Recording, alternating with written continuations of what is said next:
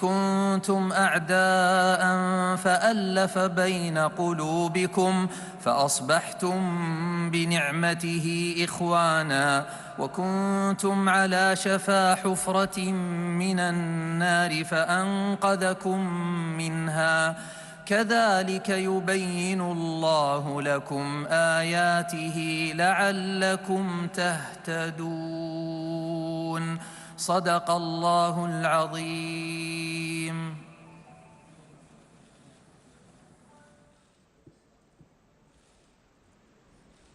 بسم الله الرحمن الرحيم. أصحاب الجلالة والفخامة. Majesties, Excellencies, Highnesses, His Excellency Secretary General of the Arab League, His Excellency Secretary General of OIC, distinguished attendees, Assalamu alaikum wa rahmatullahi wa barakatuh. On behalf of the custodian of the two holy mosques, King Salman bin Abdulaziz Al Saud, we are delighted to welcome you in your second home, the Kingdom of Saudi Arabia. This summit is held as an extension of the previous joint summit amidst the ongoing vicious Israeli assaults on the brotherly Palestinian people, with the scope of these aggressions now extending to the brotherly Lebanese Republic. The Kingdom renews its condemnation and firm rejection of the genocide committed by Israel against the Palestinian people, resulting in over 150,000 victims, including martyrs, wounded, and missing, most of whom are women and children.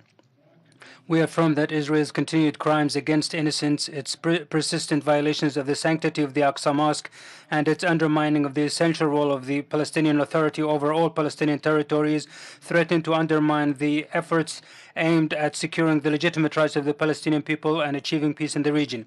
The Kingdom also denounces the prevention of the UNRWA from conducting relief efforts in the Palestinian territories, as well as the obstruction of the humanitarian organizations in delivering aid to the Palestinian people.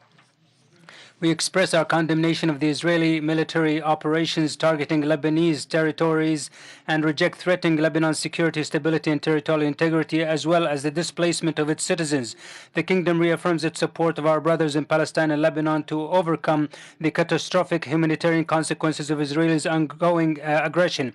We call upon the international community to fulfill its responsibilities in maintaining international peace and security by immediately stopping Israeli attacks on our brothers in Palestine and Lebanon, obliging Israel to respect the sovereignty of the brotherly Islamic Republic of Iran and refrain from attacking its territories.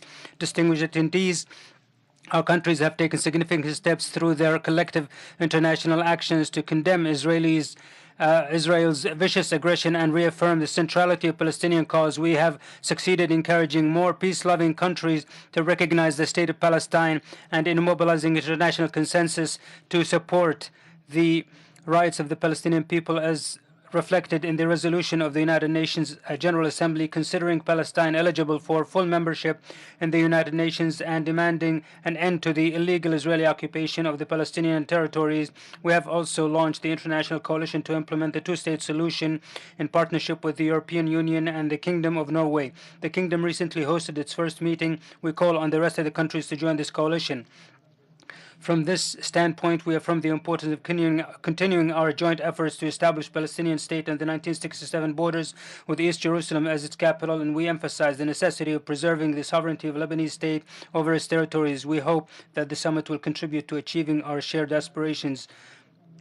And Assalamu alaikum. We call Mr. Abul Ghait to deliver his speech.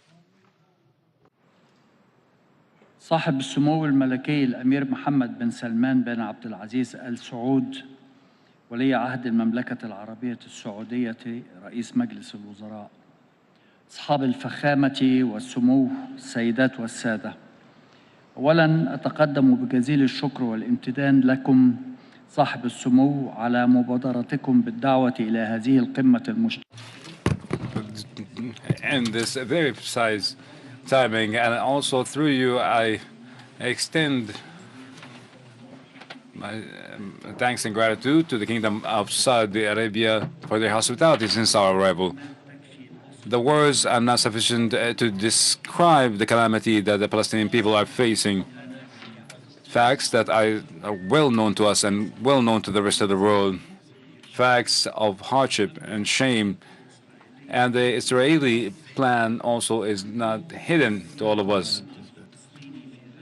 The Palestinian society is destroyed and is displaced. What is their demand is to remove a whole society with all its institutions and the very fabrics of the society, and the inability to retrieve, killing that hope in the independent states.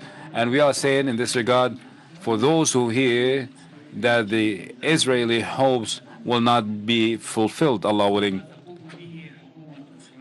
the Israeli government and their supporters, and that what they are doing is a destruction of the future of coexistence in the region, and demolishing any possibilities of peace that we demanded, peace that is based on justice, and justice that will enable us to sustain that peace. We will not see peace with injustice and killing and brutality. That today's summit is conveying a clear message that the world cannot no longer view this continuous killing and the weakness and the negativity of the international community continued to expand the circle of fire from Gaza till Lebanon, subjecting the future of the whole region to great danger. Israel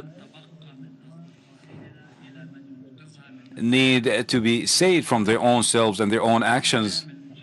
The lack of accountability and not respecting the international law encourage their leaders to implement plans can only be described by insanity.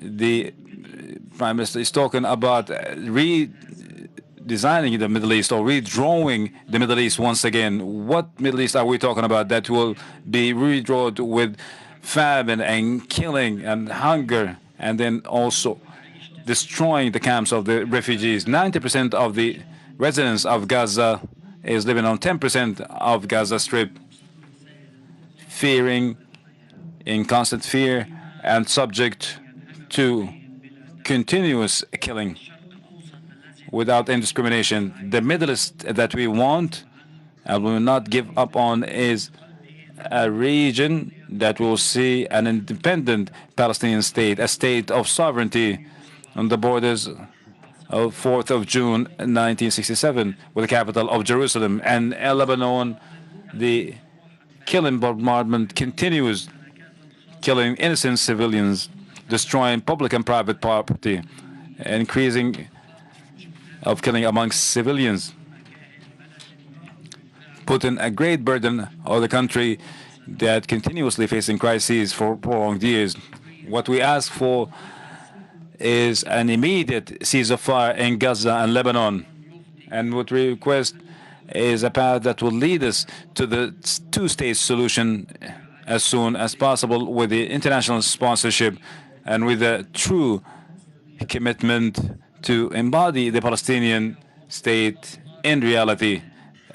A ceasefire also in Lebanon based on resolution 1701 with all its terms and conditions, and achieves peace on both sides of the border. But the delay means more bloodshed with the escalation of the full explosion of the situation in the region. Maybe the elected American president that promised to stop the war can fulfill his promise as soon as possible.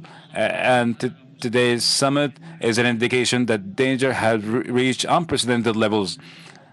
And we all trust in the wisdom of how we will deal with this historical crisis.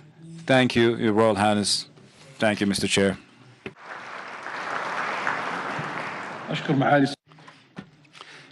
Thank you, Your Excellency, Mr. Ahmed Abdul Ghait, for your speech. And now I'll to invite the Secretary General of the Organization of Islamic Cooperation to deliver his speech.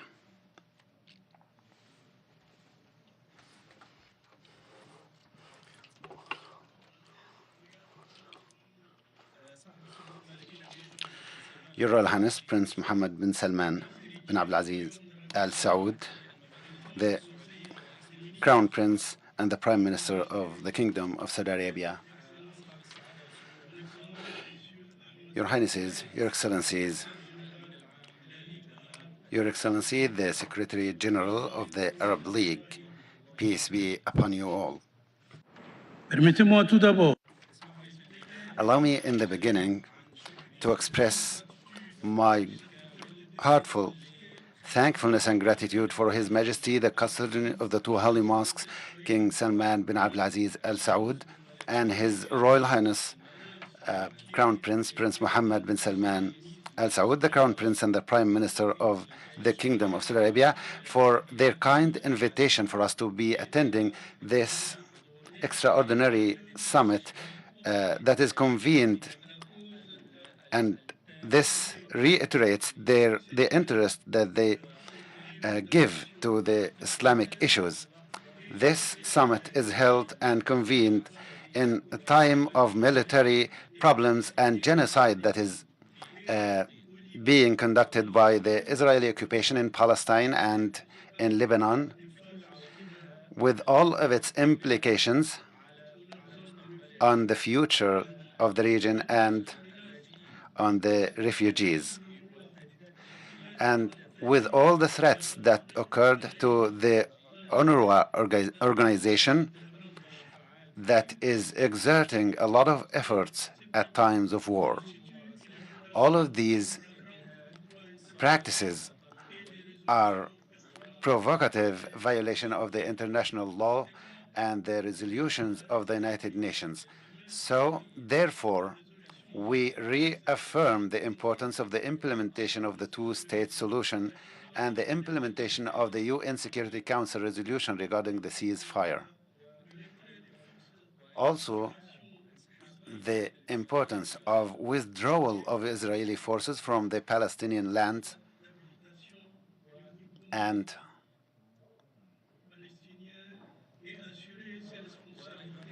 also that they should assume responsibility towards Gaza Strip. We appreciate the efforts that were exerted by the committee, the ministerial committee that tackled these issues and that has monitored the international stage in order to put an end to the Israeli violations against Palestinian territories and also that try to provide international protection for the Palestinian people and to broaden the international recognition of the Palestinian independent state, and that the Palestinian state should have full permanent membership at the United Nations, and the two-state solutions that aims at establishing an independent Palestinian state as per the 1967 borders and with East Jerusalem as its capital, and the implementation of the United Nations Security Council resolutions, and especially the resolution of the General Assembly, the recent resolution of the General Assembly of the United Nations, and the rules of the International Court of Justice and the Arab Peace Initiative. We also would like to reach a fair solution in Lebanon according to the UN Security Council resolution regarding the resolution 1701 regarding the protection of the unity and the integrity and safety of the territories of Lebanon according to their borders, and peace be upon you all.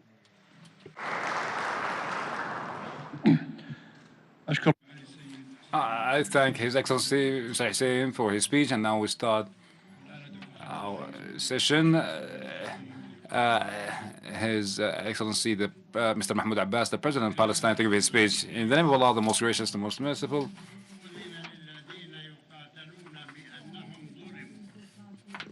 Those who suffer the injustice shall fight, and Allah can provide victory for them.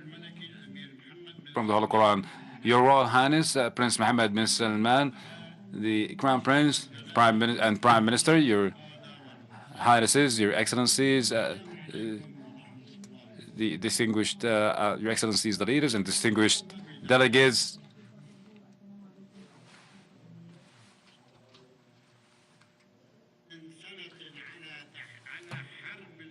On the collective genocide war of Israel against our people, and the continuation of stealing our properties and affecting our national economy, and then the aggression that took place in Lebanon, and finally the UNRWA, or the steps taken by the UNRWA from Israel with the support of the United States. The humanitarian, the Islamic and humanitarian and Islamic obligation put us before all these challenges, and after the failure of the international society to put an end to the Israeli aggression, to be at the highest level of solidarity and cooperation to achieve the following. First, implementing the United Nations Security Council 2735, resolution number 2735, and ensuring the entry of the humanitarian aid into Gaza and the withdrawal the occupation forces from the Gaza Strip, as the Palestinian state will fulfill all their sovereignty duties, returning the displaced people to their homes after the destruction made by the occupation, and put an end of the plans of the Israeli forces to separate Gaza from the rest of the Palestine, and to stop the settlement activities, ending the occupation and the different violations, and also requesting from the United Nations to suspend the membership of Israel in the United Nations unless Israel remains committed to the international law and with the documented and signed obligations ending all its crimes against the Palestinian people. Third, the different countries should review the relationship with the state of occupation and not to normalize relationship with the state of Israel, as they are committed to the international law, and to end the genocide targeting the UNRWA organization in Palestine. Also implementing the General Assembly resolution that demands that the countries should impose sanctions with Israel and to limit the relationship with Israel, and also demanding it to end the occupation and stop the settlement within 1 year, according to the decision of the ICJ, and to stand on our responsibilities to protect Jerusalem and protect the solidarity of the people, and also all the Islamic and the Christian monuments in the city of Jerusalem. Also, the international alliances and their support must be provided to international alliances to embody the state of Palestine receiving a full membership in the United Nations, and to implement the Arabic Peace Initiative, continuing to the international support, fulfilling their duties and protecting our people and protecting their unities, and to support the Palestinian government to implement all its programs and to put pressure on the occupation government to release all the funding of Palestinians and to provide the secure financial network. In the light of these circumstances, and enhancing the role of UNRWA, empowering the UNRWA to continue their duties in Palestine, emphasizing on the fact that we are putting forth the mechanisms and the proper establishments for the Palestinian government to govern the Gaza Strip under the Palestinian state and the PLO, in which all the decisions are according to a presidential Palestinian decree. Our dear brothers, the leaders of the Arab and Islamic countries, and this day and 20 years ago, my brother fell a martyr, Mr. Yasser Arafat, and we continue on his path and the path of the martyrs and the prisoners to liberate our land and to establish our independent state, and we shall be victorious, Allah willing. I thank my brother, the custodian of two Holy Mosques, King Salman bin Abdul Aziz, and His Royal Highness Prince Mohammed bin Salman for the much appreciated effort to embody the country of Palestine as a base to ensure peace and security. And we thank the Kingdom of Saudi Arabia for hosting the summit, and also thank their Highnesses and their Excellencies, our brothers, the leaders, for the genuine positions to provide support for the Palestinian people in these hard circumstances, and peace be upon you.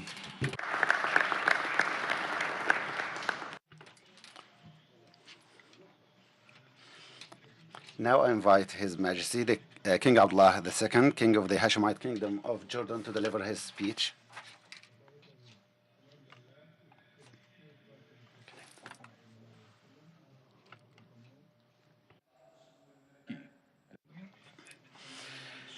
Your Highness, Crown Prince, Prince Mohammed bin Salman Al Saud, Your Highnesses and Excellencies, peace, God's mercy and blessings be upon you.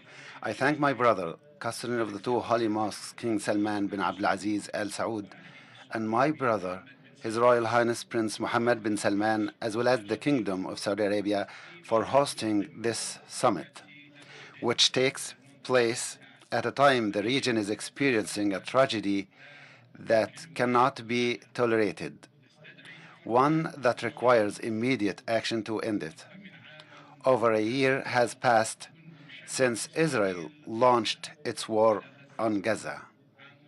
A year of destruction, the killing of innocent people, and violating international law and UN resolutions. The international community did not stop Israel, so it escalated its aggression against the Palestinian people in the West Bank and against Islamic and Christian holy sites in Jerusalem, and waged a war on Lebanon. These wars must stop. They must stop immediately, so we can protect the innocent, end the destruction, and prevent pushing the region into an all-out war whose price everyone will pay. How can we address generations in our countries? How can we justify to them the global failure to stop the Israeli aggression on Gaza and Lebanon? How can we convince them that international law exists to protect all peoples and their right to live without discrimination between one people or another, or one state or another? My brothers, leaders of states, we must immediately step up our efforts to focus on the following: breaking the siege on the people of Gaza to end the humanitarian disaster, stopping escalation in the West Bank and violations against holy sites, which weaken chances of peace and threaten regional security, supporting Lebanon's sovereignty and security, ending the war, and providing the aid needed by the Lebanese people, creating a real political horizon to resolve the Palestinian issue on the basis of the two-state solution. And it is the only way to achieve peace, stability, and security in the region.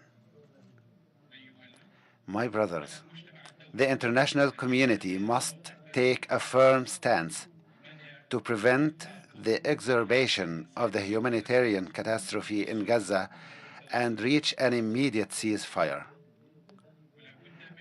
Urgent action must be taken to end the aggression and the killing, the destruction, and escalation in the region. We don't want words.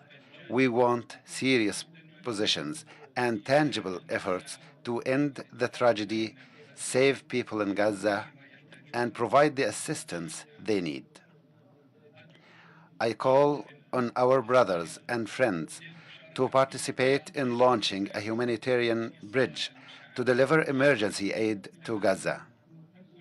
As we do everything we can to stop the war and end the injustice against Gazans and Palestinians in the West Bank, in order to fulfill their right to freedom so that our region can regain its security and achieve the just peace it deserves. Peace and God's mercy and blessings be upon you. أشكر جلالة الملك. I'd like to thank His Majesty Abdullah II from Jordan for his speech, and now invite His Excellency President Abdel Fattah al-Sisi, President of Egypt, to deliver his speech. In the name of Allah, the Beneficent, the Merciful, dear brother, Your Royal Highness Prince Mohammed bin Salman bin Abdul Aziz Al Saud, the Crown Prince of the Kingdom of Saudi Arabia, and the Prime Minister of Saudi Arabia. Your Majesties, Your Highnesses, Excellencies, Your Excellency Ahmed Abul Ghait, the Secretary General of the Arab League, Your Excellency Secretary General of the Organization of Islamic Cooperation, dear ladies and gentlemen, peace be upon you all. In the beginning, I would like to thank the Kingdom of Saudi Arabia for hosting this summit in this complicated circumstances and continuous aggression for over a year against the Gaza Strip and the West Bank and Lebanon, with this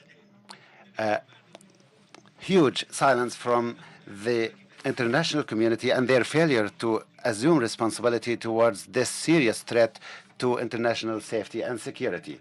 Our citizens in the Arab and Islamic countries and in all of the free conscience countries all over the world are asking, and they have all the right to ask, about the feasibility of any talk about justice and fairness in the light of what they are witnessing, the daily shedding of the blood of children, women, and elderly. We say it openly and frankly. The future of the region and the whole world is at a brink of a dangerous situation and at the crossroads because of the aggression that is non-stopping against Palestinian and Lebanese territories.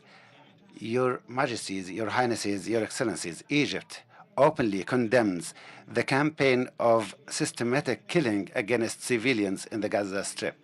And on behalf of Egypt, I announce it openly that we will stand against any plans or plots that targets the extermination of the Palestinian cause, whether through expelling civilians or local citizens, or preventing or expelling them to other places that are not well prepared for life. This is something that we will never accept. And we reiterate again that it is an important condition to achieve safety and peace and security to a region, to move from a region of conflict to a region of peace and development. This condition is the establishment of the independent Palestinian state as per the borders of 1967, with East Jerusalem as its capital. Your Majesties, Your Highnesses, Your Excellencies, Egypt is fully committed and devoting itself entirely to provide support for our brothers and to support the stability of the Lebanese government, especially the Lebanese army, in order to end devastation that is being conducted against the Lebanese people, and to intensify our efforts for an immediate ceasefire and the full implementation without any selectivity to the UN resolution number 1701. At the conclusion of my speech, I'd like to speak not only to the Arab and Islamic peoples, but also to the heads and leaders of all of the world's peoples. And I'd like to say to all of you that Egypt, that was responsible for the peace path and launching the peace path in the region for years and decades, and continues to preserve it, is still holding on to peace as the only and sole solution for our region. Peace that is based on fairness, justice, and the retrieval of legitimate rights, and the full commitment to the UN international law procedures, regardless of the brutality of the stage on the scene currently, we are still hoping that we have a chance that it is possible in order to save our region and the whole world from the age of darkness and to move forward to build a future that is deserved by next generations, with its title as dignity and stability and welfare and peace. May Allah the Almighty helps us all to achieve these wishes and to build a world of stability, peace, security and safety. Thank you for listening, and peace be upon you all.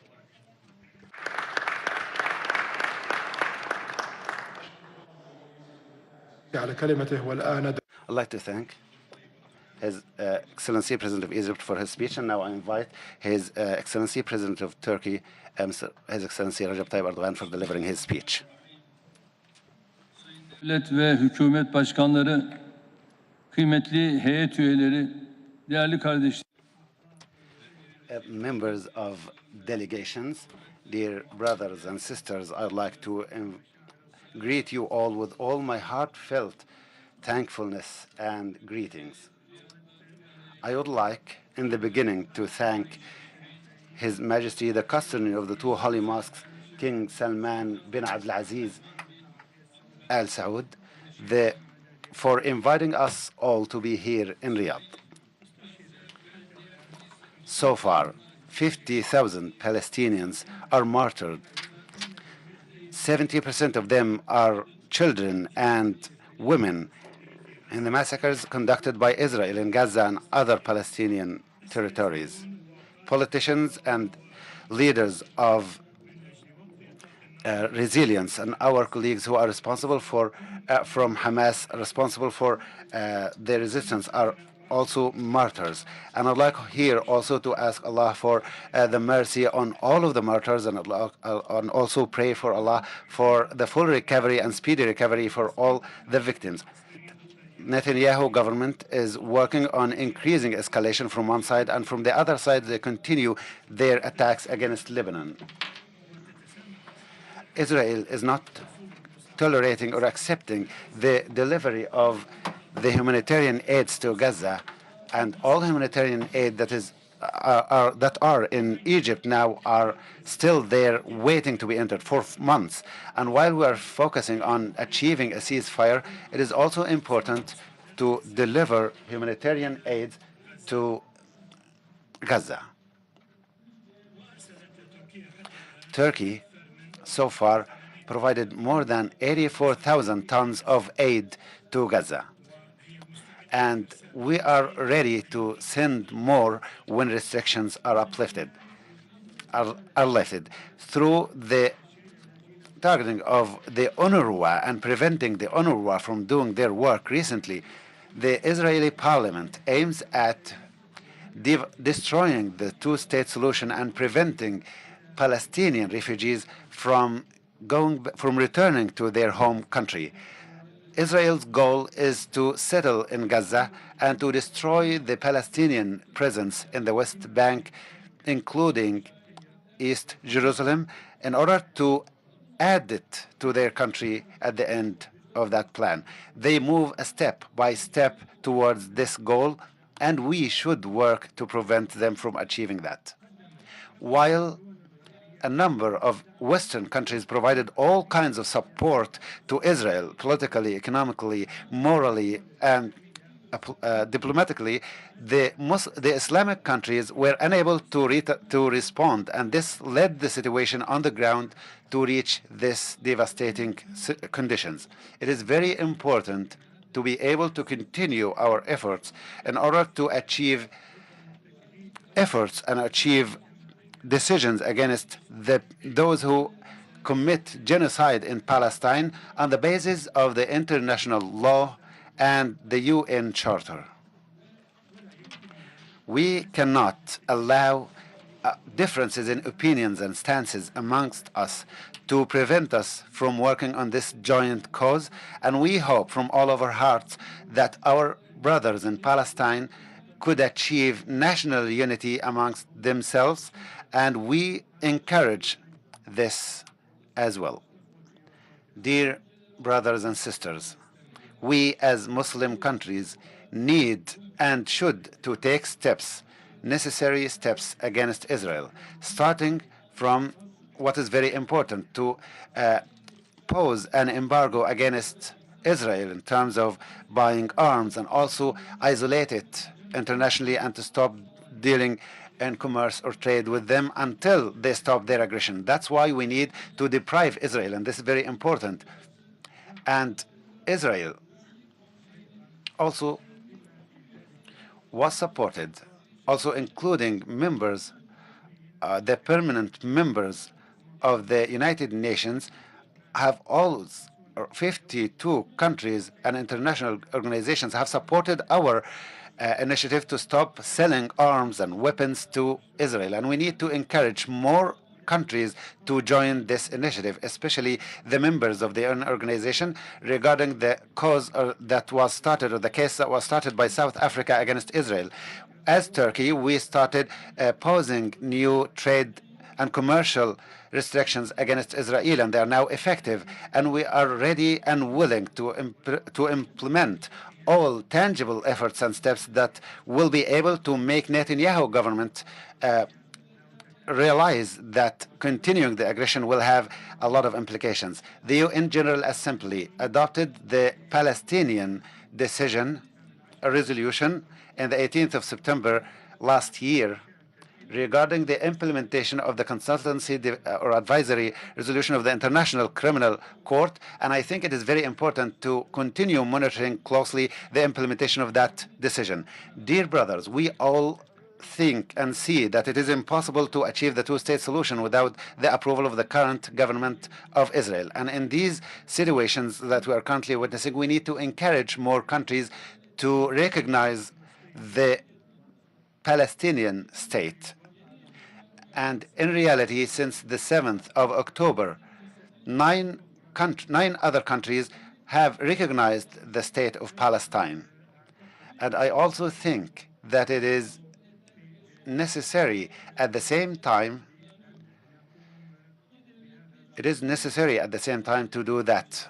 And also, we are all in these circumstances. We need to encourage more countries to recognize the Palestinian state, and we need to encourage more than 90 countries that participated in the International Alliance meeting in Riyadh in the 31st of October towards the two-state solution. We need to encourage them more, and we hope that the Arab League organization and the Organization of Islamic Cooperation will show to the whole world that they have the same voice and the same stance regarding the Palestinian cause. And I hope that all the decisions and resolutions that will be taken by us will be considered and respected by all countries. In conclusion, I hope that all the results and outcomes of this summit will be for good and for the interest of Palestinians and Lebanese, with thanking all those who contributed to the organization of this summit.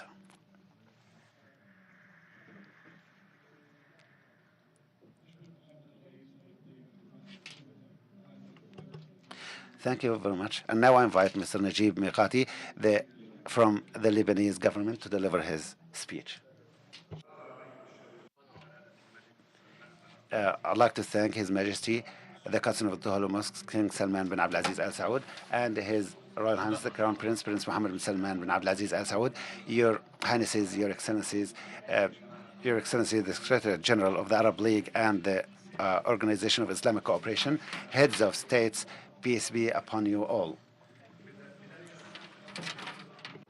First of all, I would like to extend my gratitude to the Kingdom of Saudi Arabia for having convened this meeting to discuss the aggression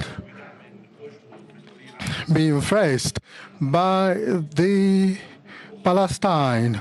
Today, from this meeting, I'm talking about the aggression that we are living these days. I'm not talking about Lebanon, and that you know through its history and science and culture. And neither would I talk about the difficulties that we have faced and the effort that we have deployed to promote the Arabic culture. today we have aggression that is being conducted by Israel against our people and our population. Your Highness, Majesties, Excellencies, Lebanon is facing aggression, unprecedented aggression, which is threatening its present and future, as it's being conducted by the Israeli occupation power in affront of international laws. This aggression is to be added to the many challenges that we have had. And naturally, this must not continue, and the violation of the integrity, the territorial integrity and sovereignty of Lebanon must not continue. We need peace, security, and stability and development in the country. Lebanon is the Lebanon that we agree that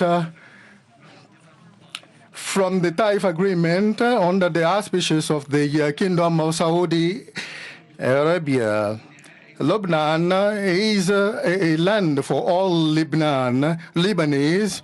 Lebanon is the Arab state, and which is a member of the UN and a member of the OIC, and which is committed to the international laws and international human rights laws. Your Highness, Majesties, and Excellencies, the Israeli aggression that is continuing has created many atrocities, and the victims of this aggression has gone beyond 3,000 people, most of whom are women and children, and more than 4,000 children have gone, including medical staffs. About 2.5 million have been displaced, and that is an addition to our crisis. And the economic implications of this, as estimated by the World Bank, by the bank, until now, 8.5 billion, including 3 billion, which is related to destruction, full destruction of full residences, and also 5 billion in the field of education and other important sectors. And we must not, no country can support such a destruction. How can Lebanon, which is facing an economic crisis for 5 years, can face such an aggression? I would like to extend my gratitude to all the countries that have supported Lebanon. And we are grateful to them. We have something in common, and we will not separate. And from this platform, I call upon you, to all of you, to continue supporting us and supporting through aid assistance and medical assistance in terms of emergencies. I also call on the countries of the regions to take into account the specificities of our Lebanon and to abstain from interference with our internal affairs. We have to support Lebanon as a country, and we have to prepare the ground for the return of the displaced people. insecurity and secure all this assistance. Some of the schools have been closed. And we have to secure aid assistance as soon as we go beyond the ceasefire period. And that will enable us to return them to their villages through a program relevant to that. And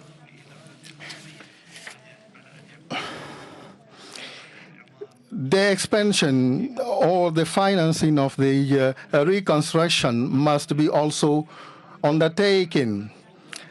And we must stop the aggression and the hostilities as soon as possible. And we have to look into that in compliance with the commitment of the government of Lebanon to the relevant resolution of the UN. And we have to stand against the flow of the aggression army within our country. And we must be responsible of our full and sovereignty and territorial integrity. I call upon the international community and Islamic countries to stop bias so that we can reach an immediate ceasefire arrangement. Ladies and gentlemen, Your Excellency, Majesties, the suffer of Palestinian people, which is going on the aggressions and occupation, I will reiterate my call that a ceasefire be reached through a comprehensive arrangement which can secure two-state solutions. Your Highness Mohammed bin Salman, Crown Prince, that who have called on the establishment of an independent state for the Palestinian people. Finally, peace be upon you all, from a country which is undergoing aggression. Thank you very much. Uzbekistan. We thank His Excellency Mr. Najib Mikati for his speech, and now the Shaukat Mirdev, the President of Uzbekistan, to give his speech, please.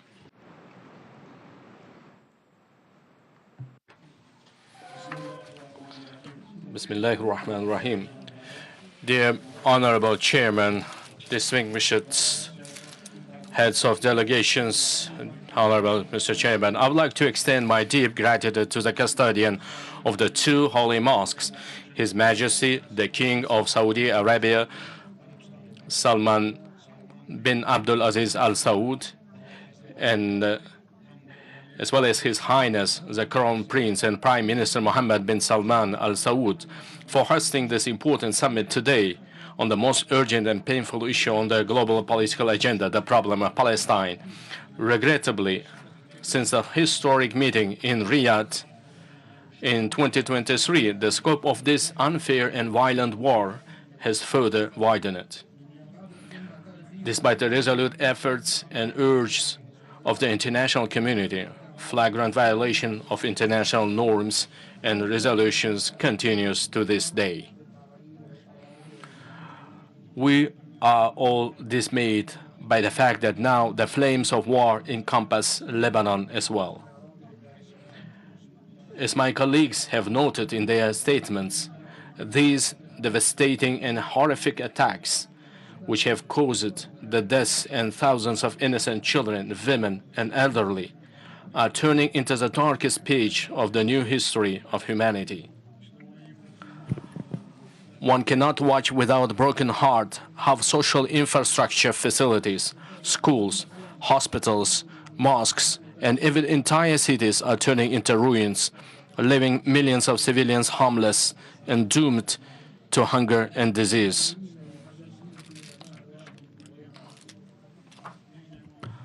Worst of all, as we all can see, this strategy on the international arena is being approached through double standards. This dramatically increases the potential for spillover of the war and poses a serious threat to international security. Dear participants of the summit, Uzbekistan fully supports all the practical initiatives aimed at addressing the Palestinian-Israeli problem through peace and diplomacy.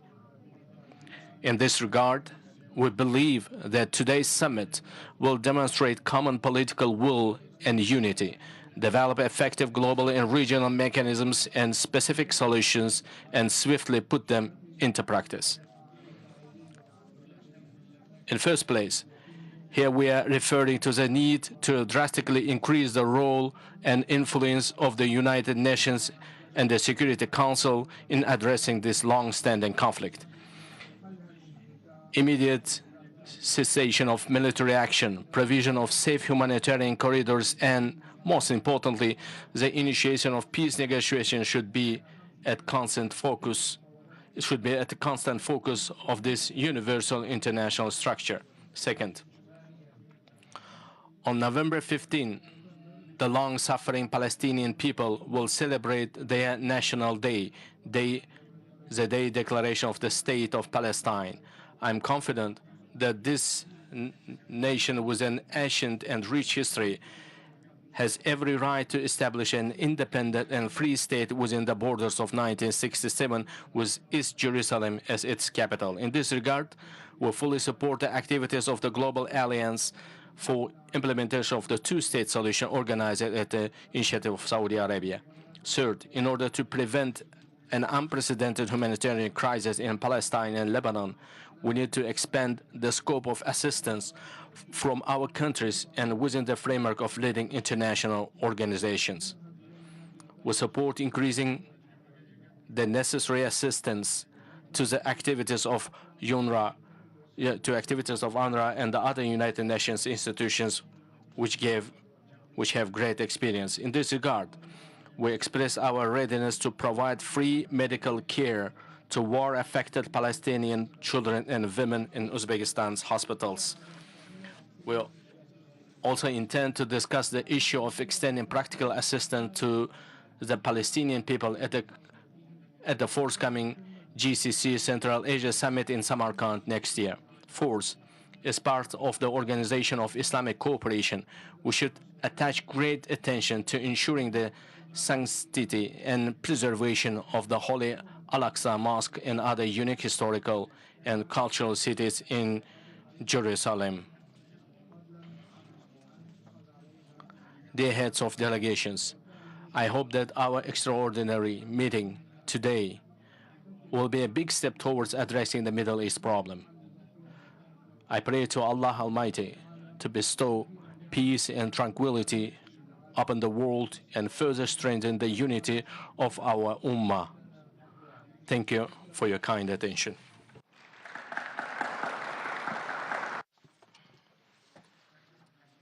I thank His Excellency Mr. Shaukat Mardaei for his speech.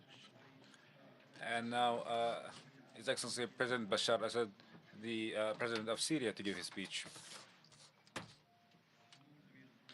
Your Excellency, Your Royal Highness, Prince Mohammed bin Salman, Your Highnesses, Your Excellencies, we will not talk about the historical rights of the Palestinians or the solidarity of both the Palestinian and the Lebanese people and our role to support them and legitimacy of the resistance in both countries and what has embodied of honor and what has provided the iconic fighters and the brave fighters, and would not talk about the Nazi crimes of the Zionist regime and not the transformation of the West as a supporter to become a partner.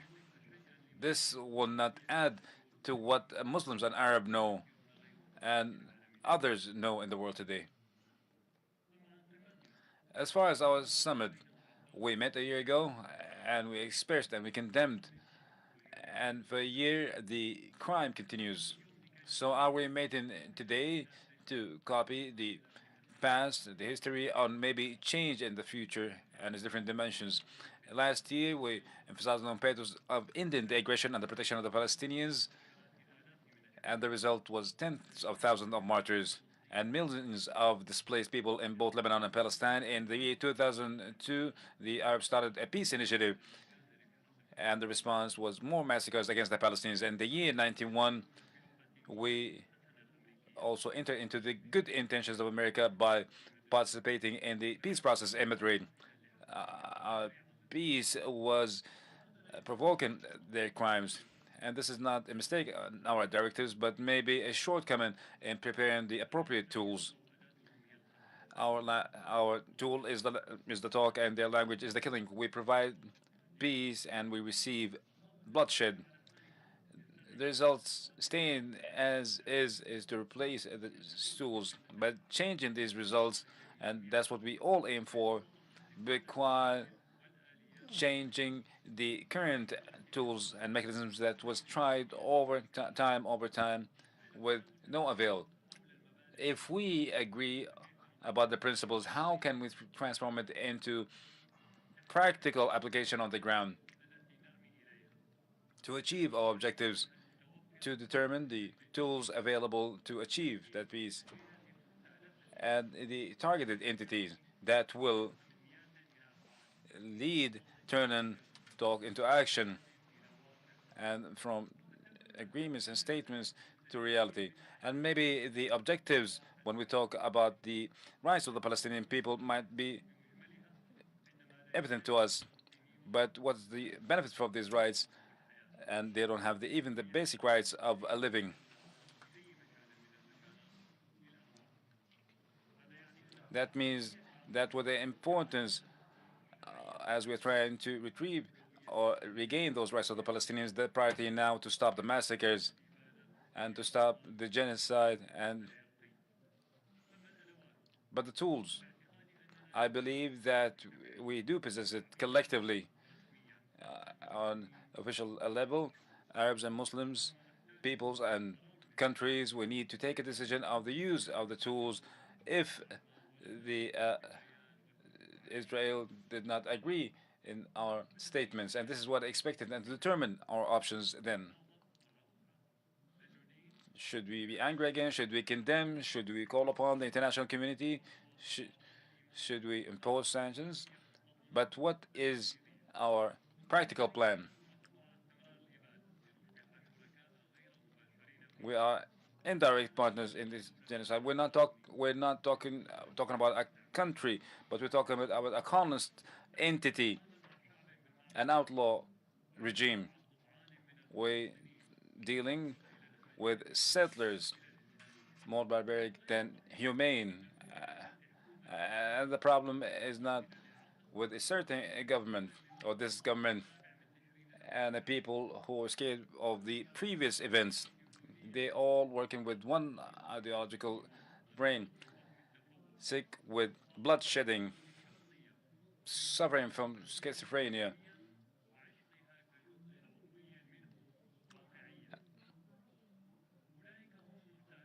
Those who we target in our meeting today, and they are the ones posing this problem, and this problem determines the mean, and the mean will be the essential for the success.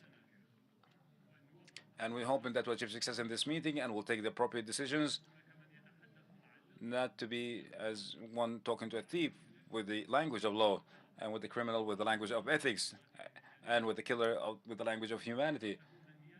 And the good intention should not be once again a starting point for more killing against both people, both the Palestinian and the Lebanese people, that has paid for their good intentions. And peace be upon you.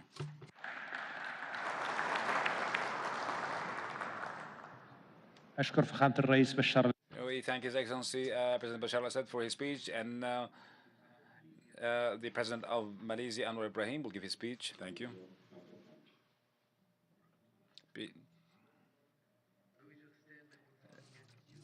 Majesty King Salman bin Abdul Aziz and Your Royal Highness Prince Mohammed bin Salman Al Saud for convening this important meeting today. Excellencies, ladies and gentlemen, I concur with the many excellent points and recommendations made by fellow leaders. Their views reflect a united voice of the Muslim Ummah, born out of the surge of shared conviction among our people. We acknowledge that the circumstances confronting the Muslim world and the Ummah has been most trying and challenging. Yet, it is indeed highly commendable that painstaking efforts have been made and continue to be made, including summits such as this, so as to find ways and means to put an end to violence, destruction, and misery brought on the Palestinian people and to relieve their long and untold suffering. Israel no longer belongs within the civilized community of nations, and its barbarism demands nothing less than decisive action to safeguard not just the Middle East, but the entire global order. 50 years ago, the world was so horrified by the atrocities in South Africa that the United Nations General Assembly took the unprecedented step of denying its government a seat of the Assembly. Israel, however, has gone beyond the pale, beyond reason, beyond humanity itself in its vile and blatant perpetration of genocide of the people of Palestine. These cumulative acts of violence against an entire nation leaves us with no choice but to demand the swift and effective action of the international community, including embargo, suspension, and even expulsion. In its relentless campaigns, Israel has now struck at the very heart of the international community's lifeline for Palestine by targeting the United Nations Relief and Works Agency for Palestine refugees. By barring UNRWA from operating, Israel is causing the collapse of the world's humanitarian response, cutting off the most basic means of survival in Gaza for those who have already lost so much. We must put an end to this continued senseless carnage and take immediate steps to furnish more effective protection for the UNRWA. We must accord better protection for the UN peacekeepers in Lebanon, comprising nearly 50 nations, including Malaysia, who have been attacked and terrorized by Israeli forces. The international community must act swiftly and forcefully. As an immediate measure, we must push, as Malaysia did at the UN General Assembly in September, to impose an immediate arms embargo against Israel. Nevertheless, the severity of Israel's assault on humanity's most basic rules of international compact deserves consideration of a more serious response. For the sake of not only the Palestinian but humanity itself, we must punish and deter Israel's repeated violations of international law and norms. We should therefore build a consensus towards suspending or even expelling Israel from the United Nations itself. Israel's trail of atrocities has already spread into Lebanon, Yemen, Syria, Iraq, and Iran. If the world turns away now, this violence will not remain contained. It will ignite a fire that threatens to engulf the entire region and the rest of the world. At the end of the day, the most aspects of our concern are the victims. It is therefore imperative that we redouble current efforts to help rebuild Gaza from the ruins of destruction. Of crucial importance is implementing the plans without any undue delay. We must draw a line in the sand, not only as Muslims, but as fellow humans, united and bound by our fragile mortality and committed to a simple truth, a wish for a safer, kinder world for our children and the generations to come. Thank you.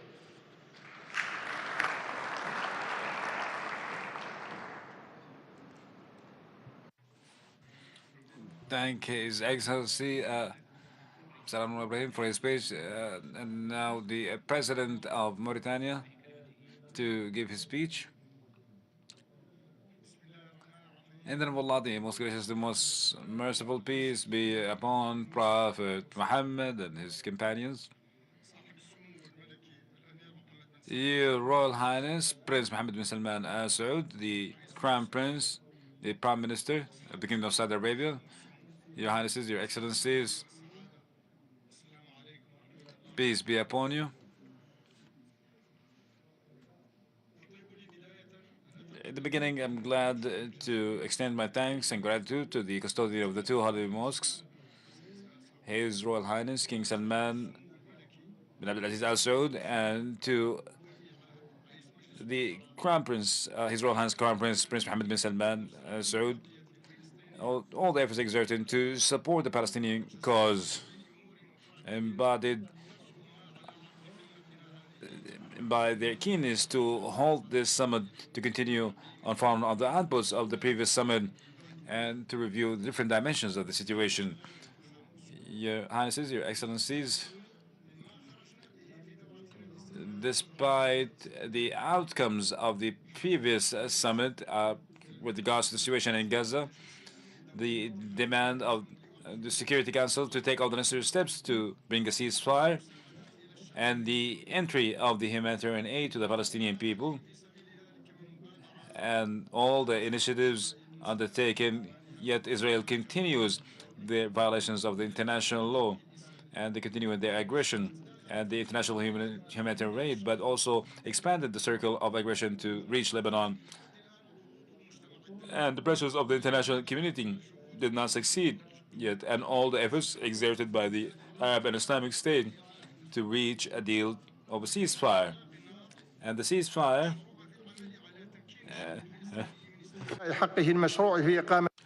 and empowering the Palestinian people to establish an independent state with sovereignty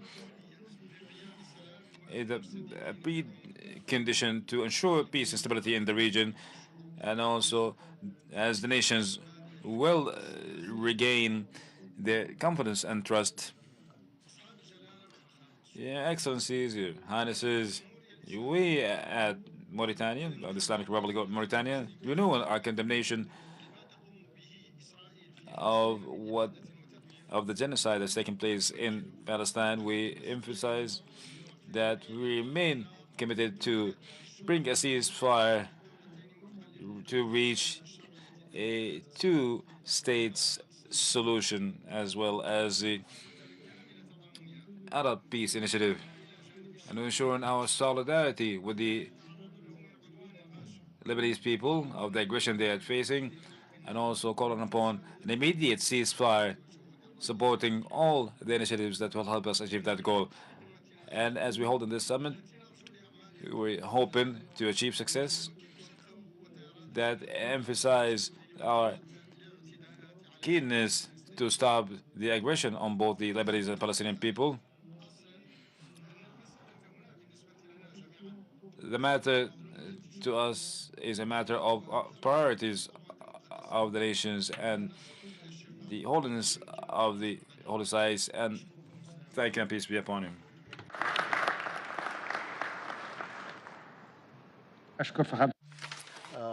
I thank His Excellency for his word. I would like to give the floor to the President of the Republic of Senegal for his speech. In the name of Allah, most gracious, most peaceful, Your Highness Mohammed bin Salman, Crown Prince and Prime Minister, Your Majesties, Highnesses, Excellencies, ladies and gentlemen, honorable ministers, ambassadors, Assalamu alaikum wa rahmatullahi wa barakatuh. Before anything, I would like to thank Allah for having gathered here in the Kingdom of Saudi Arabia to discuss the ongoing situation in Palestine and Lebanon. I think the King and the Crown Prince Mohammed bin Salman for the hospitality and warm welcome accorded us. It is also an opportunity for me to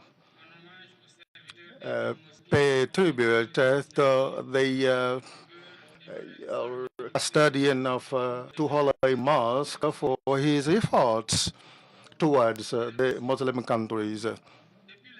Since 7 October, day of Hamas attack against Israel, the Palestinian people are occupied illegally by Israel in retaliation to the aggression, and its dignity is being violated. More than 43 people have lost their lives, and the injuries cannot be counted, most of whom are women and children, including the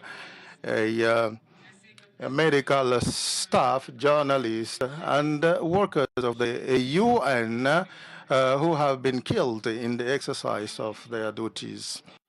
Today, the Gaza Strip is devastated by Israeli operation, which count for 80% of its territory, with forced displacement measures.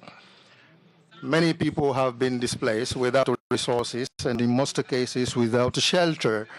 In a situation, in disastrous situation,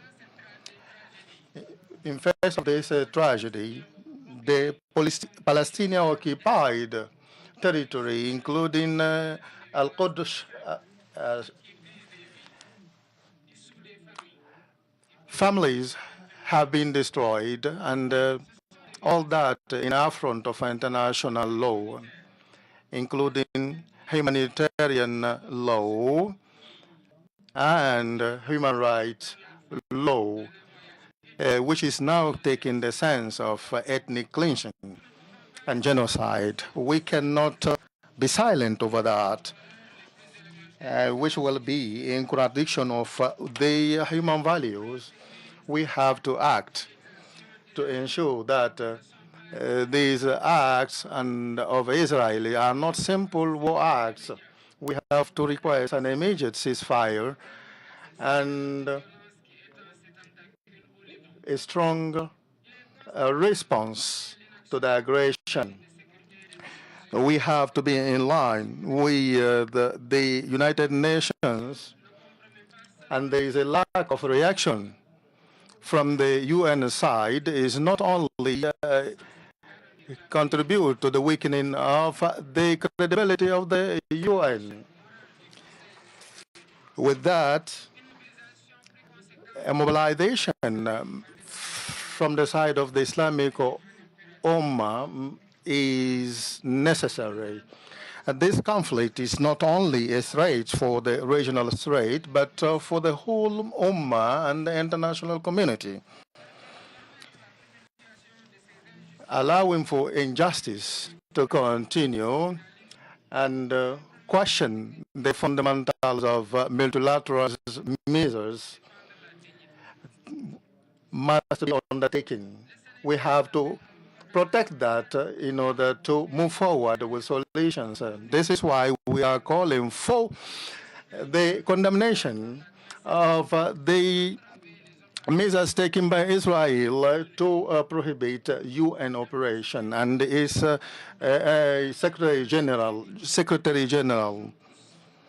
This is a violation of the UN Charter and all relevant international laws, including the refugee law, and banning UNRWA from operating in Palestine. OIC must revoke some rights from Israel. Between Israel and Palestine, we must undertake a solution of two states living side by side, with Jerusalem as the capital of Palestine.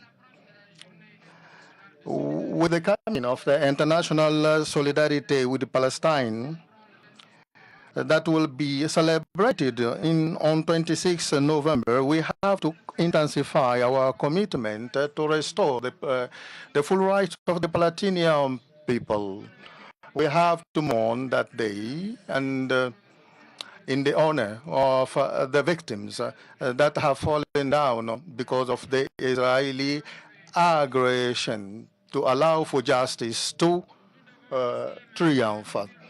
Today we must unify our efforts in solidarity and Islamic solidarity to stop the suffering of the Palestinian people. Assalamu alaikum wa rahmatullahi wa barakatuh.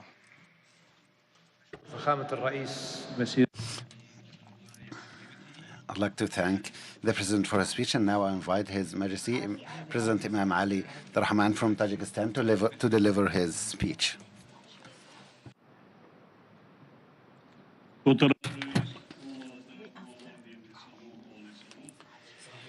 Your Royal Highness Mohammed bin Salman Al Saud, the Crown Prince and Prime Minister of the Kingdom of Saudi Arabia, Highnesses, Excellencies, Heads of States and Delegations,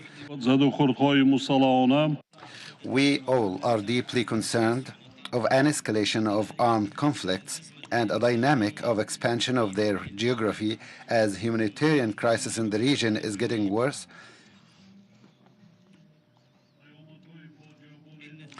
The tragic consequences of military operations in the Gaza and Lebanon have placed the region in the face of an unprecedented humanitarian crisis. In light of this situation, we consider the decision of the Israel Parliament to suspend the activity of the United Nations Relief and Works Agency for Palestinian Refugees, the UNRWA, as a blatant violation of the international law. We once again call on all parties involved in the conflict to resolve all disputes solely through dialogue and diplomatic means, referring to the recognized principles and norms of the international law, particularly the United Nations Charter.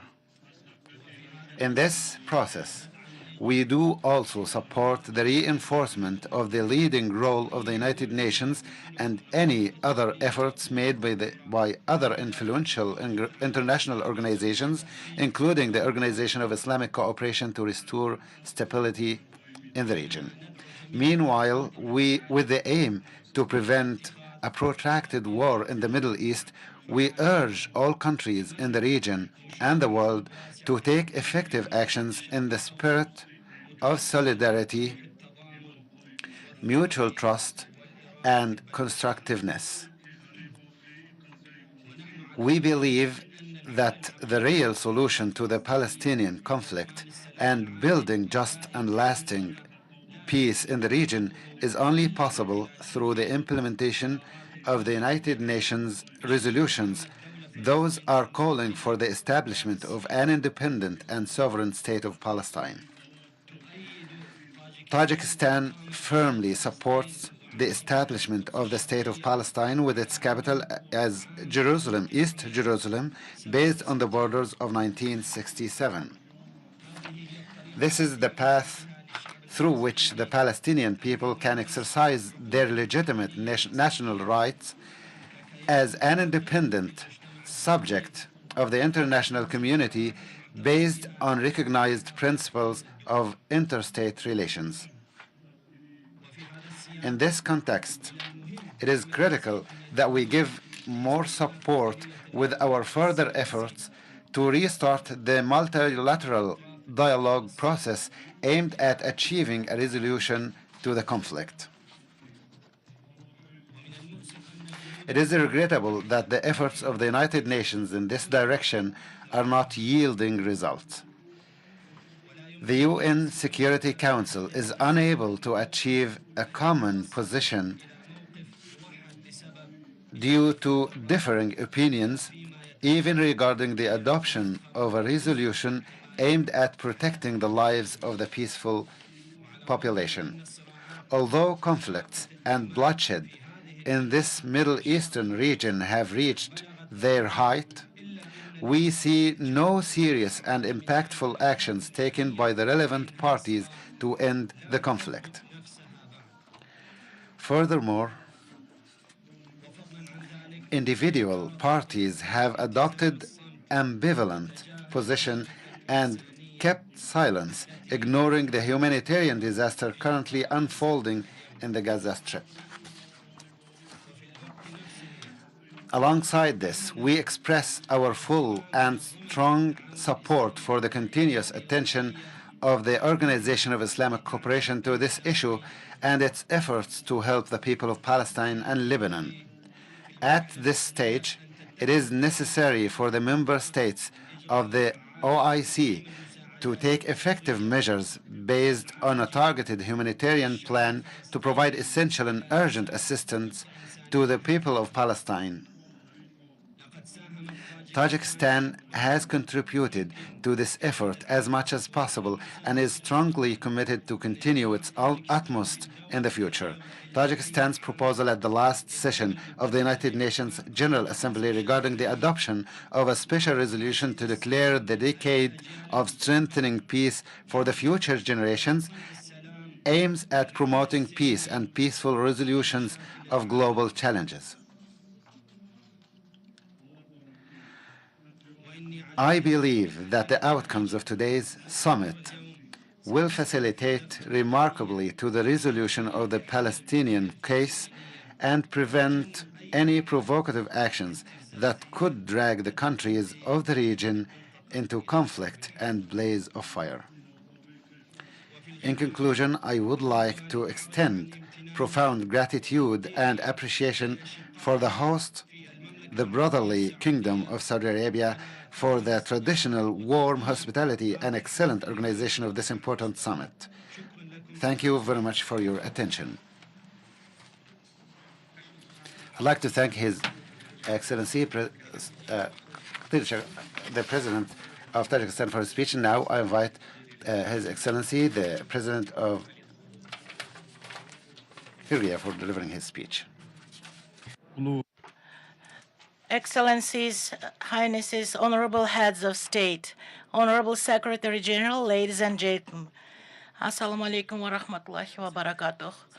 We have gathered here again to affirm the unity of and solidarity of our Ummah. Unfortunately, when we assembled here 1 year ago, we were demanding an end to violence against the people of Palestine, and our demands were not met. Instead, the hostiles in the Middle East have expanded. At this critical time, I would like to express my gratitude to the custodian of the two holy mosques, the King Salman bin Abdulaziz Al Saud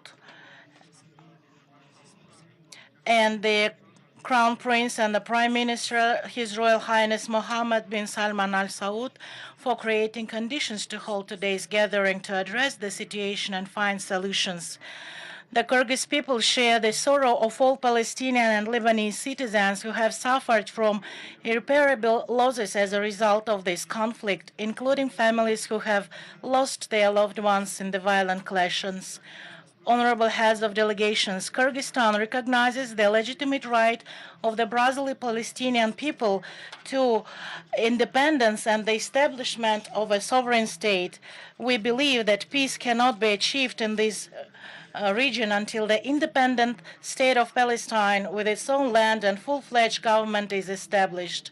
The loss of innocent lives, including thousands of children, adolescents, and women, along with the large-scale attacks on civilian infrastructure, schools, hospitals, and homes, must be widely condemned by the international community. As mentioned in the Holy Quran, whoever saves a life, it is as if he saves the all mankind. Therefore, I believe we must collectively take concrete steps to end the bloodshed in Gaza Strip, stop the death of innocent people, and prevent the unprecedented humanitarian catastrophe unfolding there. In this regard, we support the efforts made by the global coalition initiated by brotherly nation Saudi Arabia to implement the two-state solution.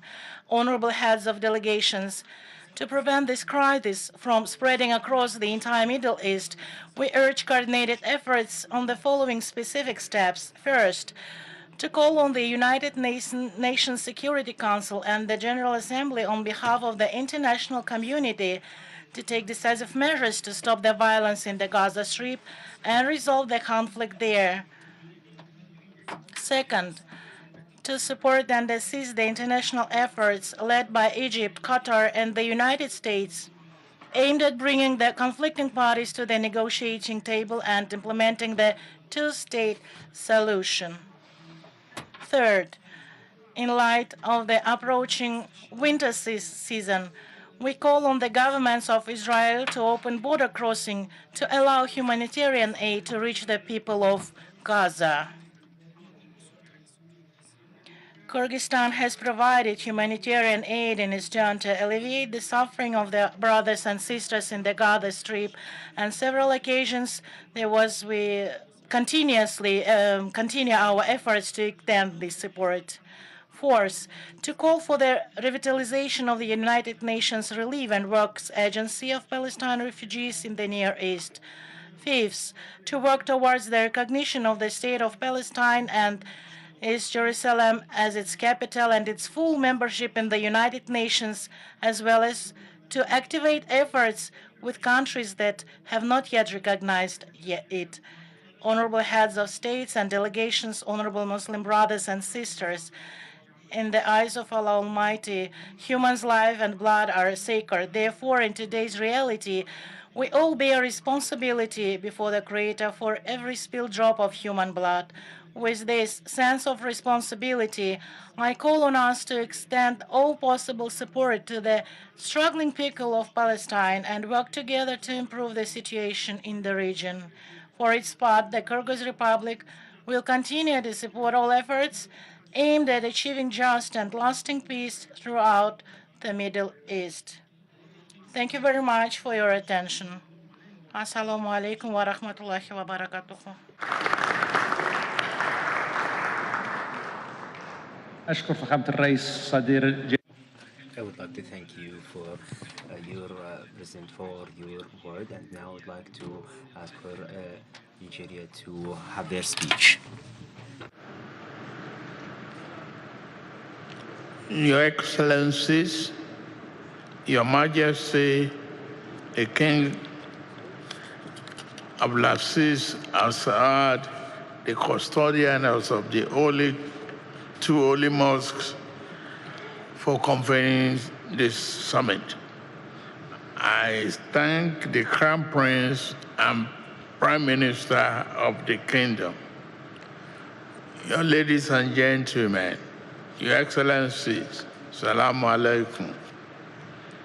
It is with profound sense of duty that I call before you as we work to end the Israeli-Palestinian conflict and realize the two-state solution.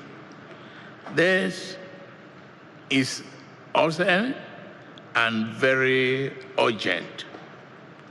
Conflict in Palestinian homeland has persisted for too long, inflicting immeasurable suffering on countless lives. As representative of nations that value justice, dignity, and the sanctity of human life, we have a moral obligation to collectively bring about immediate end to this conflict.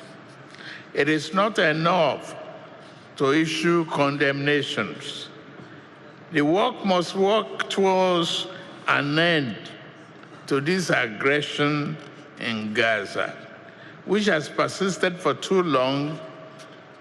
For too long, human lives, as you have heard, has been lost. No security concern should come at the expense of many innocent lives. In a rule-based international order, states have the right of self-defense. But self-defense must take opportunity proportionality into account in line with global legal, diplomatic, and moral framework. An entire civilian population in their dreams and futures cannot be dismissed as collateral. Your Excellencies, Your Royal Majesties, the two-state solution stands as a beacon of hope. I agree, representing the right of both Israelis and Palestinians to self-determination and peace. It is not just a diplomatic article of faith, it is a vision grounded in principle of quality and mutual recognition. Achieving this vision requires a commitment to dialogue and deal-making in respect for history. We know this conflict did not begin in October 2023. It can only be resolved through principled compromise based on appreciation of the proper context. The conflict in the cradle of history is so visceral that the ripples of this division spread far and quickly. The corrosive impact of images of endless violence repeated on 1 billion smartphones around the world is huge. We need to find a new pathway to peace without delay. Nigeria has always championed the cause of peace and cooperation among nations. Our own experiences, domestically and regionally, have taught us that identity politics are no substitute for respecting the nuances of diversity. The path to reconciliation may be fraught with challenges, but it is through honest conversation and deal-making that we can foster understanding.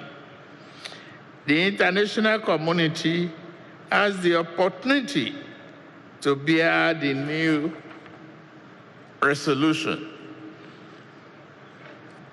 Your Highnesses, let us forget the human cost of this conflict.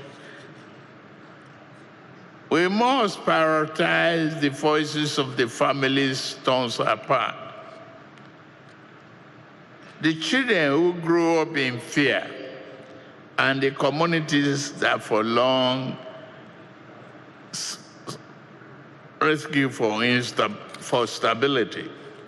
It is our responsibility to advocate for their rights, build a future where their dreams are no longer stifled by nightmare. I call upon all of us to come together in solidarity, to stand firm in our resolve, and to work towards peaceful coexistence, free from fear and violence. Together we can turn the vision of a two-state solution into reality. I say until then, we cannot relent. Finally, Nigeria calls for a creation of a dedicated secretariat. Thank you, Our Royal Majesty. Please do this on a long-term basis so that the selected head of government who travel globally can first support, oversee the implementation of the summit's resolution, and provide regular report to joint OIC and Arab leadership until permanent peace is achieved. So I submit. I thank you all for listening. Assalamu alaikum.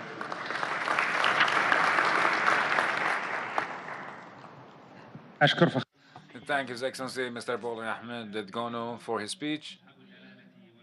Your Highnesses, Your Excellencies, and now we will take a break for 30 minutes to when lunch will be served, and then we'll return to the session. Thank you.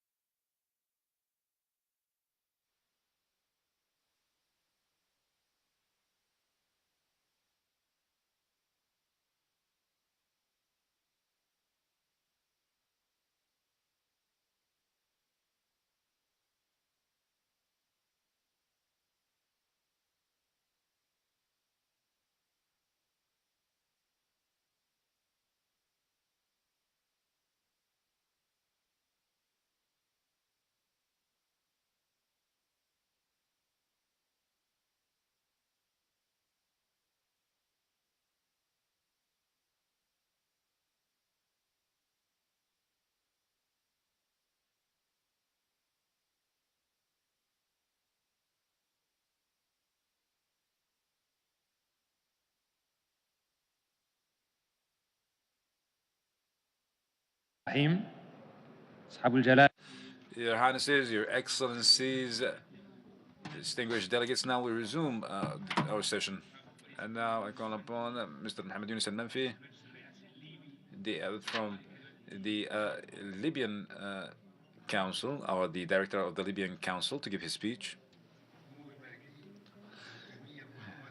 Your Royal Highness, Prince Mohammed bin Salman bin Abdulaziz Al Saud, the Crown Prince, the Prime Minister of the Kingdom of Saudi Arabia, Your Highnesses, Your Excellencies, Your Excellency, the Secretary General of Organization of Islamic Cooperation, the Secretary General of the League of Arab States, heads of delegations, peace be upon you. We are meeting today after a year has passed from our first gathering in the joint summit with a kind invitation of the custodian of two holy mosques, King Salman bin Abdulaziz Al Saud, and chaired by His Royal Highness Prince Mohammed bin Salman. It was a historical decision required by the different challenges and our responsibilities towards our nation, and our joint responsibility to maintain peace and security in this region, the region that is facing the danger of the widespread of war. Our collective will to stop that war and stop the genocide campaign in Gaza and the continued hostility and aggression on the Republic of Lebanon and the Republic of Syria and the Republic of Iraq, and to stand against all the racist policies. Our responsibilities, our humanitarian and religious responsibilities before our people and before history requires to take decisive decision to stop the continuous unprecedented crimes undertaken by the forces of the occupation. And our international partners should understand the danger of the continuation of the double standards and wrongful justification of how can these countries can self-defend themselves. Your Highnesses, Your Excellencies, we should continue the implementation of the steps included in our last communique during the last summit, and to enhance this, suppose adding more steps that is in alignment with trying to stop the forces of occupation, in which the International Court of Justice issued a decision that was supported by the United Nations and was also supported by the different peoples of the world in an unprecedented situation, and to send unified message against the crimes of the Israeli government touching the sovereignty of other nations in the region. The people of our nation and different nations is asking about the viability of the international system. If it's capable of stopping that aggression in Gaza, it's no longer a genocide, but it's a matter of dispute and expanding the circle of violence to reach Lebanon. And some justify and try not to condemn. The brother, Prince Mohammed bin Salman bin Abdulaziz Saud, the Prime Minister, the Crown Prince, I highly appreciate your efforts and extend my thanks to the Kingdom of Saudi Arabia as well as the King of Saudi Arabia for this exceptional and historical effort that led us to this summit, and ask Allah Almighty to help us achieve success as we are required to remain committed to the peace and security in the region, and to refuse the individual solutions, and to provide protection for the Palestinian people, and peace be upon you.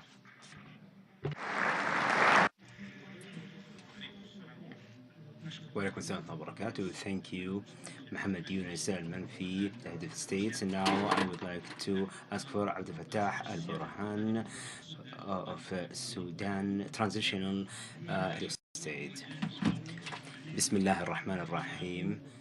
Thanks to God, and peace be on the Prophet Mohammed bin Salman, His Royal Highness Prince Mohammed bin Salman Al Saud, Crown Prince and Prime Minister of Saudi Arabia, Your Majesty and heads of states, Your Excellencies, heads of delegations, Assalamu alaikum wa rahmatullahi wa barakatuh. Although what we are going through in our country of challenges, I made sure that I come to this summit because we are in Sudan keen and we like the co-effort and to work with all the countries and the institutions to provide peace and for our nations and countries, and that if it didn't happen without the work and the true intentions to fix these issues.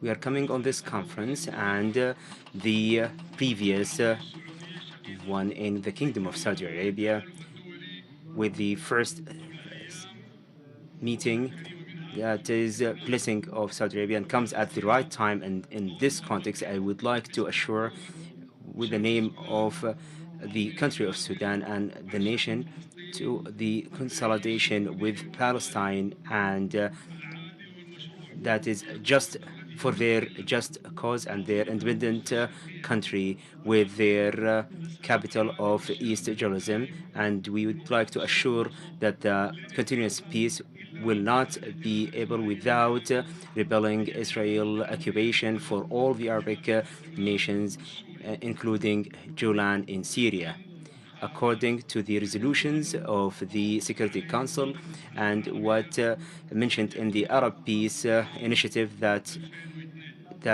was in 2002, and we'd like to include our voice with you all to call on the international community to fasten the solution, the two countries solution, and to stop the conflict at the area and to make sure of the humanitarian aid to arrive and for the displaced people. Dear guests, I'm sure that you followed what the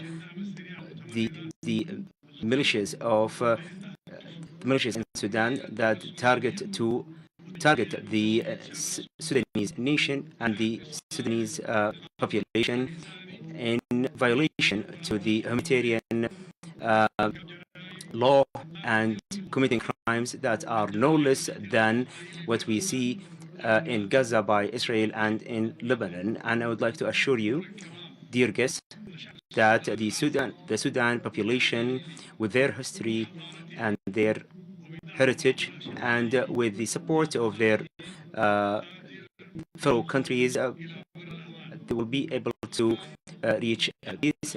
In conclusion, I would like to restate the gratitude for the Kingdom of Saudi Arabia for serving the Islamic Arabic issues, and I would like to say from this place that we are ready to work with both Arab and Islamic worlds and all the peaceful countries from the international community to work together to put a limit to all the conflicts in our region and the world. Assalamu alaikum wa rahmatullahi wa barakatuh. I'd like to extend my deep thanking General Abdel Fattah al-Burhan for his speech, and now I'd like to call Mr. Mohammed Shaya, the Prime Minister of the Republic of Iraq, to deliver his speech. Many thanks. In the name of Allah, the most merciful, the compassionate, the merciful, don't feel down if you are totally believers. Distinguished delegates, peace and blessings be upon all of you. I'd like to express my deep thanking and profound gratitude to the custodian of the two holy mosques, the King Salman bin Abdulaziz, and to the Crown Prince, His Royal Highness Mohammed bin Salman, Crown Prince and the Prime Minister of Kingdom of Saudi Arabia. We are here today in order to highlighted the Palestinian question with all its directions, dimensions, and the setbacks of the Palestinian people throughout the pages of history and throughout the ages of darkness and the violence against Lebanon. After more than 1 year since what has happened in October 7, 2023, today that was impacted by a lot of the people as the starting point of conflict, declining that since ages and ages from the violence, aggression, and against the human rights against the Palestinian, and also the does not respect for the international agreements, and also thousands of murders, most of them from women and children. Their poor houses have been demolished and even their camps have been demolished. Their only sin is just the fight for land, the same as all in us who are in this hall are totally abide by their own rights.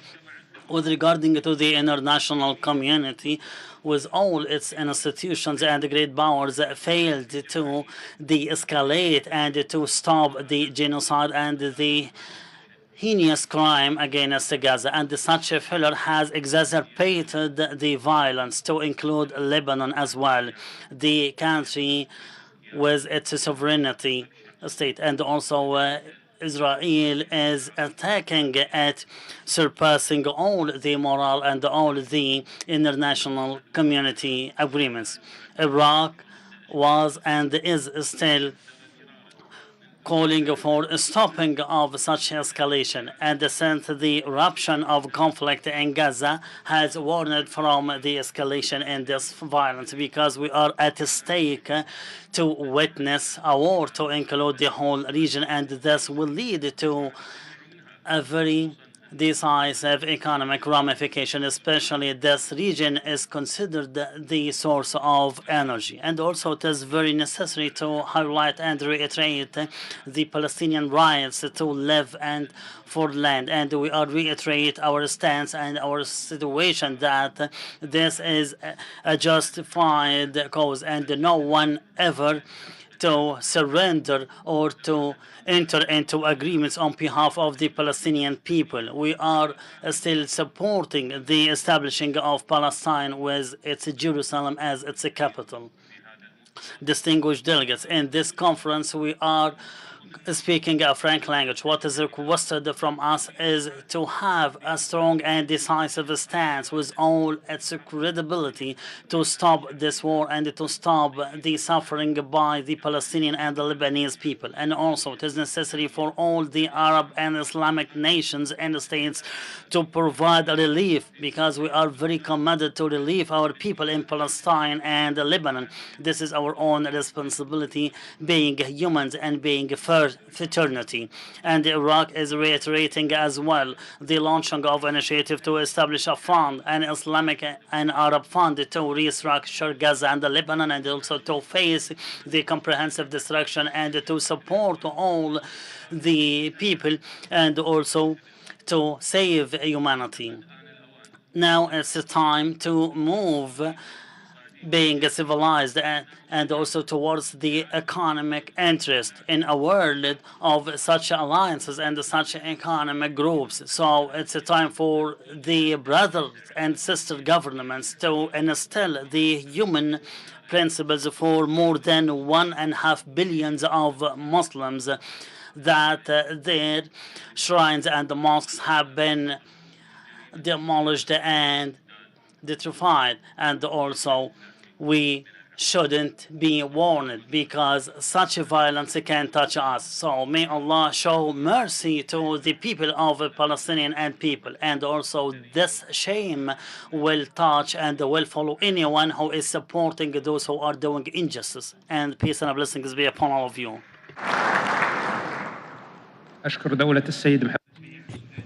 I think the Prime Minister of Iraq for his speech, and I would like to invite the Kuwait to take the floor.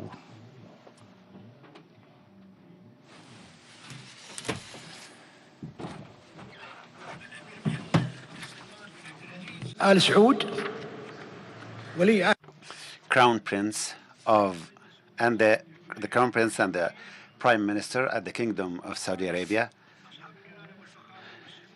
Your Excellencies, dear brothers, Your Majesties, Your Highnesses, Excellencies, Your Excellency Secretary General of the Arab League, Mr. Ahmed Abul Ghait, Your Excellency Hussein Ibrahim Taha, the Secretary General of the Organization of Islamic Cooperation, peace be upon you all. It is my honor in the beginning to communicate to you the greetings from His Highness the Prince of Riyadh of Kuwait State, Sheikh Muslah As-Sabah. May Allah protect him to all of you, and I'd like also to communicate to you his wishings of success for this summit with what's good for the interests of our Muslim and Arab nations in a way that will lead to the security and peace of the region and its peoples. It is also my pleasure to express to the Kingdom of Saudi Arabia, its leadership, government, and people, to express my gratitude and thankfulness for all of you for your hospitality and generosity, and I'd like to express my appreciation and gratitude for the Kingdom's great efforts in organizing the joint extraordinary Arab Islamic Summit as a continuation of the previously convened extraordinary Islamic Arab Joint Summit in 2023. I'd like also to thank both the OIC and the Arab Islamic League for the preparation of this important summit. Your Majesties, Your Highnesses, Your Excellencies, our gathering comes here again on the lands of the two holy mosques to answer a kind and generous invitation from His Majesty, the custodian of the two holy mosques, King Salman bin Abdulaziz Al Saud, the King of Saudi Arabia, the sisterly country. May Allah protect him.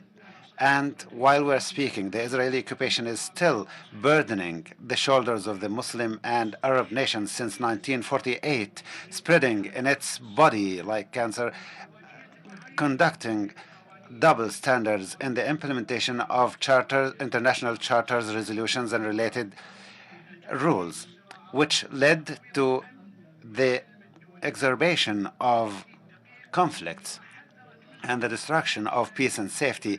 And all of our countries have warned against that for several years. What we witness currently in Gaza and the rest of the occupied lands of Palestine in terms of genocide conducted by the government of Israel against our brotherly people of Palestine, targeting all kinds of life systematically, targeting civilians and preventing the delivery of humanitarian aid and imposing forceful displacement of people, and also trying to change the legal and social composition of the city of Jerusalem. This urges us to put an end to these violations. Parallelly, we are currently witnessing the brutal violence of Israel against the sovereignty of the brotherly country of Lebanon, targeting its people and all those living on these lands, including the UNIFIL forces in clear violation of the international rules and regulations and the international law, which urges the international community to be in solidarity with the Lebanese government to enable the Lebanese government to take control of the land and the people, and also to implement the UN Resolution 1701. Your Majesties, Your Highnesses, Your Excellencies, it is a necessity for this summit to express and communicate a clear message for the United Nations and especially for the UN Security Council to assume responsibility and to grant against trust in the role and responsibilities of the international community that is now at the brink, and to take a decisive decision that will lead to an immediate ceasefire and to provide international protection for innocent civilians, and to open safe corridors for the delivery of humanitarian aid in an immediate manner, and to stop dealing or transacting with the Israeli occupation and considering it as above the law and considering them as defending themselves. Kuwait urges for the implementation of accountability and not escaping justice, and to be implementing the decision of the International Court of Justice regarding the implications of what the Israeli occupation forces are doing in the land of Palestine.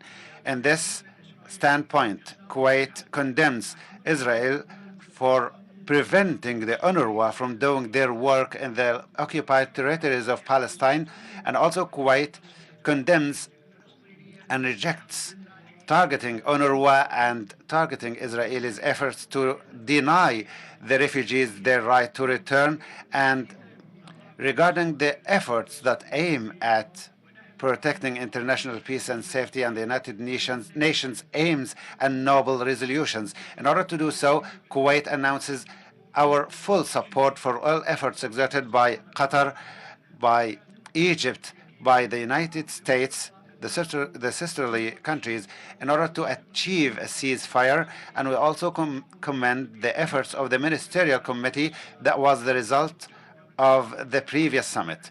Kuwait announces again our support for the International Alliance for the implementation of the two-state solution led by the sisterly country of Saudi Arabia, reaffirming the brave steps taken by a number of our friendly countries to recognize the state of Palestine, encouraging the whole world and all other friendly countries who believe in fairness and the principle of justice to take similar steps in order to enable the Palestinian state to take full membership in the United Nations organizations.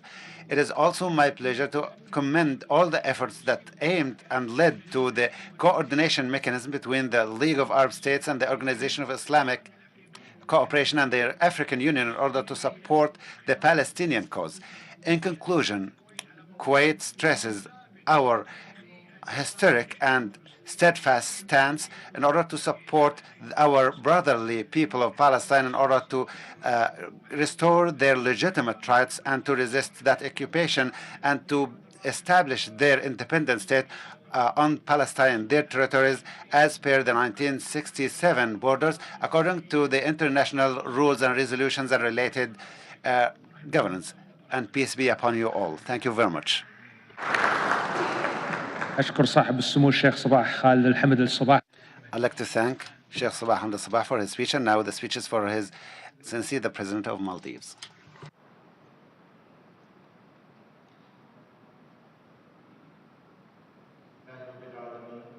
والسلام على رسول الله وعلى آله وصحبه أجمعين.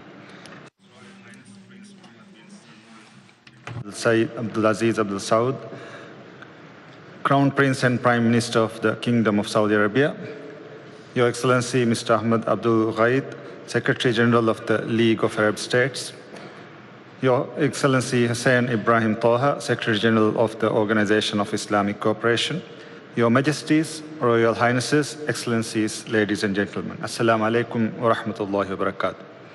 I commend the custodian of the two holy mosques, His Majesty King Salman bin Abdulaziz Al Saud, and His Royal Highness for Saudi Arabia's exemplary leadership in convening this timely summit. Saudi Arabia's unwavering dedication to renewing our collective resolve and inspiring decisive action stands as a beacon of hope for the entire Ummah. Under your guidance, the Kingdom has consistently championed unity and solidarity among our nations, reinforcing the bonds that tie us together. The foresight, the wisdom and relentless commitment of Saudi Arabia as the leader of the Islamic world in addressing the challenges faced by Muslims worldwide is truly commendable. The Kingdom's efforts in forging a global alliance for the implementation of the two-state solution demonstrates a profound dedication to justice and self-determination for the Palestinian people. We also recognize the pivotal role of Saudi Arabia and the core group of nations that have come together to support Palestine's pursuit of freedom and dignity. The Maldives commends the work of the Ministerial Committee mandated by last year's summit for galvanizing international support and building consensus towards an end to the violence. Your Royal Highnesses, Excellencies, Enough is enough. These are the words that have echoed at every gathering, on every platform, not just over the past 13 months, but for decades. Decades of terror, destruction, and injustice inflicted upon the Palestinian people. Israel's brutal occupation and ongoing genocide has caused unimaginable deaths, destruction, and suffering. Nearly 50,000 Palestinians and thousands more in Lebanon have been killed in the past year alone. Each death is a tragedy. Families torn apart, children orphaned and alone, dreams buried under the rubble, future vanished before their eyes. We cannot continue like this. Our statements, our condemnations have rung hollow. They have not been met with the necessary actions by those who hold power. The actions of the powerful nations demonstrate that they don't even recognize that the lives of the Palestinians are as valuable as other human lives. Their continued silence and inaction only enable Israel's brutal occupation and apartheid to persist. The international community, particularly those wielding significant political and economic influence, has failed the people of Palestine. The veto power within the UN Security Council continues to paralyze meaningful action, allowing war crimes to go on unpunished and enabling the steady flow of arms that fuel this genocide. Let's be clear. You cannot call for peace while supplying the weapons of war and the means of oppression. An increasing number of nations have recognized the state of Palestine, but solidarity is more than just words. The international community must step up their support, both financial and political. Every step towards action, whether it's small or big, matters. The Maldives has filed a declaration of intervention at the International Court of Justice in support of South Africa's case against Israel based on the application of the Genocide Convention. This is a critical move to hold aggressors accountable, for international law must not be selective.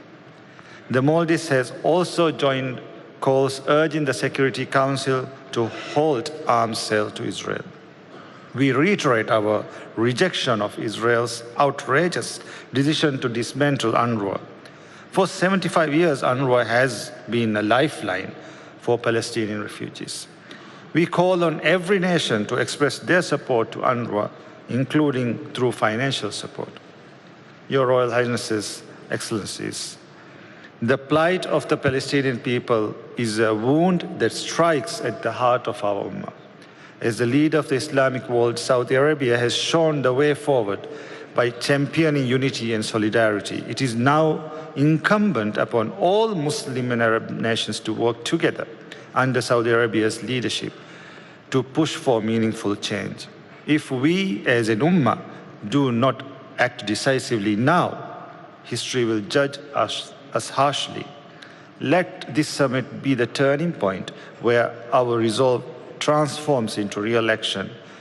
For every life lost, for every silenced voice, let us stand firm for justice. Wassalamu alaikum wa rahmatullahi wa barakatuh. أشكر فخامة رئيس المالديف على Thank you for رئيس مجلس القيادة الرئاسي. The chair of the Presidential Council of Yemen to deliver his speech.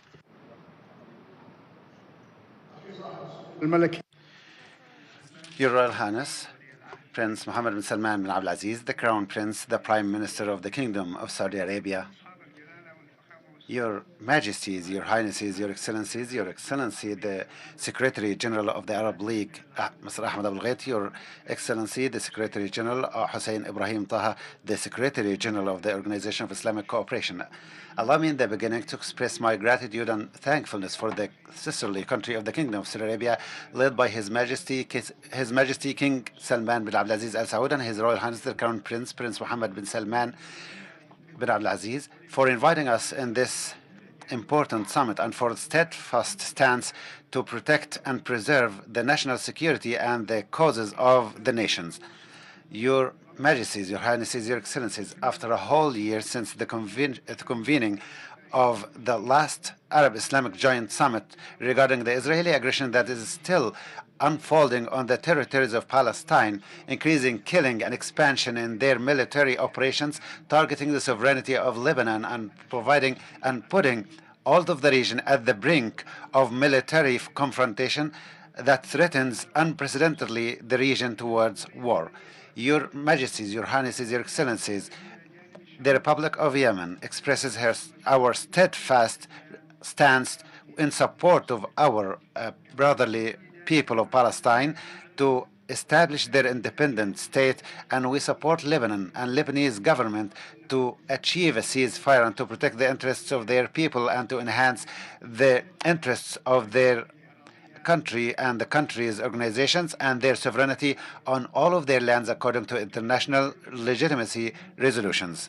In this summit, we also condemn the Houthi militias practices that exacerbated all of the crises in our nation and the region and led to the militarization of our regional waters in order to serve the expansion activities and efforts in the region. Your Majesties, Your Highnesses, Your Excellencies, it is important to have accumulation of the strategic efforts exerted by the Joint Arab-Islamic Summit last year in order to build through the integrated work of Arabs and Muslims in order to establish the solution of the two states and to provide it with more momentum in order to provide more support internationally in order to respond and to meet the expectations of the Palestinian people.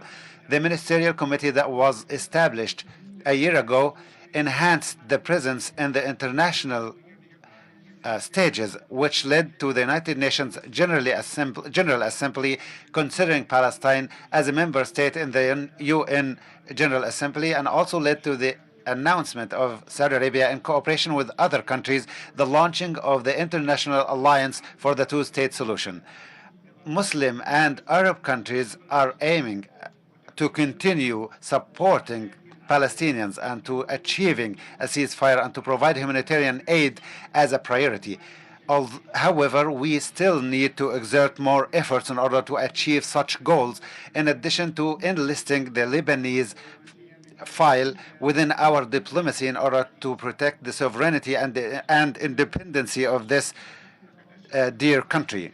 Your Highnesses, Your Excellency, our work through this summit establishes a new path in the international diplomacy based on realistic work in order to stop and prevent violence and paths of violence. So it is important to enhance this experience and to benefit from its collective mechanisms in order to build and accelerate the works of regional and international integration to protect the interests of our peoples and our national security. It is also our duty to call for more work for Arab diplomacy and for the activation of the Arab and Islamic Peace Council and the Network of Arab Security and Safety in order to integrated with the ministerial committee to be responsible not only on the main central cause of Palestine, but also to be responsible for other regional files in the countries of armed conflicts, and also to build on the peace processes and also to work on the construction of these places. Your Highnesses, Your Majesties, Your Highnesses, Your Excellencies, strengthening the Palestinian work and also enhancing the two-state solution always starts with enhancing and strengthening the Arab work internally, and also in order to respond to the violence and aggression of Israel cannot be done without proxy war, but by solving internal disputes and supporting the Arab countries and their social safety in order to confront armed militias, in order to abide by the international resolutions without selectivity. We'd like also to thank Saudi Arabia again for their fruitful efforts. May Allah grant us all success for the safety and interest of all of our nation. Thank you very much, and peace be upon you. أشكر فخامة الدكتور رشاد. I'd like to thank His Excellency Rashad Mohammed Al-Alimi for his speech, and now I'd like to ask His Excellency from Morocco to deliver his speech. Thank you very much. Your Royal Highness, Prince Mohammed bin Salman bin Abdulaziz Al Saud, the Prime Minister of Saudi Arabia, Your Highnesses, Your Majesties, Your Highnesses, Your Excellencies, it is my honor to be responsible and to be assigned by His Majesty, the King Mohammed Assadis, to be responsible for delivering his speech here in this extraordinary summit. He is keen on following up on the works of this summit, and I'd like to communicate to you his greetings and his best wishes for the success of this summit, and his appreciation for the efforts exerted by the Kingdom of Saudi Arabia, our sisterly country, in order to serve the causes of the Arab and Islamic nations. Your Majesties, Your Highnesses, Your Excellencies, His Majesty the King that reaffirms that the cause of Palestine is one of the priorities of our foreign policies in Morocco, and he talked in the second speech for the 25th Crown speech. In that speech, he also reiterated that he will continue to support initiatives, constructive initiatives that aims at finding practical solutions to achieve a tangible and permanent ceasefire in order also to deal with the humanitarian situation. His Majesty considered that the exacerbation of the situation in the kingdom requires that we leave the crisis situation towards a permanent solution according to the following perspective.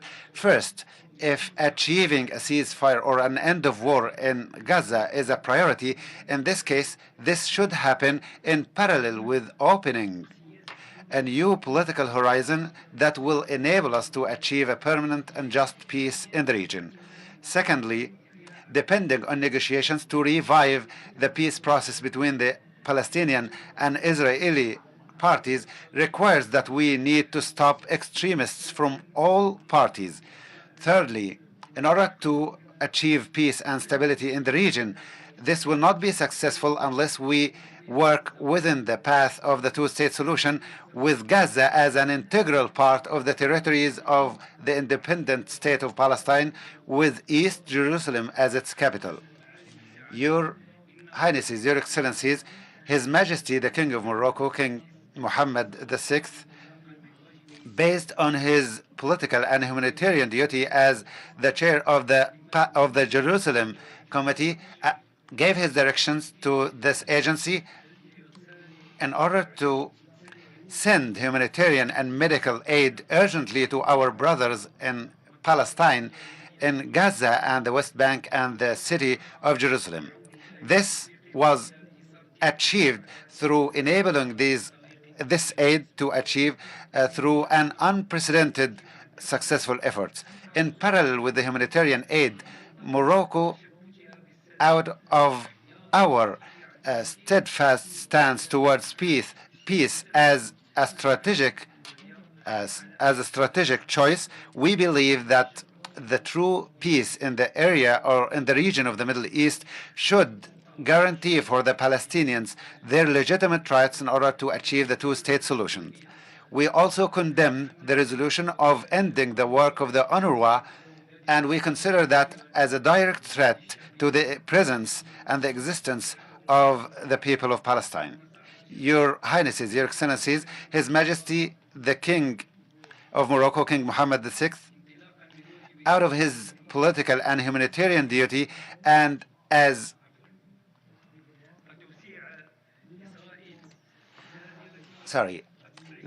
Israel expanding and spilling over conflicts to reach the Lebanese territories is a clear indication that the whole region is at the brink of an unknown and a risky situation. This urges us to ask and inquire about the true motives behind this exacerbation and this escalation, and who is going to benefit from this crisis, especially that efforts are still going on different levels in order to stop the war that is going on in Gaza for more than a year.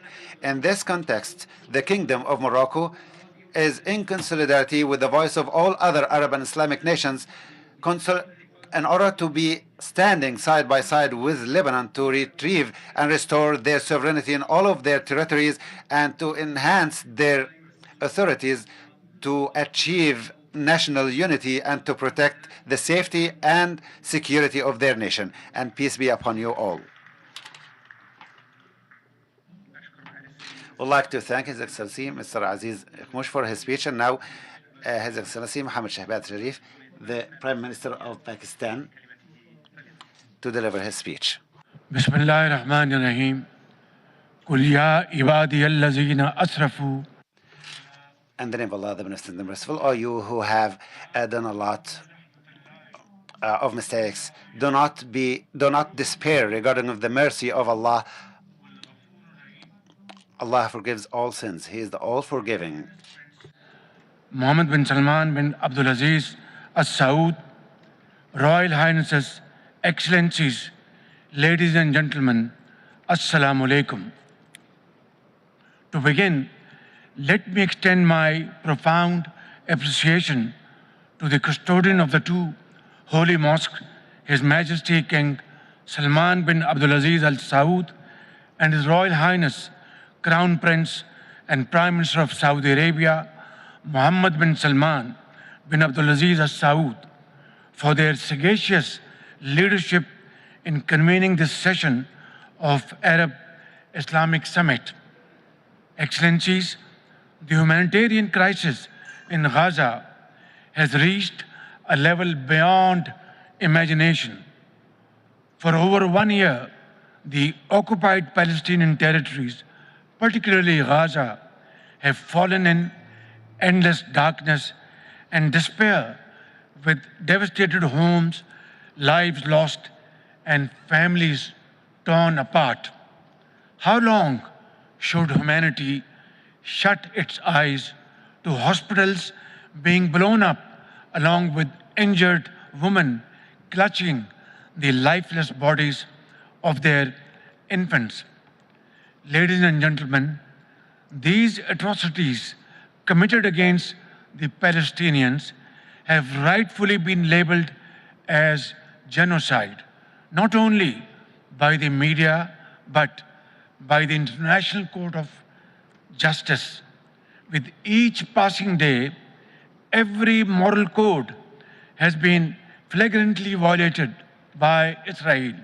Yet the killing and destruction continue with no end in sight. I ask, ladies and gentlemen, how long will this annihilation be ignored? Excellencies, Israel has been emboldened by the world's indifference and inaction.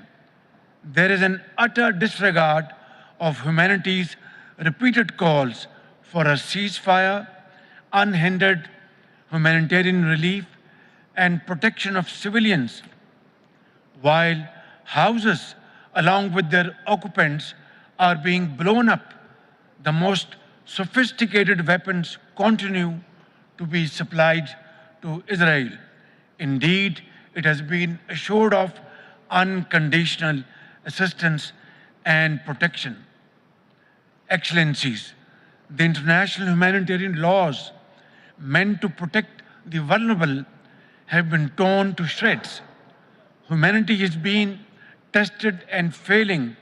While Gaza bleeds, the world watches in deafening silence.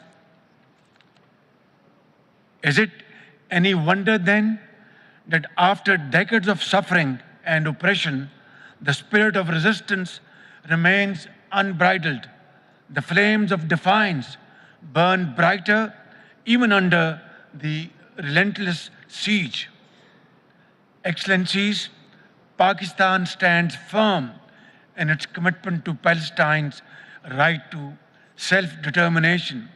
We reiterate our unwavering support to establish an independent, viable, and contiguous state of Palestine with Al-Quds Sharif as its capital, based on the pre-1967 borders. This is the only avenue towards justice and durable peace in the Holy Land. My dear brothers and sisters, Pakistan strongly condemns Israel's recent strikes on Iran as an outright violation of sovereignty and territorial integrity. We equally denounce Israel's ongoing military aggression against Lebanon and stand in complete solidarity with its innocent people. Such escalations constitute a dangerous threat that could unleash a broader war. My dear brothers and sisters, as the Ummah, we are bound by duty, by faith, and by our conscience to stand resolutely with the people of Palestine more than ever before. We must not let this systematic genocide and aggression persist. Therefore, this conference must call for 1. An immediate and unconditional ceasefire. 2. Impose an immediate arms embargo on Israel. Lifting of Israel's blockade against Gaza, ensuring the prompt delivery of food, water, electricity, and medical aid to our brothers and sisters in Gaza. Accountability for Israel's war crimes. Pursue the adoption of UNGA's Emergency Special Session Resolution 10/24 that follows up historic advisory opinion by the ICJ.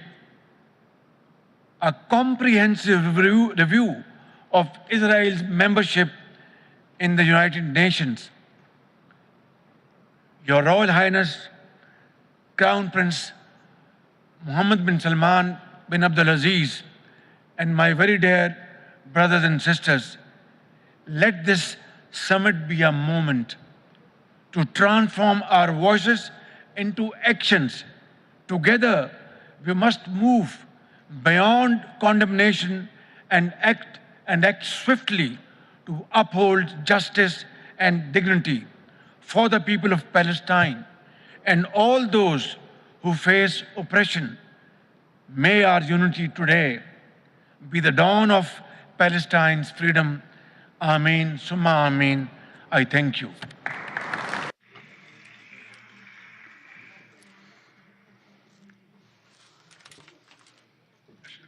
I'd like to thank Prime Minister Mohammed Sha'ban Sharif for his speech, and I'd like to invite Hassan Mahmoud, the President of Somalia, to deliver his speech. In the name of Allah, praised be to Allah, and prayers and peace be upon our Prophet Muhammad. Your Royal Highness, Crown Prince Mohammed bin Salman Abdulaziz, the Prime Minister of Kingdom of Saudi Arabia, Secretary Ibrahim Taha, Secretary General of the Organization of Islamic Cooperation, Your Majesties, Excellencies, Highnesses, and Head of Delegations, Assalamu alaikum wa rahmatullahi wa barakatuh. I'm honored to participate in this extraordinary Arab Islamic Summit regarding Gaza and Lebanon, which is being held under the severe circumstances that the Palestinian and Lebanese people are experiencing as we speak right now. I would like to express my sincere gratitude and heartfelt appreciation to the Kingdom of Saudi Arabia, the King, government, and people for the generous hospitality and warm welcome accorded to us. Your Majesties, Highnesses, Excellencies, we gather today under the shadow of immense suffering and urgent need. Gaza is now enduring an unprecedented destruction and humanitarian crisis. This situation is not only a call for regional solidarity, but a test for humanity as a whole. It demands immediate and concerted global attention and action to save human lives. The escalating violence in Gaza and its spillover to Lebanon is not only a catastrophic to the people affected, but also plunges the region plunges the region and the world into a further instability. The Somali people, with their own history of conflict, deeply sympathizes with those affected by this crisis. We understand, perhaps more than most, the prolonged suffering weakness not only individuals, but the very fabric of the societies affected and their ways of lives.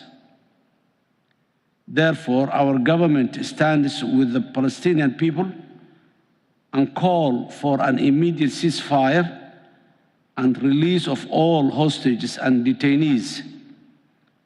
This momentary halt could save human lives, relieve suffering, and create the conducive space for dialogue that is urgently needed now. I urge the international community to come together in a unified effort to protect the vulnerable people in Palestine, allowing for humanitarian aid and life-saving resources to reach those who need the most. Our collective humanity obligates us to prioritize diplomacy, compassion, and cooperation over conflict and its resulting destruction. Let diplomacy and our own human conscience and values lead us towards peace and reconciliation, setting aside division and mistrust for the sake of those enduring unspeakable suffering. The people of Palestine and Lebanon, as all humanity in the globe, has the right and deserve a better way, respect, and dignity. The question of Gaza is one that transcends political and ideological divides. It is at this core a matter of human rights, dignity, and justice. A sustainable and peaceful resolution can only be achieved through the establishment of a Palestinian state within the borders of 1967, with the East Jerusalem as its capital. This is the only guarantee for the region to transition into a new era characterized by peaceful coexistence for the benefit of all. I once again thank His Majesty, the custodian of the two holy mosques, King Salman bin Abdul Aziz, and His Royal Highness Crown Prince Mohammed bin Salman bin Abdul Aziz, for convening this timely summit. I wish that this summit will adopt a concrete and tangible commitments for the implementation of two-state solutions, whereby the Palestinians will have their sovereign and independent state. Let us work together to usher in a future where cooperation and mutual respect for the foundations of peace are in place. By doing so, we can bring hope, security, stability, not only to Palestine, but to the broader Middle East and the wider world at large. In conclusion, at this critical time of need for global stability and investment in sustainable development, our actions today will shape the future. Let us make them count. I thank you all.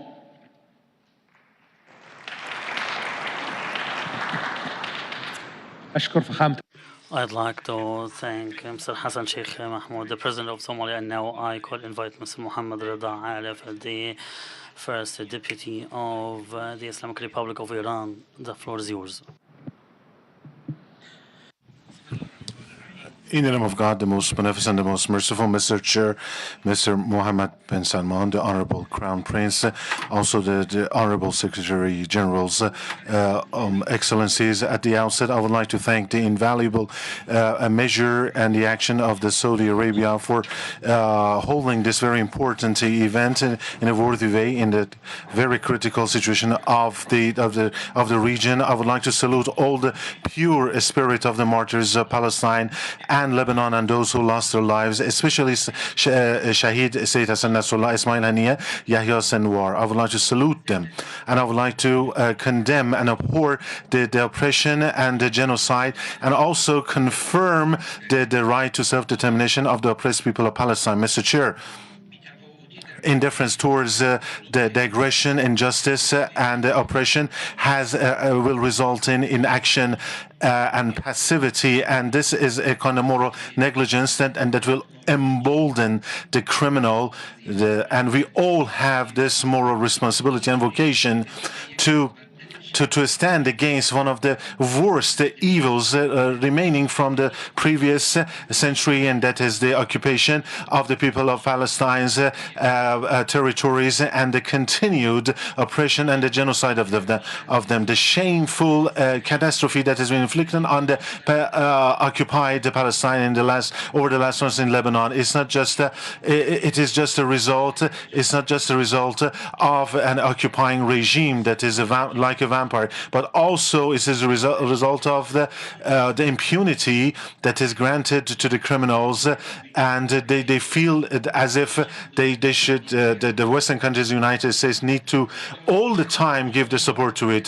The killing of more than 50,000 people, the civilians, mostly women and children in Gaza, and also the atrocities of the Zionist regime in Lebanon, all with the support and the participation, political, economic, intelligence support, and the military support of the United States. All of them are being carried out with them. And the thing which has exacerbated this crime and emboldened the criminals in advancing the plan of the genocide, and it is an indifference that is inflicted upon and imposed on the international community. The most important indicator of it is the inability or the lack of interest of the United Nations and other so-called human rights bodies in order to come up with effective measures to bring to a halt and to stop the carnage and the killing and the genocide of the Palestinians. The government of the United States is behind all the actions of the Zionist regime, and the world is waiting for the new government of the United States to bring immediately to stop the war against the people of Gaza and Lebanon. Excellencies, the experience of this fake regime in the last 80 years shows that the ringleaders of this entity seek their survival in chaos and also unrest within the occupied territories and also in the surrounding areas. And they have tied it to them. And appeasement and tolerance with regards to these atrocities will result in the ruining of the credibility of the international law and also those that are governed the international relations during the time of conflict and peace. And the oppressions, like the targeted assassination, they just want to deceive the public opinion. And then the intellectuals and the leaders of Palestine and other countries of the region, one by one or collectively, are being murdered. This is nothing but lawlessness and organized terrorism and the banishment of and turning the security instruments to the weapons of killing the nationals of other countries. My dear colleagues, in a way that the mechanisms of the United Nations, especially the Security Council, because of the all-out and unconditional support of the United States and certain Western countries, have become very unable to bring to a halt the carnage and the genocide of the people of Palestine and the people of Lebanon. So we, as the leaders of the Muslim and Arab countries, have become increased. And the occupying regime, with so much shame, is trampling upon all the international rules and regulations, also the humanitarian ones, and the United Charter is being torn up by the representative of the regime, and the Secretary General of the United Nations is threatened, is considered persona non grata, and they're ridiculing and making a mockery of the international laws. And under such circumstances, the Muslim Arab countries are shouldering very heavy responsibility, and we need to come up with a firm and collective measure and to take an effective step to put an end to the crimes of this occupying regime and the criminal regime. And also, we need to the three goals. One, and to bring to a stop the crimes of the occupying regime, and two, to come up with the measures to make sure that these crimes are not repeated, and three, to compensate for the damages rendered to the people of Lebanon and Palestine because of the crimes perpetrated by the Zionist regime. Honorable audience and participants, I would like to say very vociferously, clearly and firmly, and in order to having immediate ceasefire in Lebanon and Palestine, and to have coordination for the humanitarian law uninterrupted one to the people damaged in those countries by the Zionist regime, in order to have planning and also to having renovation and reconstruction of the infrastructures, and also improving this the medical care are the least things that we need to do, Mr. Chair. In conclusion, I hope that this summit will realize and understand the heavy responsibility it has, historic one, and condemn the atrocities of it, and will voice support for the Palestinian cause, and come up with a unified and one voice, and to take very coordinated and very serious steps so that those goals will be fulfilled that I mentioned with unity. And we need to be steadfast to our allegiance to the people of Palestine and the solution of the Islamic Republic of Iran. And as I always adhere to have a referendum held amongst all the Palestinians, including Muslims and Christians and the Jews. It seems that it is still the only democratic way to finally resolve the Palestinian issue and to restore the self-determination right to the people there. Wassalamu alaikum wa rahmatullahi wa barakatuh. أشكر معالي السيد. I thank His Excellency Mr. Mohammed Rada Arif for his speech, and I call upon Mr. Khalid bin Abdullah Al Khalifa, the Deputy Prime Minister from Bahrain, to give his speech. Thank you. In the name of Allah, the most gracious, the most merciful, Your Royal Highness, Prince Mohammed bin Salman bin Abdulaziz Al Saud, the Crown Prince, Prime Minister, the Kingdom of Saudi Arabia. May Allah protect you. Your Highnesses, Your Excellencies, Your Excellency Mr. Mohammed Abul Ghaid, the Secretary General of the League of the Arab States, Mr. Mohammed Ibrahim Taha, the Secretary General of Organization of Islamic Cooperation, distinguished delegates, peace be upon you. I'm honored to convey to you the welcoming of the King of Bahrain, may Allah protect him, and His Royal Highness, the Crown Prince, the Prime Minister, and their wishes for you of the success of this summit, expressing our appreciation for the efforts of the Kingdom of Saudi Arabia, led by the custodian of two Holy Mosques, King Salman bin Abdulaziz Al Saud, and with the support of His Royal Highness, the Crown Prince Mohammed bin Salman Al Saud, the Crown Prince, the Prime Prince, may Allah protect them, for this kind invitation that reflects the commitment of the Kingdom, of the long-term commitment of the Kingdom of Saudi Arabia towards the issues of the Arab and Islamic nations, ensuring peace, stability, and security in the region. Your Highnesses, Your Excellencies, we are gathered here today in the midst of this continuous war for more than 1 year on Gaza, extending to Lebanon, which led to the military repercussions in the region. The humanitarian crisis is terrifying. Innocent civilians lost their lives, injuries taking place and deprivation of basic rights. And these great challenges forces the international community to take strict measures and to fulfill the humanitarian and legal obligations, working on an immediate stop or an immediate ceasefire, and to preserve the sovereignty and the security of the nations, ensuring the humanitarian aid entering these areas, the protection of civilians, and not to displace them. Your Highnesses, Your Excellencies, the Kingdom of Bahrain was and still calls upon implementing a long-lasting, just peace in the Middle East, and we are committed to solve the Palestinian cause, and is a dire need to preserve all the rights of the nations of the region to coexist in peace and stability.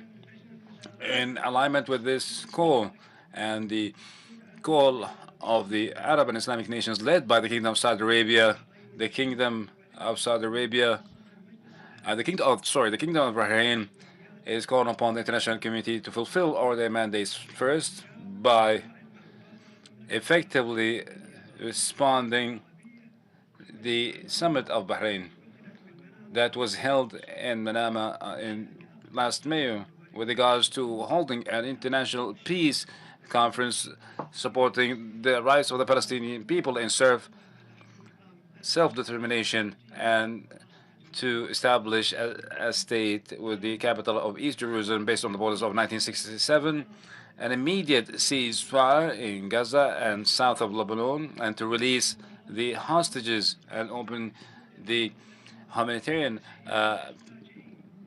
channels, and to end the illegitimate Israeli occupation, to preserve the legal and the historical status of Jerusalem, and to end settlements in Jerusalem, implementing the United Nations Resolution 1701, and to maintain a Taif agreement to ensure the stability of the lands of Lebanon. Fourth, enhancing the efforts of the United Nations and its organizations to continue the humanitarian aid. And in conclusion, we reiterate our thanks to the Kingdom of Saudi Arabia and its wise leadership for the good organization of this summit that embodies our joint keenness to find inclusive and sustainable peace solutions for the Palestinian cause and for all the conflicts in the region, asking Allah Almighty to help us to achieve what will be considered benevolence for the region, in a stable region and a world that respects the human dignity, and peace be upon you.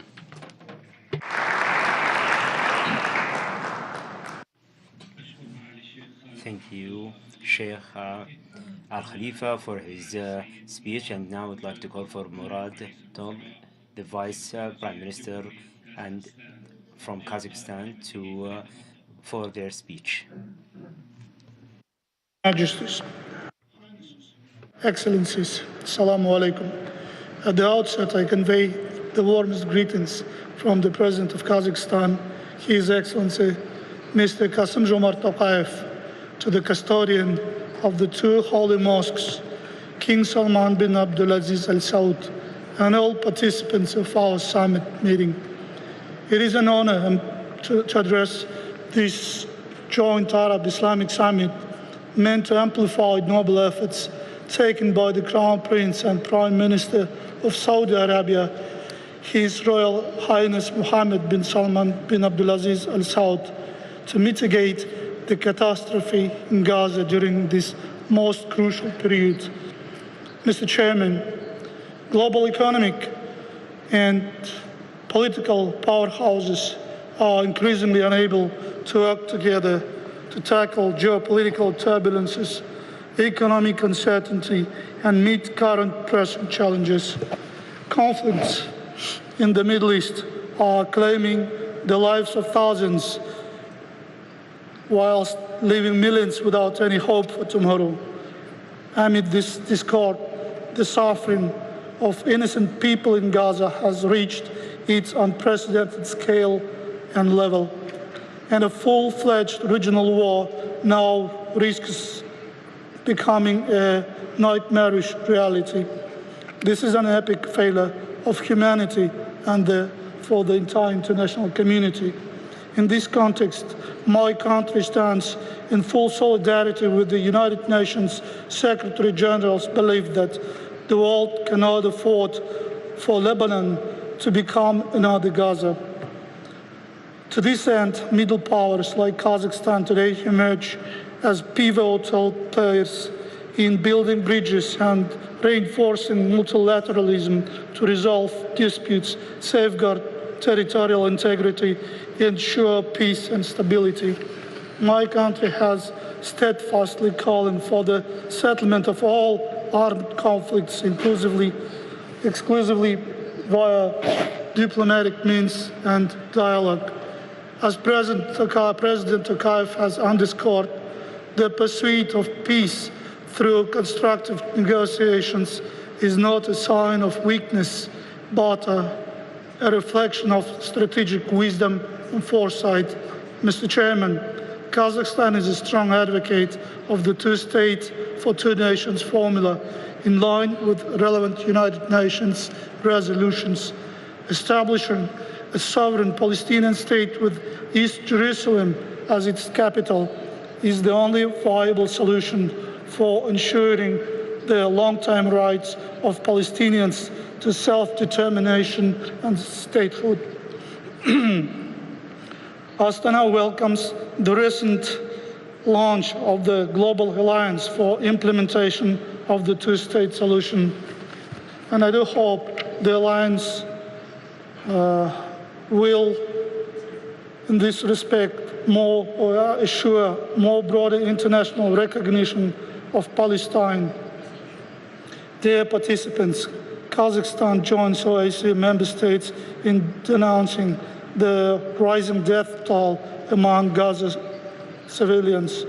The approaching winter only exacerbates the problem of starvation, severe damage of infrastructure, lack of access to primary needs, including medical care.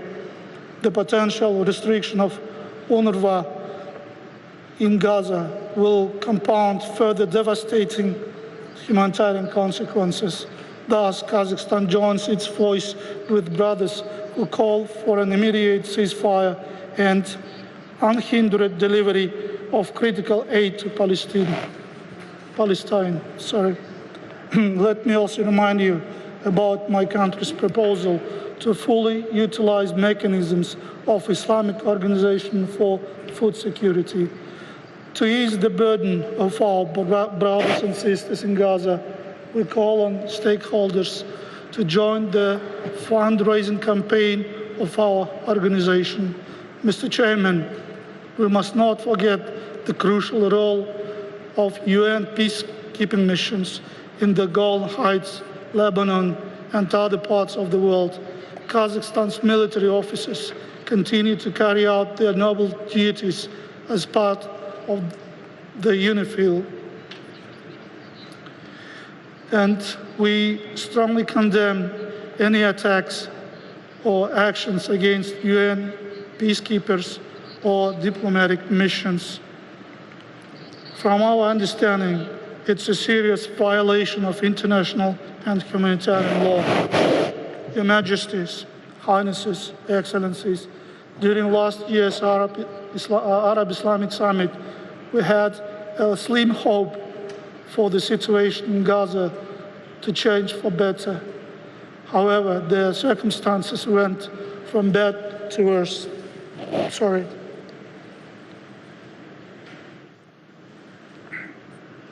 Far-reaching consequences of the conflict negatively affect not only regional security, but also global stability. Excellencies, and yet today we all have to remind each other again that the OIC and its member states can and must play a role in consolidating political will, economic and security resources. I do hope these kind of appeals will not become just a political manifestation for our Ummah and future generations. I thank you.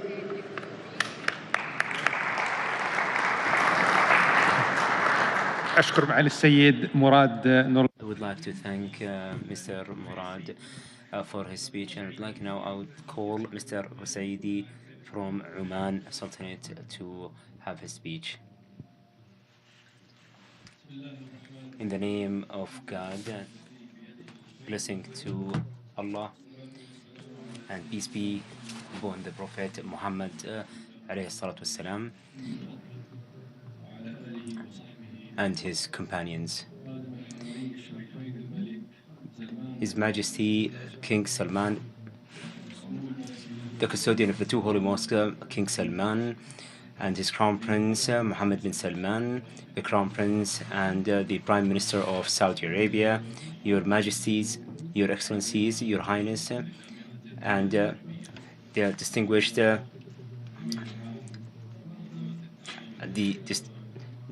head of OIC and the distinguished guest. Assalamu alaikum wa rahmatullahi wa barakatuh. I am honored to convey the speech of the Sultan of Oman, and I would like to transform his wishes for the wishes for this conference to have these efforts and to be in actual efforts and to end this to assist the Palestinian people to be able to regain their legitimate rights. Today, we are witnessing a humanitarian crisis that started in Gaza and expanded to Lebanon due to the continuous Israeli aggression and the policy of genocide of Israel, as lives are lost and the innocent are deprived from the very basic rights of life. The scenes of bombardment and genocide and killing that the different neighborhoods are subjected to, as well as the health and educational establishment, as well as the basic infrastructure, goes beyond all the standards of humanity. It requires us to work together to open humanitarian channels to receive aid without any restrictions. And we at the Sultanate of Oman, we re-emphasize on our role, calling upon an immediate ceasefire in Gaza and bringing to a halt all the aggression of Israel. And we emphasize on the importance on conducting an independent legal investigation for the continuous aggression, because justice is the fundamental of peace, listening to the sound of law and order to end this continuous suffering. The impact of this catastrophe in Gaza and Lebanon, to include a very dangerous escalation in other parts of the Middle East, which is threatening the region stability. We all believe that there's no path for peace and security only but by political efforts that will protect the sovereignty of the nations, because the stability that we are seeking for our region cannot be achieved only by an inclusive vision that is based on justice and rightfulness. Sultan of Oman remained constant in its status on the two-state solution, an independent Palestinian state with sovereignty based on the borders of 1967, with East Jerusalem as its capital, is a genuine right for the Palestinian people that cannot be given up. And therefore, we support this blessed initiative that was launched by the Kingdom of Saudi Arabia with regards forming an international alliance seeking the two-state solution, and we emphasize the importance of taking practical steps to fulfill that objective. First, the recognition of the international community of the Palestinian state, and history shall write that this blessed gathering had a hand in instilling that legitimate right. And in this regard, we appreciate the positions of all the countries that recognize the Palestinian states, calling upon all the other countries to join this initiative, helping in instilling justice and rightfulness that has been long awaited, as we'll see the flag of Palestine in the skies of freedom. We're asking Allah Almighty to inspire us success in our noble cause and to direct our Islamic nation to its benevolence and help us to support justice and to instill peace throughout the world, expressing our thanks and gratitude to our colleagues in the Kingdom of Saudi Arabia for their warm welcome and for their hospitality and the good organization of this very important summit, and peace be upon you.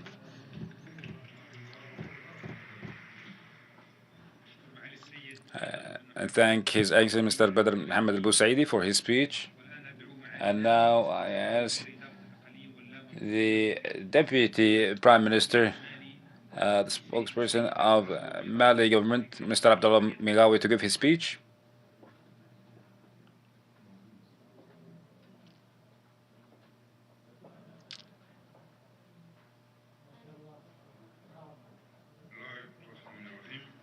In the name of Allah, the most gracious, the most merciful.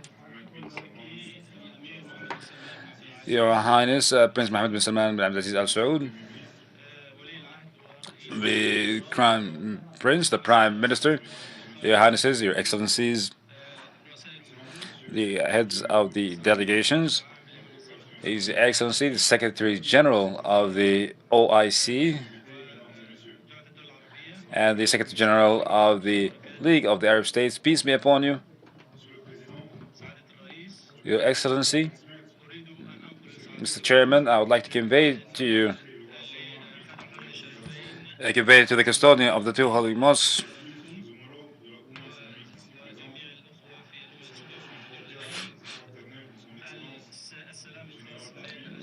peace from General the President of the transitional government with regards to the Palestinian cause. He wanted to be here, and he bestowed upon me that honor to attend this blessed gathering. Mali welcomes all the efforts exerted by the OIC, mais aussi de convenir. And this is the main issue, and as you are well aware, to bring about peace in the Middle East. Indeed, the violence that being witnessed by Palestinians require our attention and the collective actions to settle the issue. The government of the Republic of Mali condemns these attacks against civilian population in Palestine. And we call for immediate stop of this violence.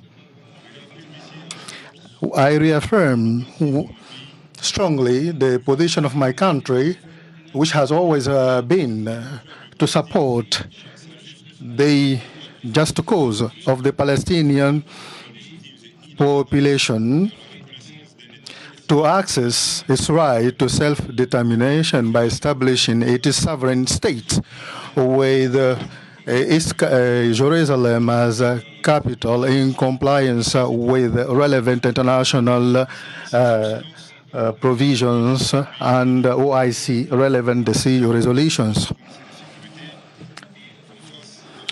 We have some problem in Mali, facing terrorism, and we have some terrorist problem and terrorists operating in Mali, exercising atrocities. We reiterate our to the OIC and we thank the OIC for having withdrawn the request made by the Ukraine to be an observer state. Also, request OIC to support the action being undertaken by the states of Sahel towards the UN. The Organization of State of Sahel is calling for inter-Islamic cooperation to protect and preserve unity within the Islamic Ummah and support every single effort of member states. To end my speech, Honorable Shah, I would like to thank the government of Saudi Arabia and for having held donors round the table held here that was in line to support the states, the countries of states. We also appreciate the Kingdom of Saudi Arabia for having organized this summit. Wassalamu alaikum wa rahmatullahi wa barakatuh. Thank you very much. We thank His Excellency for his speech, and now I call upon Mr. Mohamed Tanjari, the Foreign Minister of Gambia, to give his speech. In the name of Allah, the most gracious, the most merciful. Oh.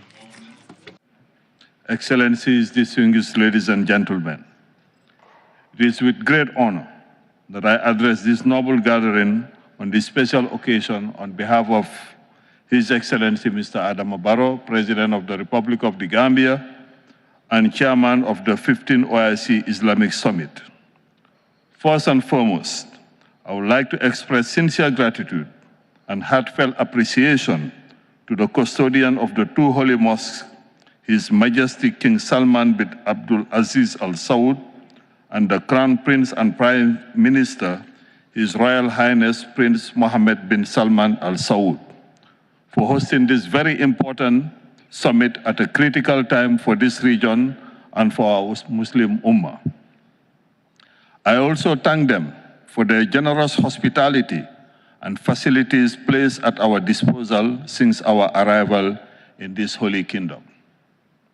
In the same vein, I commend the Secretary General of the League of Arab States and the Organization of Islamic Cooperation, respectively, for their commendable roles and dedication towards the consolidation of relations and cooperation between the League of Arab States and the Organization of Islamic Cooperation for the benefit of our peoples under the leadership, guidance, and direction of Your Majesties, Highnesses, and Excellencies.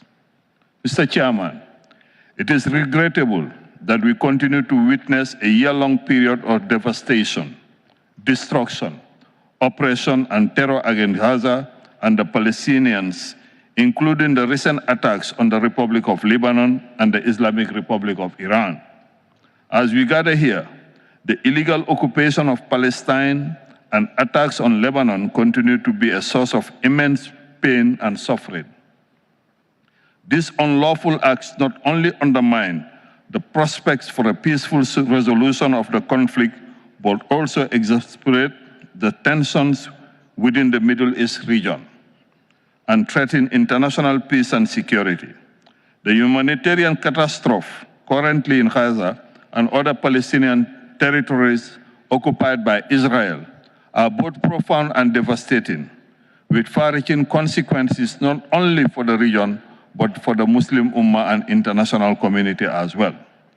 The escalation of conflict and tension in Gaza and the West Bank and areas along the Lebanon-Israeli border including Iran, risk broader regional instability.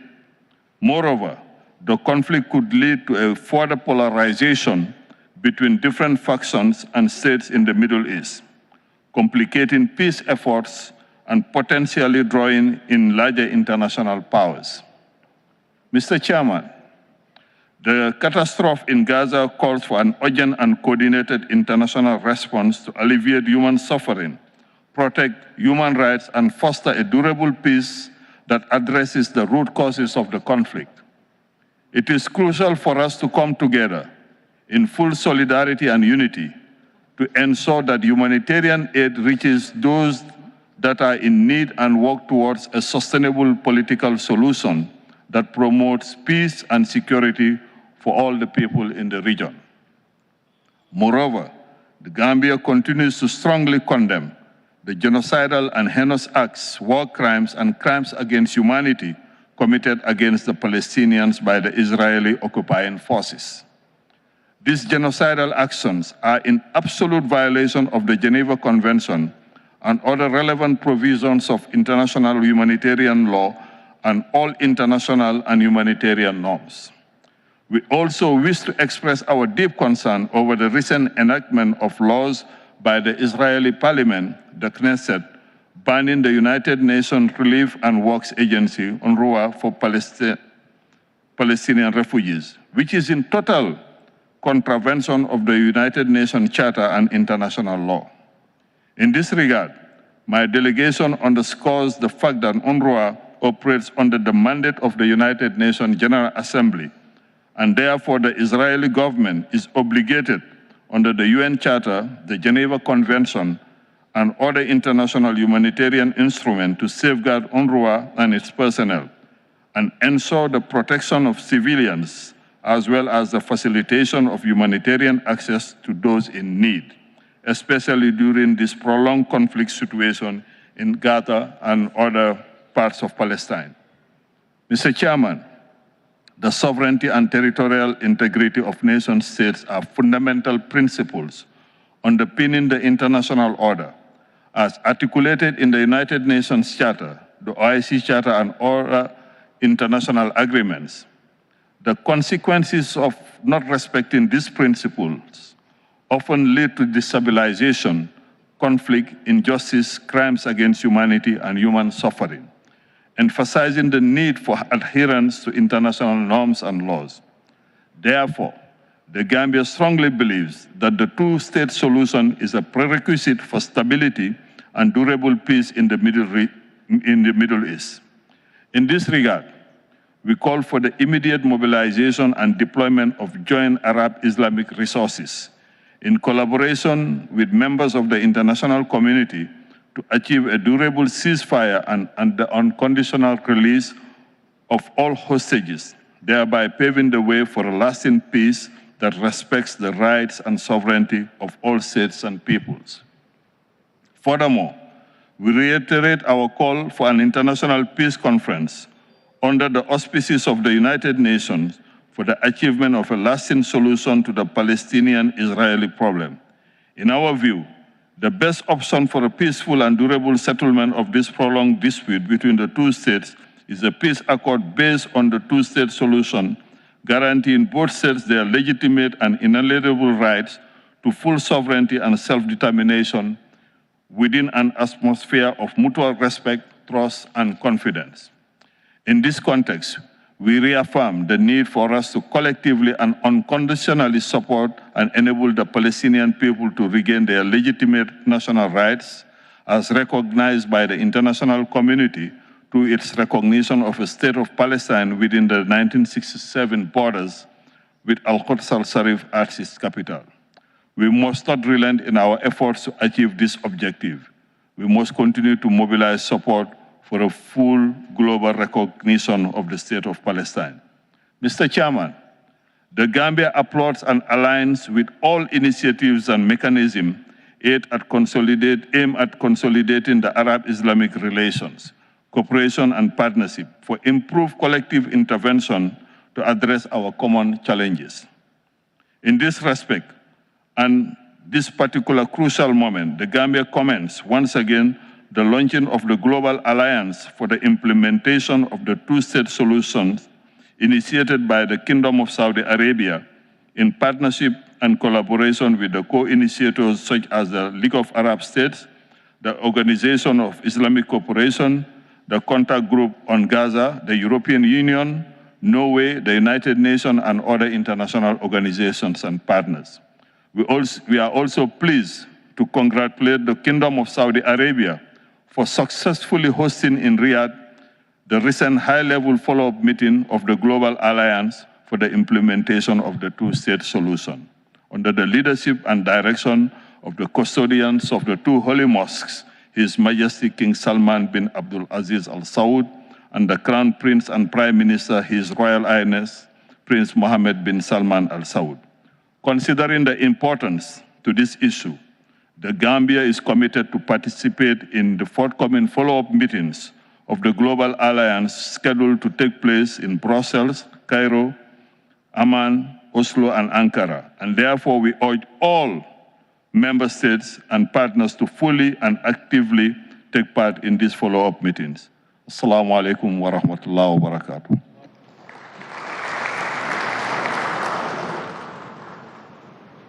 أشكر معالي الدكتور مبادو We thank His Excellency Dr. Mohamed Tangara for his speech, and now Mr. Mahmoud Ali Yusuf, the Minister of International Cooperation and Ministry of Foreign Affairs from Djibouti, to give his speech.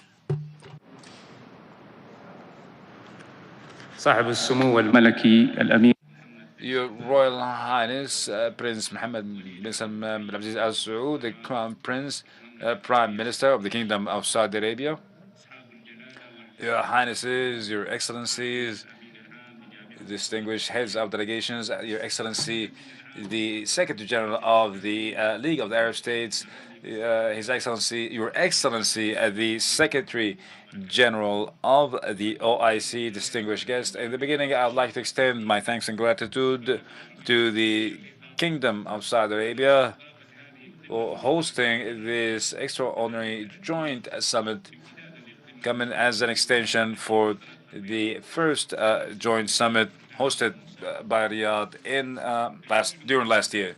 We are gathering again, and the bloodshed of our brothers in Palestine continues for more than this solid nation. They are facing in their own land criminal hostility, aiming to thwart them from existence. And all the killing and all the destruction that is deemed unprecedented is taking place while the international community and the different organizations of the United Nations stand unable to stop this crazy war machine directed towards a nation without any means of defense, due to the practices of the occupation. And in this regard, we call upon the international consciousness, and we say that it's time to break the international community's silence and to stop the imbalance of the good logic. And the most important priority currently is the immediate stop of the massacres and to provide protection for the Palestinian people. Your Highnesses, Your Excellencies, the occupation did not stop at killing the innocent in Gaza, but also moving towards a dangerous escalation in the region, unleashing an aggression, a blatant aggression against Lebanon that will affect the region, and the price will be paid by the innocent. And the Hebrew state escaping the punishment, had it not escaped punishment, will not continue killing the Palestinian people and expanding towards Lebanon. And our country should have a serious stand in the face of the tyranny of that state and the crimes that went beyond all limits. We should fulfill our Islamic and Arabic and ethical obligation towards our brothers in Palestine and Lebanon, Your Highnesses, Your Excellencies, ladies and gentlemen, Republic of Djibouti reaffirms its stand with the Lebanese people and cause of the ending the hostility and ending the genocide in Gaza. And Djibouti emphasizes as well people and government on its constant position at the right of the Palestinian people of self-determination and establishing independent state based on the borders of 1967 with the capital of East Jerusalem, based on the two-state solution according to the international law, the Arab initiatives, and all the resolutions. Djibouti will continue to support the nation causes, and the priority is the Palestinian cause, and will not hold back on the Palestinian people until they receive their rights fully. And peace be upon you.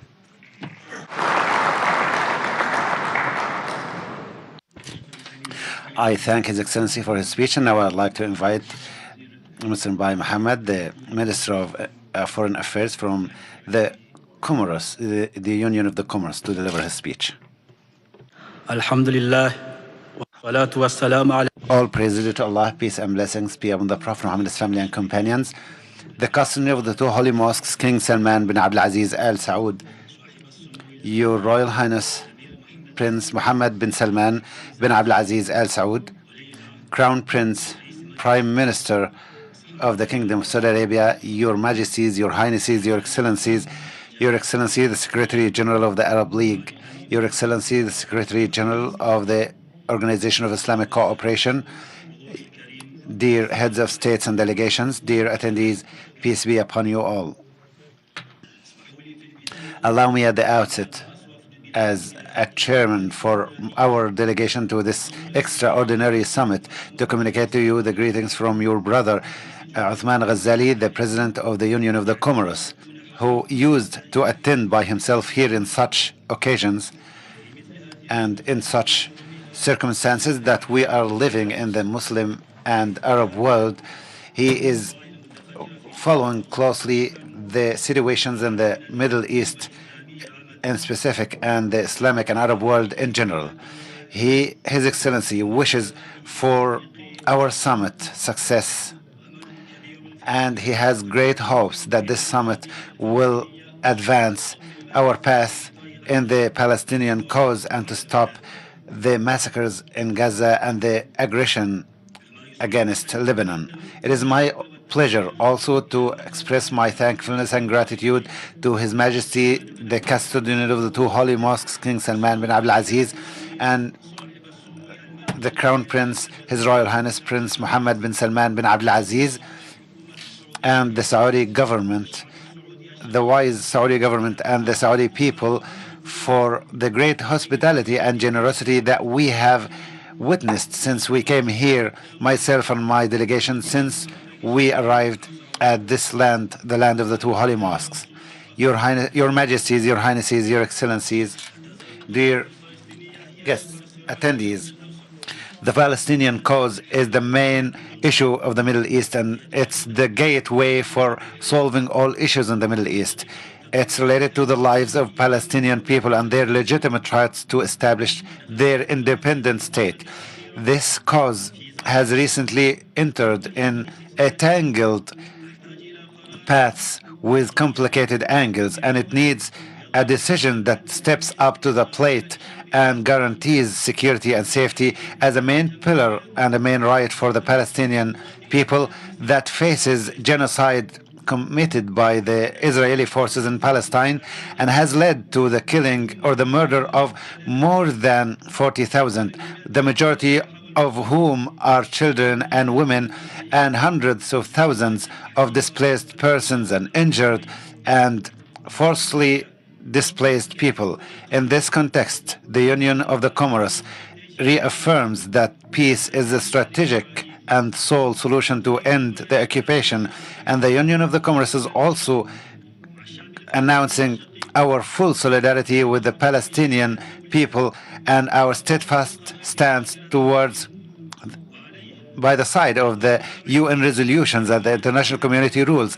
And thus we urge the international community to put an end to these violations and to commit Israel and hold Israel accountable for implementing the UN resolutions and to start and to work towards an immediate ceasefire in Gaza and Lebanon, depending on the international reference and resolutions, in order to aim at building and establish the independent state of Palestine, living in peace and stability along with the Israeli state. We also condemned the decision of Israel preventing the UNRWA from doing their work in the occupied lands of Palestine. Your Highnesses, Your Excellencies, your dear participants, the Union of the Commerce in 2023 was one of the first countries to participate with South Africa in the historic case against Israel at the United Nations, because Israel have committed genocide against Palestinians in Gaza. Dear brothers and sisters, we are requested to work jointly in order to avoid a regional war, to stop the escalation of the situation and to prevent aggression against Lebanon and to protect and respect their sovereignty and to implement the UN resolutions.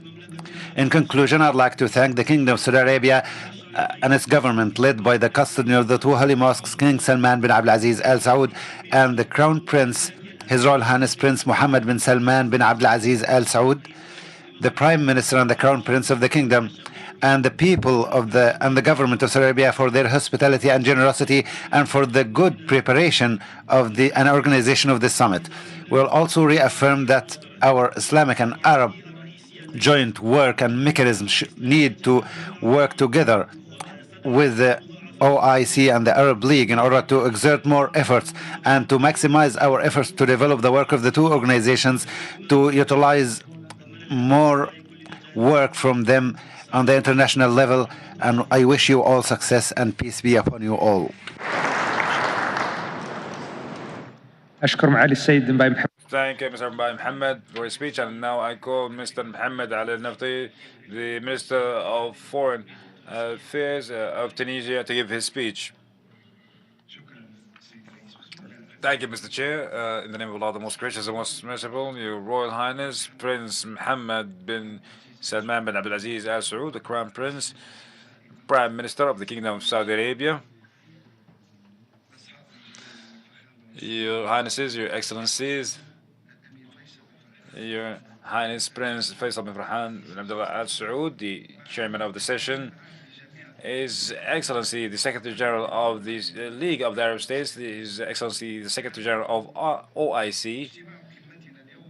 This summit is held after a year has passed since our last extraordinary summit last November 2023. And despite the efforts of the Arab states on all the regional and international arenas, the Israeli killing machine is continuing engaged in heinous crimes and against the Palestinian people, which led up to this point to killing of more than 50,000 martyrs and 100,000 injured so far. We hope for them to recover soon, in addition to thousands of Palestinians missing. We are before a horrific scene that has been repeated since last October 2023, and before it, in a chain, an endless chain of killing and tyranny and collective genocide of people having the means of defending themselves, and the international arena standing still, incapable of thwarting the aggression of the occupation forces that continue challenging all the international resolutions. The international community is requested now more than ever before of self-awareness and to take upon themselves the burden of ethical obligations for an immediate ceasefire against the Palestinian people and to facilitate the entry of the humanitarian aid, specifically in this time. Tunisia, that its people struggled as other nations struggled for freedom and the principles of justice and peace during occupation. Now we are calling the same, or now we're calling the same principle, the principles of peace, security, and justice for all the people of the world that are still under the tyranny of the occupation. And we will remain committed to our stance supporting the legitimate rights, specifically the rights in establishing their independent state with full sovereignty on all the lands of Palestine and the capital of East Jerusalem.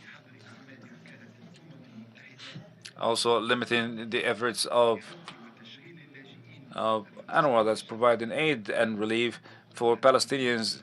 The UNRWA in the Palestinian lands came as a desperate attempt to bury one of the most important rights of the Palestinian people, that is the right to return to their lands and to implement their plan of the displacement and the end of the Palestinian cause, which requires exceptional efforts by the Arab and Islamic groups under the banner of our two organizations, among the other serious and honest efforts made by the international community against this hateful tyranny. Your Highnesses, Your Excellencies, what we are witnessing in the lands of Lebanon of aggressions and different aggression policies of the occupation led now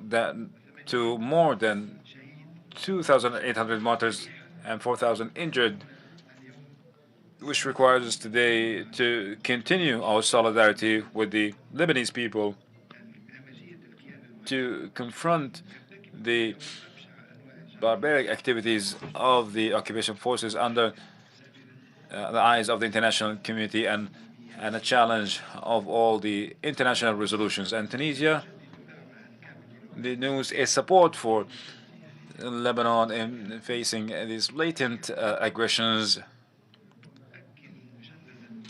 against the Lebanese people, and can reemphasize is continuing support that the Lebanese people have the right to defend their sovereignty and their security, and also renewing our commitment to working with the UNIFIL as they are subjected, as it is the case with all the international organizations working in Lebanon and Palestine, they are subject to aggression by these occupation forces, and that requires to double down on our efforts on all the regional and international arenas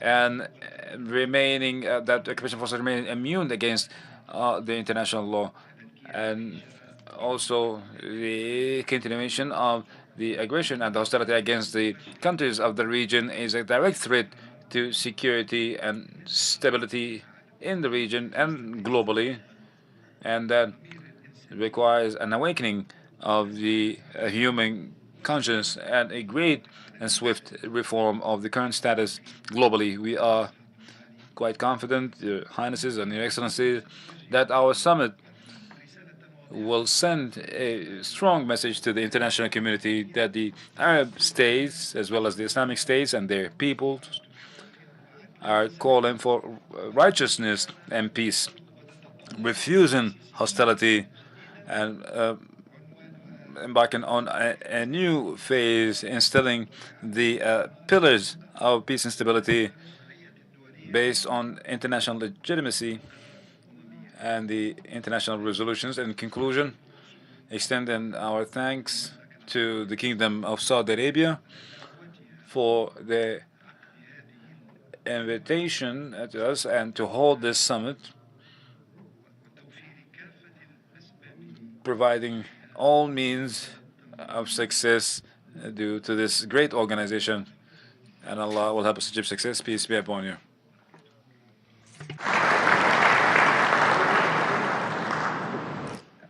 أشكر معالي السيد. I'd like to thank Mr. Muhammad Ali Nafti, His Excellency, for his speech, and now I'd like to invite Mr. Ahmed Attaf, the Minister of Foreign Affairs, and the Algerians abroad from Algeria to deliver his speech. In the name of Allah, the Beneficent, the Merciful, Your Royal Highness, Chair of the Summit, allow me to deliver the text of the message presented from Mr. Abdelmajid Tebboune, the head of the Republic, the President of the Republic, to your distinguished summit. It says, after a whole year of the first edition, the Arab and Islamic Second Summit is convened to stress that the existential threat that threatens our central cause is growing and developing and unfolding in front of our eyes and in front of the eyes of the international community. There is no horizon. There is no horizon for putting an end to the genocide war that is currently happening in Gaza. There is no clear horizon for immuning Lebanon from the extension of this war. There is no horizon for putting an end to the Israeli settlement escalation and stopping them from waging a regional all-out war. And above all, there is the threat of destroying and terminating the Palestinian cause. Terminating the Palestinian cause through emptying the National Palestinian Project from its main body with a systematic manner that is well prepared and well implemented. And also, this is done through the extermination of the idea of the establishment of the Palestinian state and avoiding considering it as a main path for the solution of the Israeli-Arab conflict. And also the extermination of this cause happens through eradicating the principle of land in exchange for peace. The Israeli occupation is continuing their settlement, and they are still working on achieving peace according to their own delusions and greediness, without considering in any case what the international legitimacy entails in terms of rules and principles and controls. And the most important of them is ending the settlement and the occupations of the Arab territories and giving them back to their real and true owners. Facing this situation, my country, since joining the UN Security Council, has worked on continuing the light shed and the focus directed towards the Palestinian cause and also the Lebanese crisis, especially considering the current circumstances that are developing in the Middle East in general. And with the same level of interest, Algeria will answer the call directed to us through this summit to rework on the full membership of Palestine in the United Nations. And we will always be deeply convinced that there is no escape from intensifying our efforts diplomatically and politically, as well as economically, against the Israeli occupier in order to freeze their membership at the United Nations and to put an embargo against their weapons importing, and that these will be always considered important in order to deter that occupier and to force them to stop their war against Gaza and Lebanon and to stop waging escalating wars in the region. There is no escape also from appreciating the political and diplomatic and legal wins that were achieved by the Palestinian cause in order to stop and to eradicate the Israeli plans that aims at destroying the Palestinian cause. And the international alliance for the two-state solution is considered a necessary step to preserve and protect the principles and the pillars and the resources of the independent, sovereign Palestinian state. Thirdly and finally, there is no escape from us needing to work and stand as one hand in solidarity with our Palestinian brothers and Lebanese brothers, because the future of Gaza after war needs to be set and identified by Palestinians in the first place and in the last place. The same goes with the future of Lebanon after war. It also needs to be decided by the hands of Lebanese and Lebanese alone and no one else. This is the end of the text of the presidential message. Thank you very much and peace be upon you all. We thank His Excellency Mr. Mohammed Hattab for his speech, and now call upon the President of Chad, Mr. Mohammed Kalamullah, to give his speech.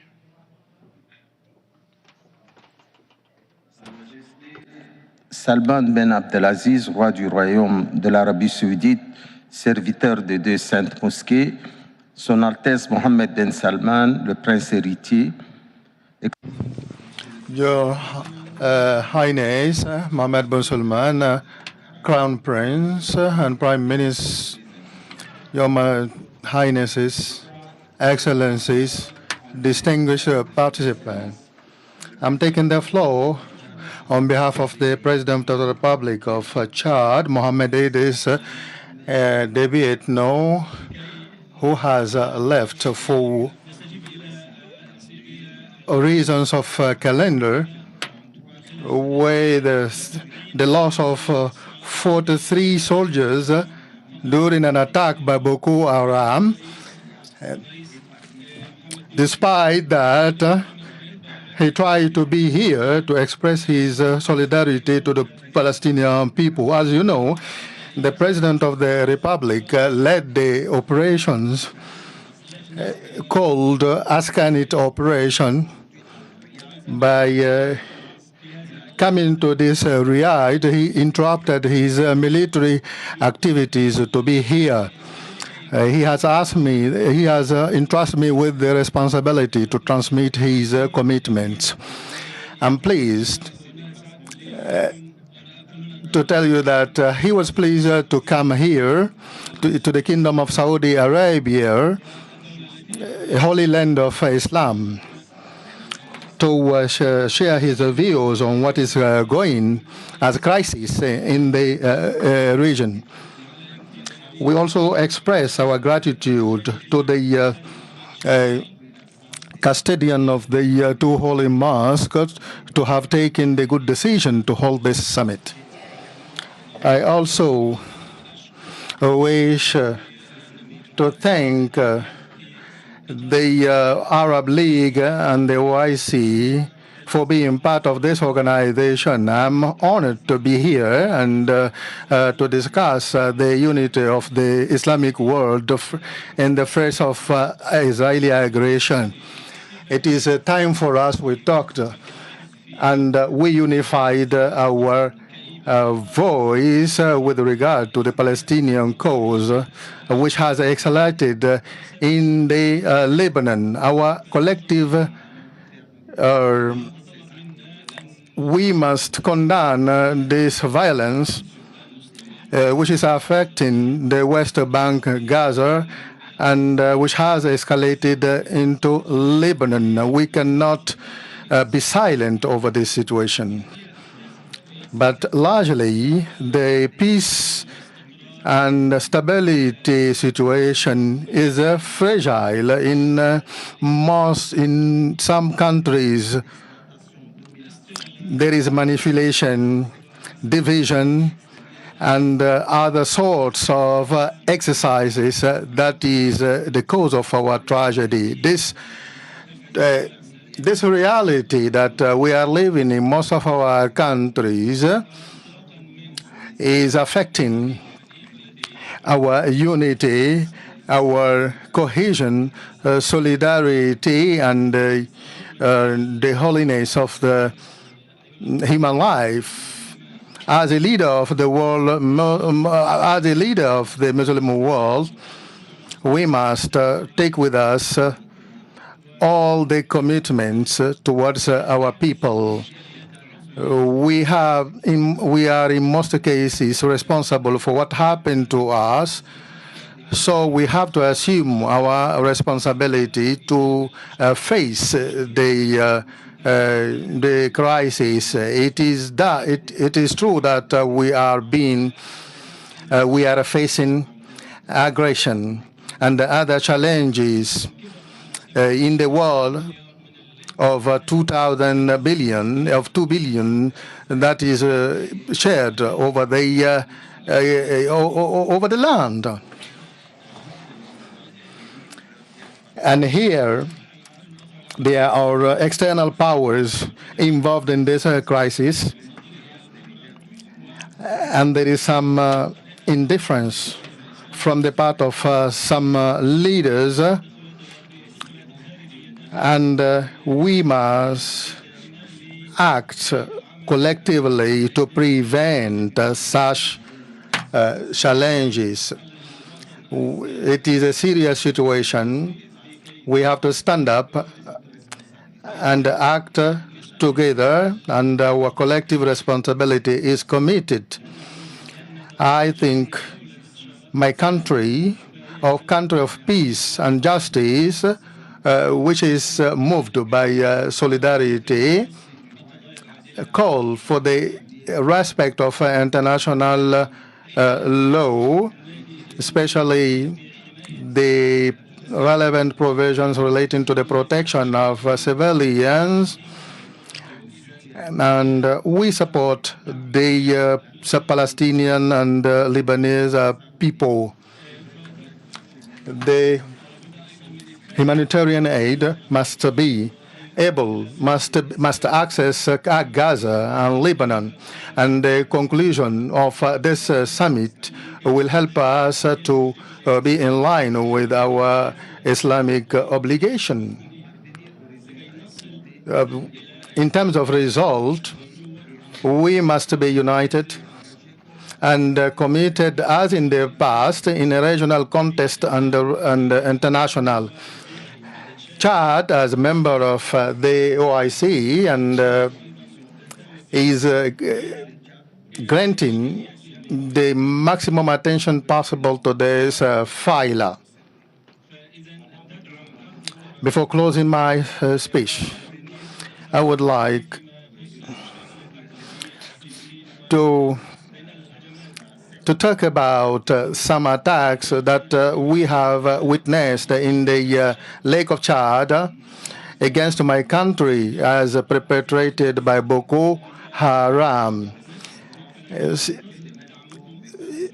So we are trying to face this situation, and Islam, a religion of peace, solidarity, which has been here for the good of all humanity, despite our differences. So some people cannot use it against us. On this hope, I wish successful deliberation to this meeting. May peace be upon you. We thank His Excellency Mr. Abdurrahman Kalamallah for his speech, and Mr. Datu Muhammad Abdul Rashid, the Minister of Development in Brunei, Dar es Salaam, to give his speech. In the name of Allah, the most gracious, the most merciful, peace be upon you. Salman bin Abdulaziz Al Saud, Crown Prince and Prime Minister of Saudi Arabia, Your Excellency Secretary General of the Organization of Islamic Cooperation, OIC, Your Excellency Secretary General of the Arab League, Your Majesties, Your Royal Highnesses, Excellencies, at the outset, I'm honored to convey the warm greetings of His Majesty Sultan Haji Hassan al-Bolkiah, Muizzuddin wa Dawla Sultan and Yang di-Pertuan of Brunei Darussalam to this joint Arab-Islamic Extraordinary Summit. I also extend His Majesty's appreciation to His Majesty King Salman bin Abdulaziz Al Saud, the custodian of the two Holy Mosques, and His Royal Highness Prince Mohammed bin Salman Al Saud, the Crown Prince and the Prime Minister of the Kingdom of Saudi Arabia, for the invitation to this very urgent and timely summit to discuss the violent escalation in the Middle East, particularly in Palestine and Lebanon. I also like to take this opportunity to extend Brunei Darussalam's deepest condolence to the Kingdom of Saudi Arabia on the attack at the military camp in Seyun, Yemen on 8 November 24, that resulted in the martyrdom of 2 Saudi military officials and left 1 wounded. May Allah subhanahu wa ta'ala grant them a place among His blessed ones, and we pray for the swift recovery of the injured. Excellencies, Saudi Arabia's initiative in hosting this extraordinary summit reflects the wisdom of its leadership and underscores the kingdom's deep commitment to advancing peace, stability, and justice in the region. It further highlights Saudi Arabia's steadfast dedication to the Palestinian cause and commends its role in bringing together like-minded nations in solidarity to end the aggressions of the occupying power. It is crucial that we are constantly reminded that the latest developments are a direct result of the protracted conflict in Palestine, which have led to the tragic and unjustifiable loss of countless innocent lives and immense suffering among civilians. It has now been over a year since the war on Gaza began and 7 decades of operation under the occupying power in Palestine. Despite repeated international calls for an immediate ceasefire, the situation has deteriorated with no end in sight. The continued impunity of the occupying power will only perpetuate the cycle of violence we have witnessed in the region. The occupying power must cease its blatant violations of international law and international humanitarian law, and most urgently halt its illegal actions which risk further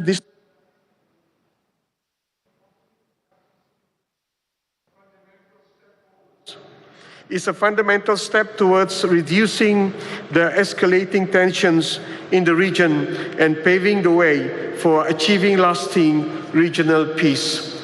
Let us continue to send a clear message to the United Nations Security Council to fulfill their legal and moral obligations on the maintenance of peace and security.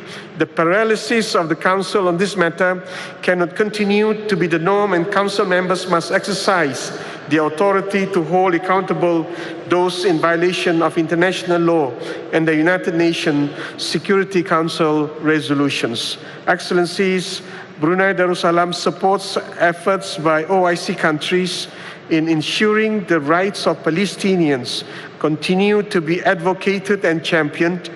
We therefore commend Saudi Arabia's initiative, Global Alliance for the Implementation of the Two-State Solution, which recently took place last month. We hope this initiative will reinforce efforts to end the illegal occupation by the occupying power and establish a sovereign Palestinian state. Brunei Darussalam remains resolute in its support for Palestine and its inalienable right to self-determinations. We also reaffirm our commitment to the two-state solutions towards achieving an independent state of Palestine based on the pre-1967 borders with East Jerusalem as its capital. Thank you.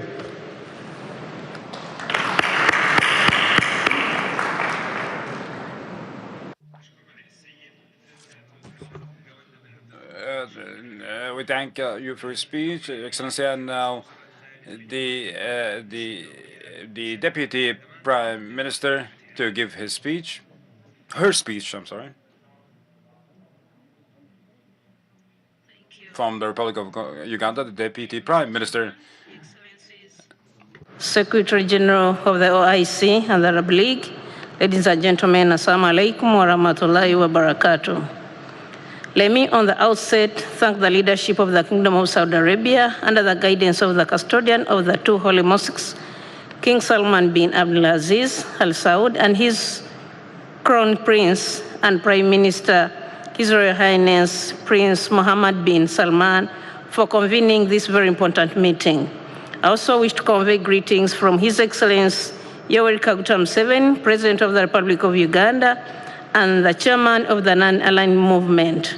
He asked me to further convey to the Palestinian people the strong message of solidarity. He views the struggle of the people of Palestine as a struggle for humanity. Mr. Chairman, sir, we are meeting at a time when the people of Palestine are engaged in an existential struggle. As our first meeting last year, we noted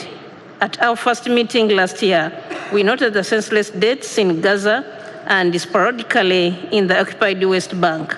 The carnage has exponentially expanded beyond occupied Palestine to Lebanon. While mainstream media reports of 40,000 deaths, the real figure may be more than thrice that figure, as more of the reported 189,000 people succumb to injuries inflicted on them by the aggressor.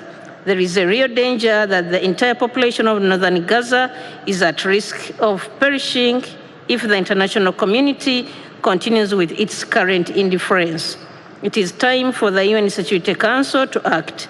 Its continued indifference and inaction poses a mortal danger to regional and international peace and security. In our last meeting, we called for an international peace conference where a credible peace process can be launched. This process will require Israel to show commitment to negotiations in good faith. History is repeated with missed opportunities and frustrated efforts.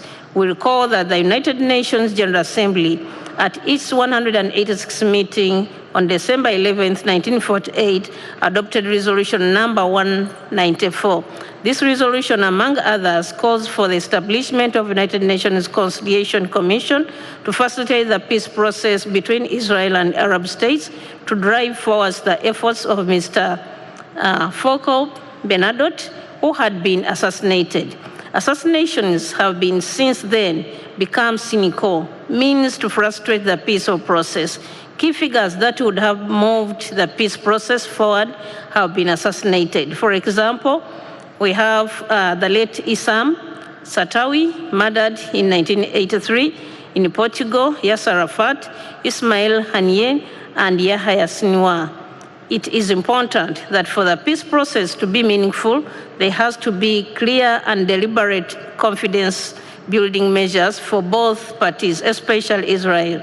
Assassinations and reckless bombings must stop. This will help endanger a level of necessary dignity and a goodwill. Peace with dignity is only durable peace. Israel's hope that she can humiliate Palestinians into defeat is misguided. No people are defeated unless they admit defeat. No occupied people whose dignity is violated every day can do that. Mr. Chairman, the situation in occupied Palestine has never been as dire as it is today. Deprivation of social services, denial of humanitarian aid, destruction of infrastructure, schools and hospitals is now complete.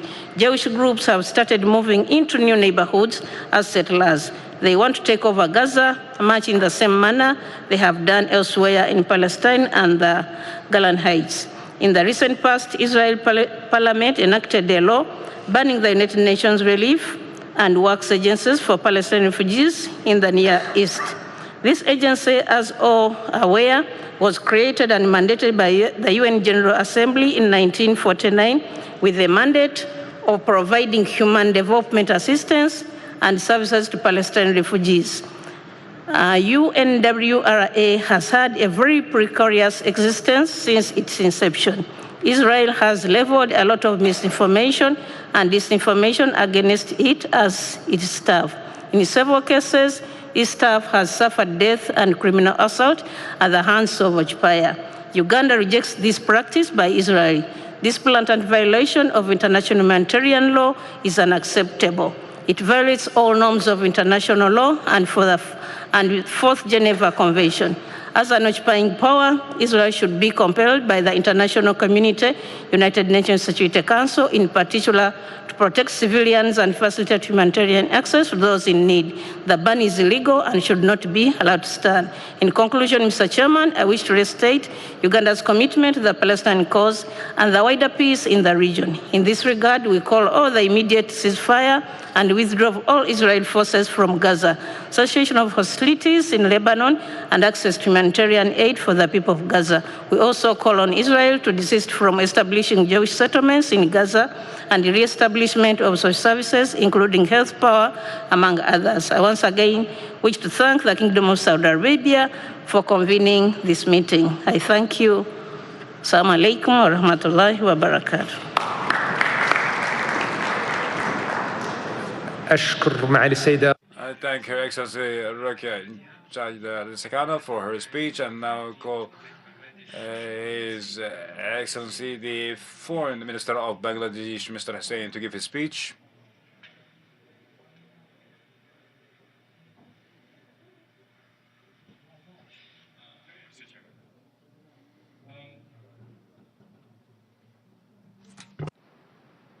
Majesty, Highnesses, Excellencies,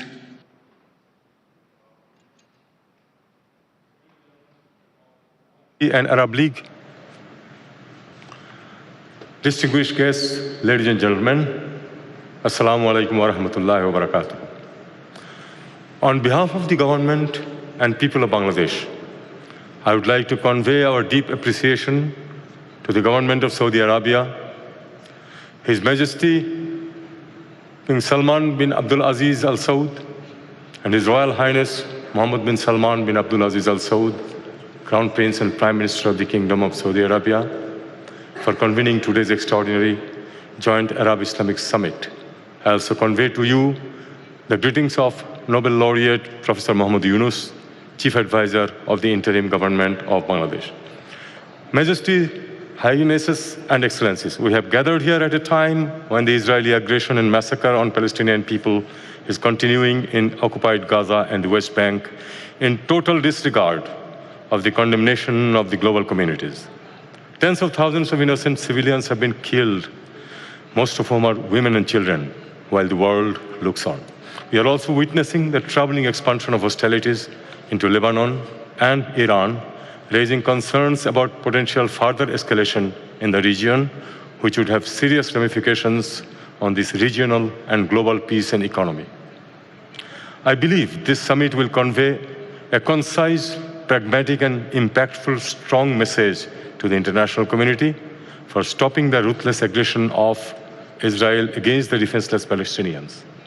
The gathering reflects our united and resolute stance in support of our Palestinian brothers and sisters. Majesty, Highnesses and Excellencies, Bangladesh has always stood unwaveringly with Palestine and has consistently condemned the illegal occupation and the violent oppression perpetrated by Israel.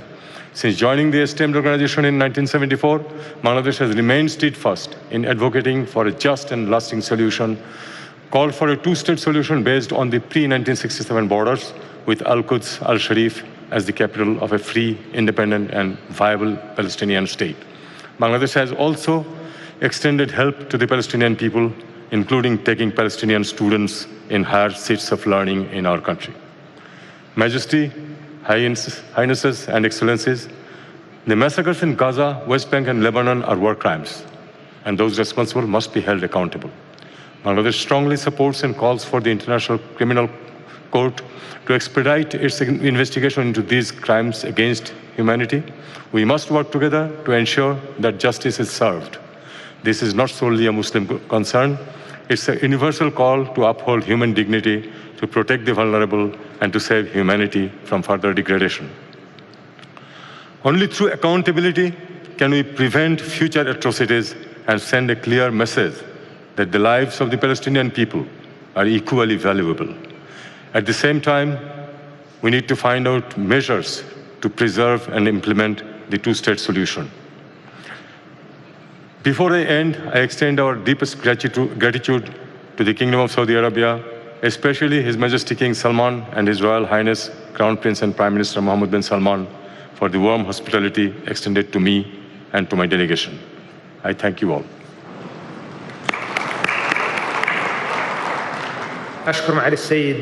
Thank His Excellency Mr. Mohammed Tawheed Hussein for his speech, and now call upon Mr. Rahim Ismata, the Deputy Foreign Minister of Indonesia, to give his speech. And then Allah, the most gracious, the most merciful, Your Royal Highness Prince Mohammed bin Salman bin Abdulaziz Al Saud, Your Highnesses, Your Excellencies, distinguished guests, peace be upon you. On behalf of the Indonesian President and the members of the Indonesian delegations, we thank you, Your Highness, for inviting us to attend this blessed summit, coming in a time reflecting the dangers of this phase. We are all witness for all the massacres and the barbaric collective genocide for the people of Gaza and Palestine, for the children, the women of Palestine. Will we remain witness of the death of the humanitarian conscience, in addition to the killings and injuries due to our weakness and inability? This extraordinary summit came, as we believe, as a response for our existential challenge by coordinating a collective response from the two organizations, the Arabian and the Islamic. More than 2 billion Muslims sounding together to liberate Palestine with all our might and resources. Israel, led by Netanyahu, and the extremist right-wing partners, they only know the language of brutality and violence, with no respect for the United Nations resolutions and the ICG and ICC, and made the decision only ink on paper. So we are saying that the summit must come up with practical steps and outputs as a response combating this collective punishment imposed on the Palestinian people. And in this framework, we suggest the following steps in addition to the suggestions that was made earlier by our dear colleagues. First, to intensify diplomatic and political efforts to end war in Lebanon and Gaza, and to prevent any efforts of escalation by all parties to drawing the region into a regional war that cannot be determined or know its path, and also working together with the Islamic nations to contribute all they can, supporting the struggle and opening all the official channels and the means possible for the humanitarian aid to reach Palestine. Thirdly,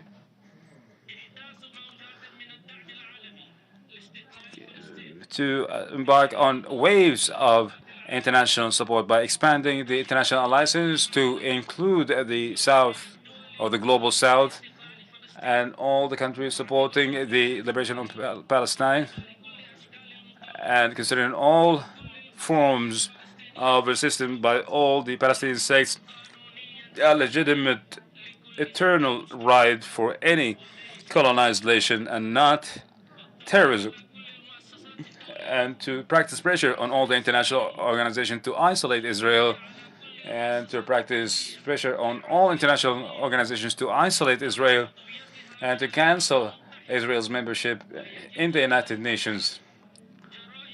And the war crimes and the genocide committed by Israel against the Palestinian people should not go unpunished.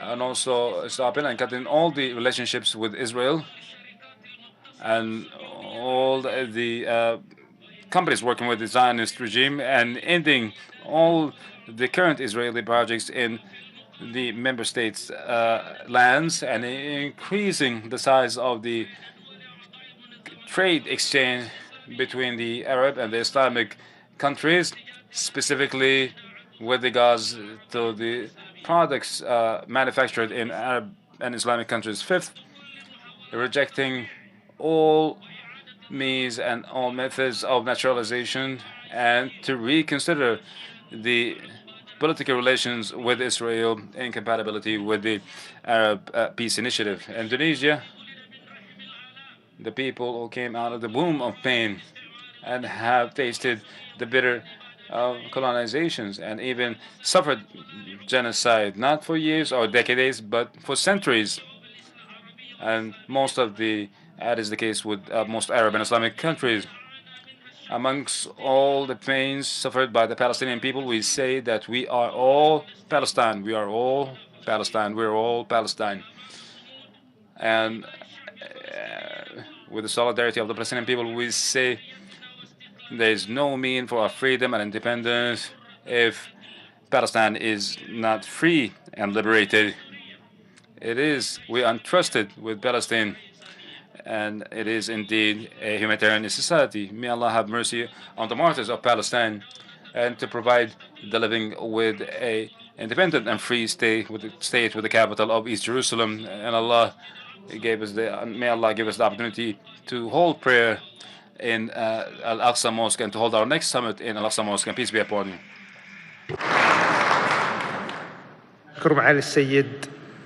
Thank His Excellency Mohammed Anis Mata for his speech. And now, distinguished attendees, now the draft resolution is before you, so there are no remarks. I announce, with the blessing of Allah, its adoption.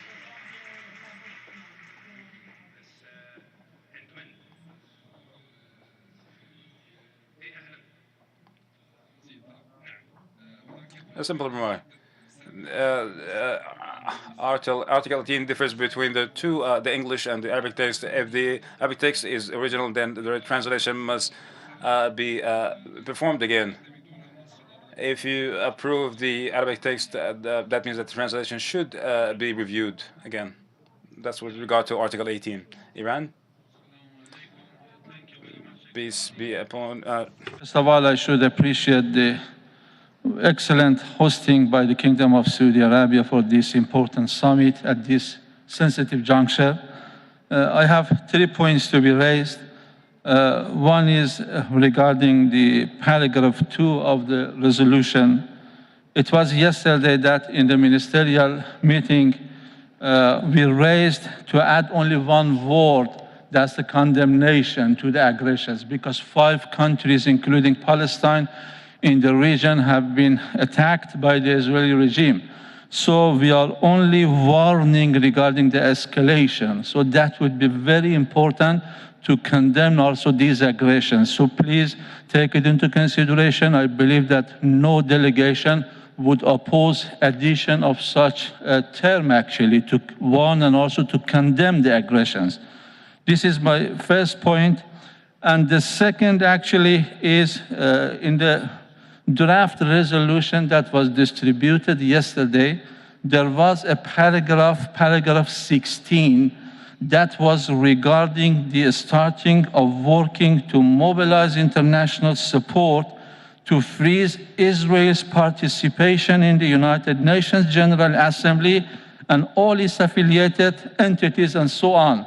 I think that this important paragraph now is missing in the final document. I'm wondering that what was the reason, or which delegation requested for its deletion.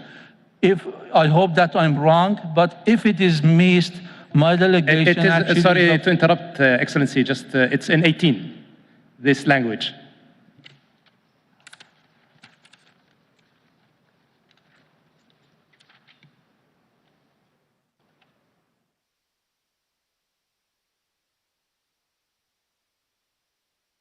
Excellency, excuse me, that's regarding the arms embargo. That's not regarding the freezing of participation of Israeli regime. No, sorry. Yeah, so because that was an independent paragraph. No, I understand, but I'm saying in 18. Okay. Can we have the English version? 17. لا هنا مكتوب 17. النسخة اللي أمامي 18. اللي عندنا 17. أوكي.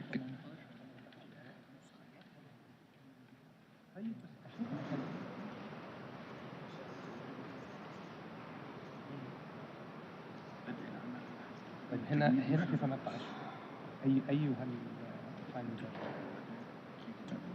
Anyway, Excellency, the language in the document in front of me is there, and we will be sure that it is included in the final document. There is no disagreement on the language about the United Nations organizations as you have read it, as it was in the draft yesterday. So thank you very much. And the last but not the least, Excellency, is regarding the expression of reservation of Iran actually on the two-state solution, because that would be against our laws and regulations regarding the recognition of the Israeli regime.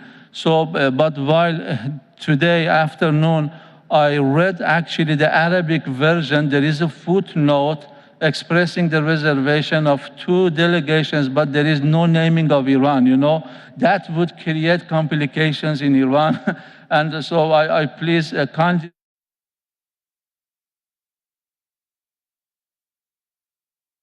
because we have sent a note verbal yesterday and today actually on this important issue. Thank you very much. Thank you very much. Noted, Your Excellency.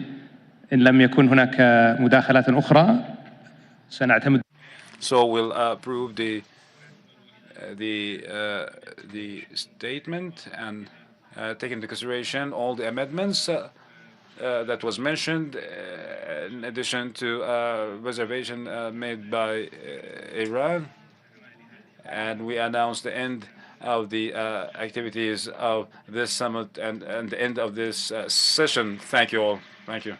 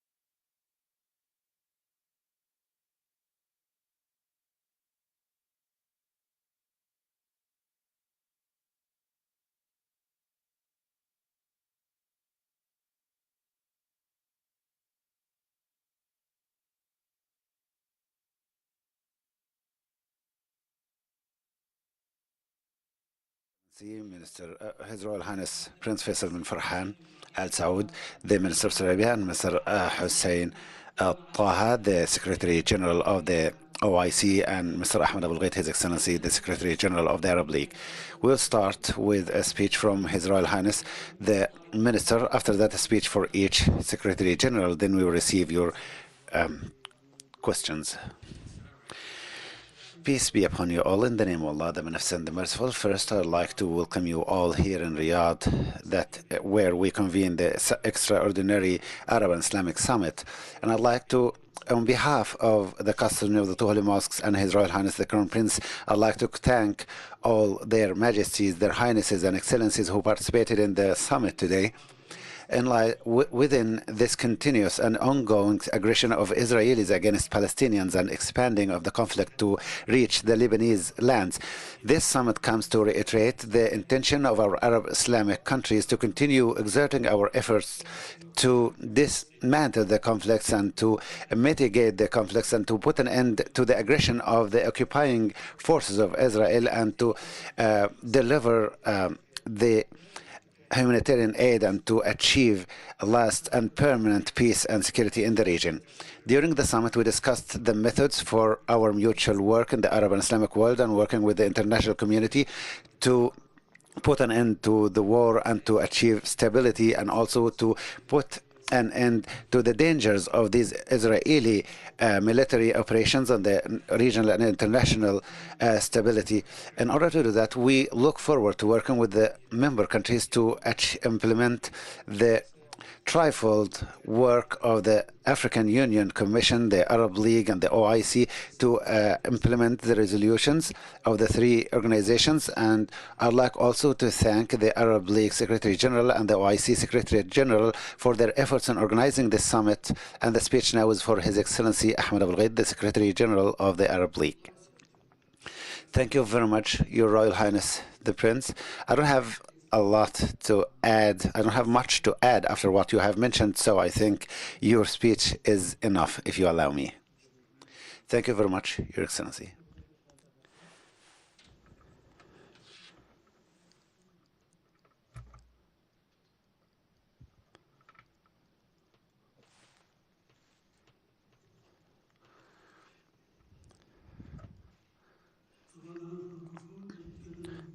I'll be speaking in English. I'll be speaking in French.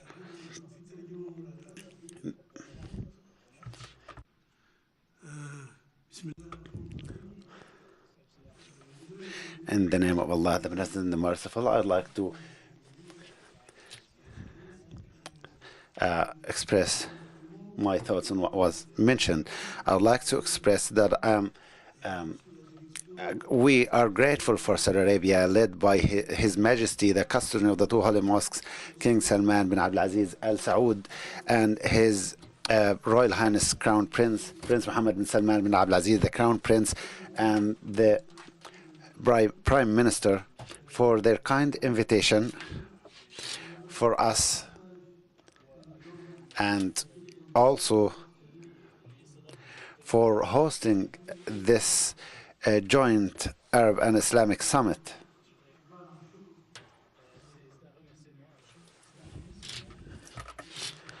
I'd like also to thank you for organizing this occasion. We like to listen to what you say also, and we hope we'll be providing expected information. Now we start receiving the questions from the journalists. Please make it brief and to the point, and assign the person you're asking your question to. Sky News Arabia.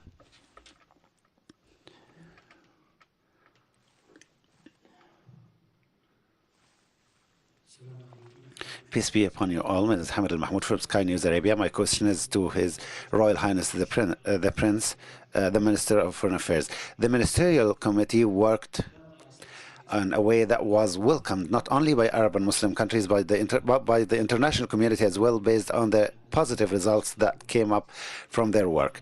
My question is, for the next period, what will happen in the future regarding the work of the committee, especially after adding the Republic of Lebanon on your agenda? How will it work?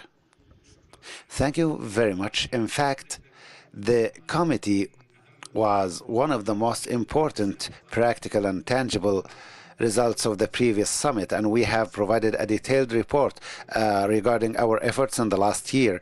And there is no doubt that this summit had a lot of important efforts to be exerted, especially regarding pushing some countries to recognize the Palestinian state and to focus the eyes of the world towards the inevitability of solving the Middle East conflict, the conflict between Palestine and Israel regarding the establishment of the state of Palestine, and focusing efforts and eyes on the rights of the Palestinian people to self-determination.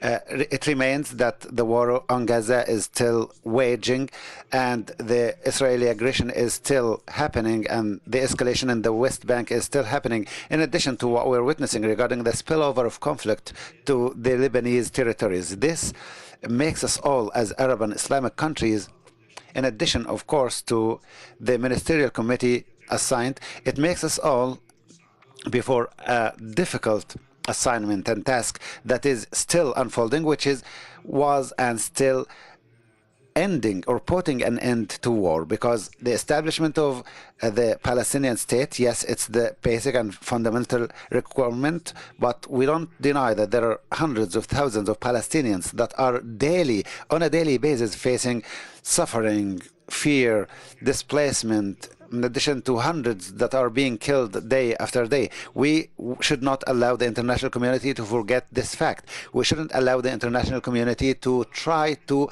overlook the Israeli crimes and to try to focus only on matters that are not fundamental in an attempt to justify silence in a way or another. This is the basic and the main role of the ministerial committee, and this is what we are going to do during the coming days and weeks.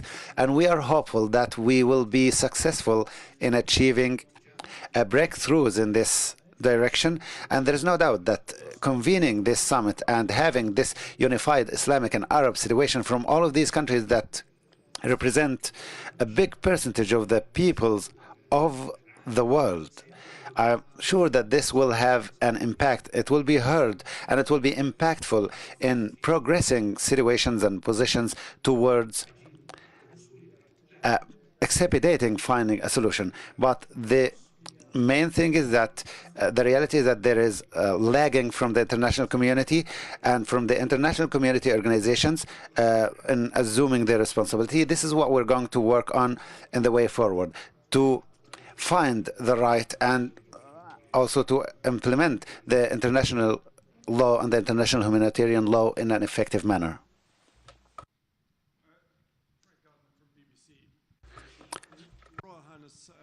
With respect, what difference do you think this summit is actually going to make? Because you had this summit last year, everyone turned up, there was lots of condemnation of Israel's actions in Gaza. 1 year on, the war has spread. So what effect, realistically, is this very grand summit going to have? Thank you. I think the first effect that this summit, like the previous summit, has is for everyone to hear that the Arab and Muslim world are speaking in one voice, that we are all outraged at what is happening in Palestine, and that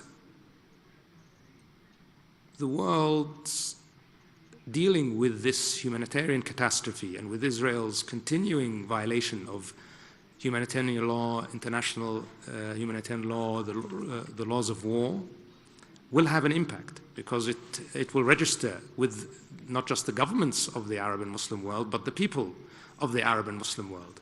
And I think that has had an impact. I think if you see the positions of many countries around the world when the war in Gaza started to where they are now, I think they have evolved. They have evolved significantly in a direction of understanding, first of all, that there is no solution to this conflict that is a military solution, that the only way for sustainable peace in our region is through a two-state solution, is through giving peace and security to all the peoples of our region, including the Palestinians.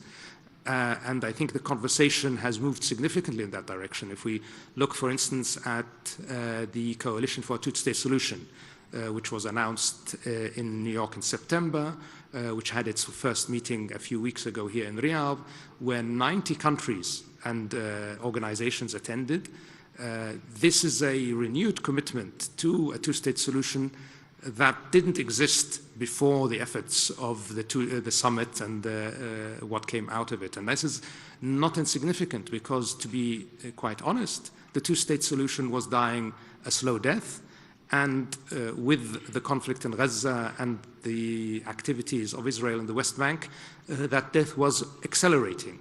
But what we now see is that there is a significant consensus of the international community, a majority of countries, of the members of the United Nations, a significant number of the largest countries actually in the world that stand very firmly behind a two-state solution. And this is a reformation that had been lacking. So I think in that context, that is significant progress. I think there is significant progress given what we saw of several countries recognizing the state of Palestine and others now seriously considering that recognition, including some very, very important countries, and accelerating their recognition even before a final status agreement, which had always been the argument that has held up universal recognition of the state of Palestine. And the reality is, if Israel has a veto over the establishment of a state of Palestine, the risk is that we will never see a state of Palestine. And the conversation has moved and has evolved. Have we been able to stop the conflict in Gaza? Unfortunately, not. And this is a failing of the international community as a whole. It's not just a lack of success of what we have been doing. It is really a reflection of the reality that the mechanisms of international peace and security, front and center of them, the United Nations Security Council, are unable to deal effectively with a conflict where we have had now near 100,000 civilian deaths, the majority of them women and children, and a policy now of starvation being implemented by the Israeli government in clear contravention of every aspect of international law, international humanitarian law. So where we have been successful is we have reaffirmed the commitment of the international community to the two-state solution. Where the international community primarily has failed is in actually ending the immediate conflict and putting an end to Israel's aggression. And that's something that really has to happen immediately. And we have, of course, all of us in the Arab and Islam Muslim world called for an immediate ceasefire. It is up to the international community to realize that when it comes to Israel's prosecution of its war in Gaza and the activities we are seeing in the West Bank, it goes well beyond ensuring Israel's security. This seems to have a much broader agenda. This seems to be working towards changing the status on the ground in a way that is irreversible. So we are going to continue to call on the international community to live up to the standards that they have set, and we will continue to work towards reaching, hopefully, a ceasefire. We will not tire of diplomacy. The Arab world, since 2002, has made clear that their strategic approach is diplomacy, that they believe in peace through diplomacy, security through diplomacy. We are going to continue to work through diplomacy to achieve the peace we all seek and we all deserve.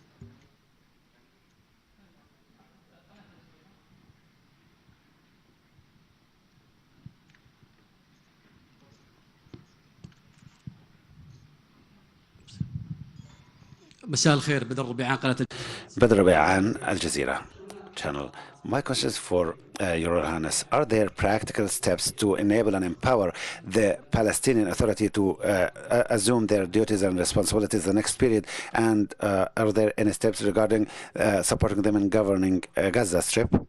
There are no clear resolutions regarding Gaza because we think that the Palestinian Authority is responsible for the West Bank and for Gaza, and they are capable of managing the situation there, and they are the ones who are responsible for identifying these frameworks. But there is a clear resolution and commitment from all Arab and Islamic countries to support the Palestinian Authority and their resistance and endurance, and to work to empower the PA to do their work and to protect it also from activities and practices of the Israeli side that is clearly aiming at destroying the PA ability to manage the situation in the Palestinian territories. And I'd like to reaffirm again that the world community, the international community, has great responsibilities in working towards making a pressure against especially Israel to stop these practices. And the least of them is Israel preventing tax monies, which is Palestinian monies, from reaching the PA in order to be able to govern the Palestinian territories, regardless of all the commitments and pledges that Israel has made in the past. This is what we're going to work on in the coming period.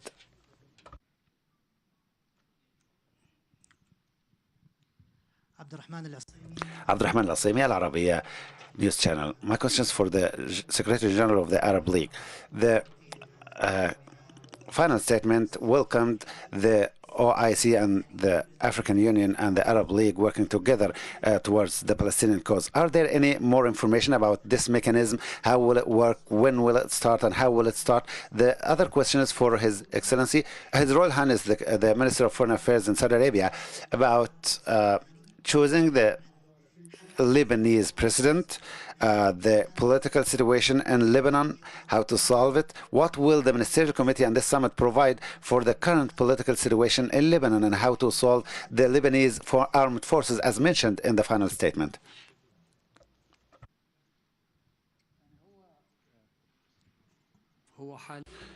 Currently,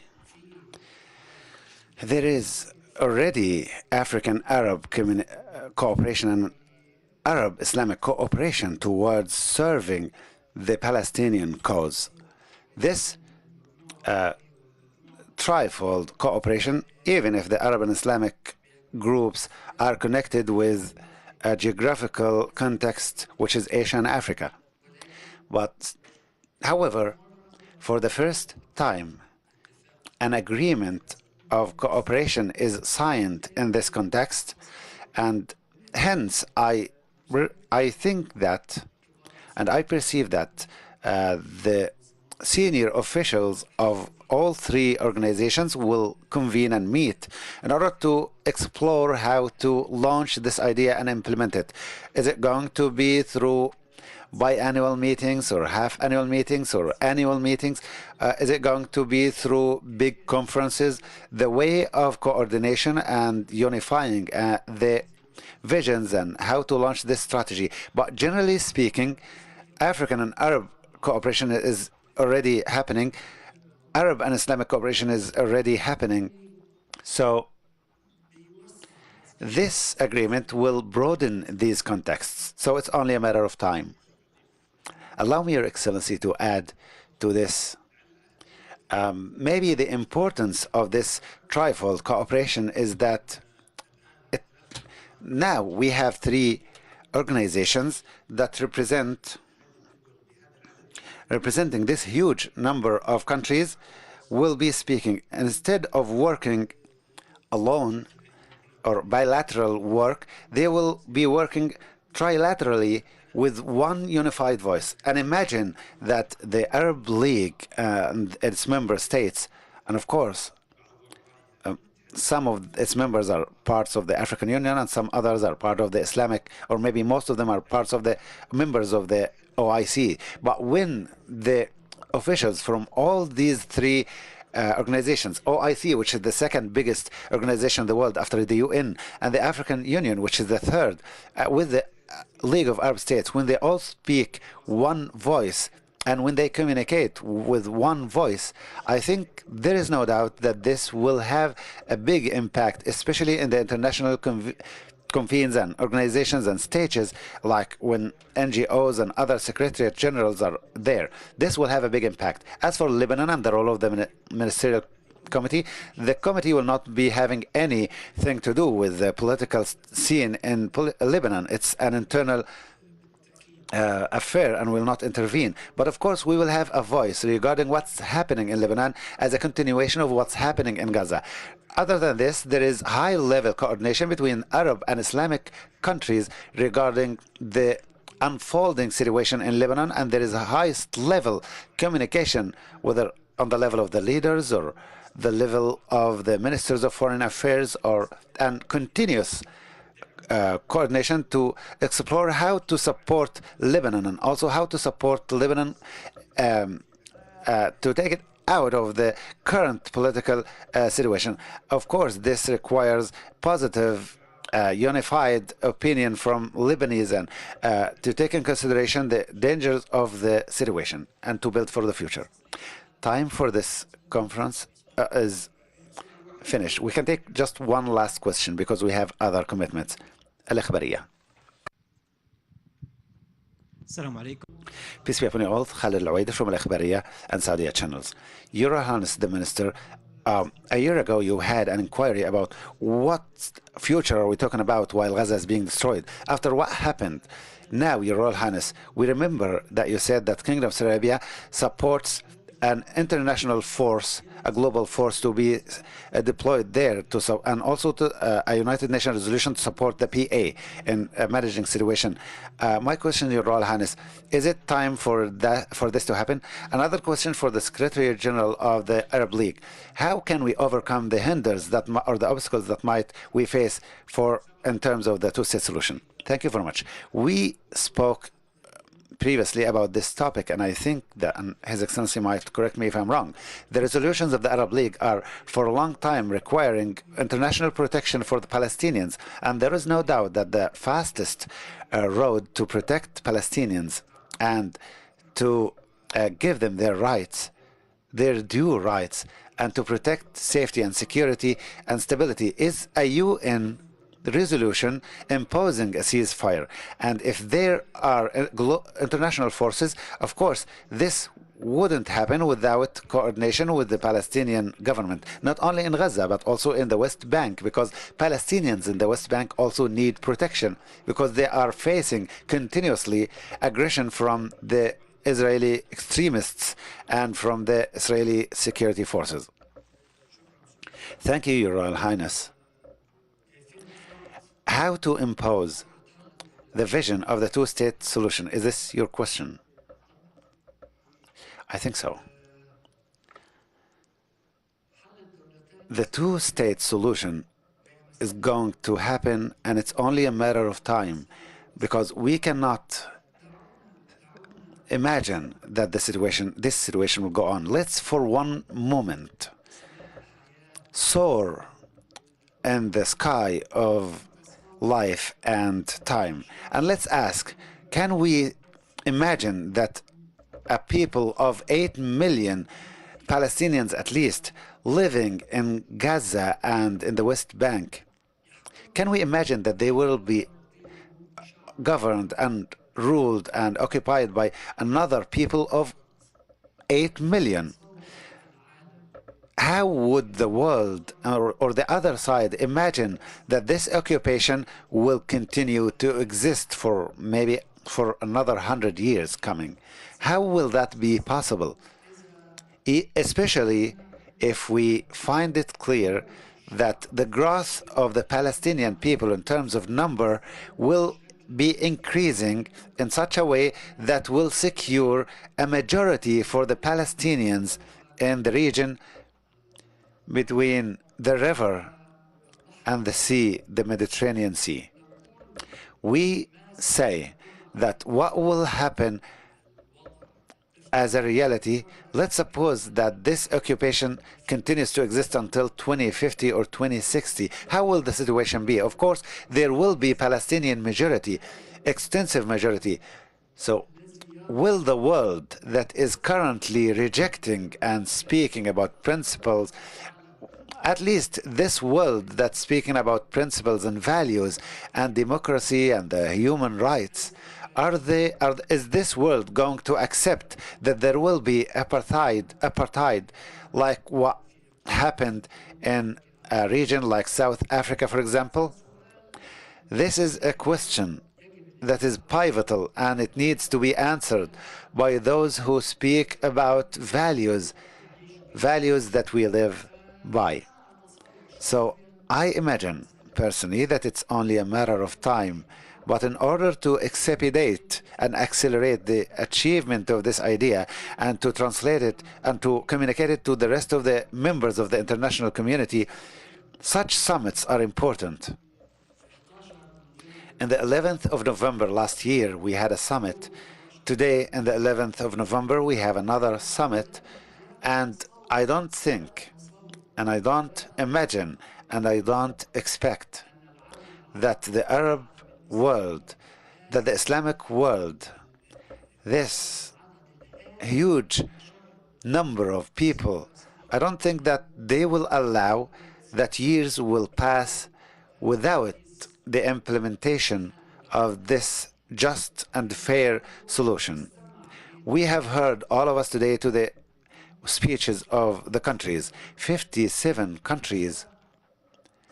This is a resolution that has 36 paragraphs or articles. These articles, all of them need, these paragraphs needs accurate reading and precise reading and thinking, because they have a lot of things that the whole world will witness it being implemented in a gradual manner and in a realistic manner and also pressuring manner. For example, there is a paragraph in this text that I think is very important. Paragraph that talks about moving in front of the General Assembly to speak about freezing the membership of Israel. This is a step. I don't want to exaggerate if I say that it's a fundamental step in our journey towards setting things right again. If Israel had the membership right from the General Assembly in the year 1948 by the resolution 181, now today the Arab and Islamic countries, the two organizations, are working and moving towards the international community, and I'm confident that many other countries will agree and support this idea of freezing the Israeli membership. And this is not falling under the vision of the Security Council. We know that the Security Council is the main power regarding the freezing or expelling the rejecting the membership, but no one is speaking about expelling or joining. We're here speaking about freezing membership. So thus we might witness very soon a frozen membership of Israel with a majority decision or resolution of the General Assembly. This is a step that will set things right. If you have membership with 181, you will be frozen by another resolution that will be here, maybe number 2000 or so. So I want you to read all these 36 paragraphs precisely and consciously, because there are a lot of things that are going to happen soon, and I imagine that if this does not bear fruits or achieve the goals, we will meet again very soon on another summit level that you will invite us to. And we will go forward on this path. The Palestinian people will be successful in gaining their rights. Thank you very much, everybody. And we apologize for not being able to receive more questions. Thank you very much.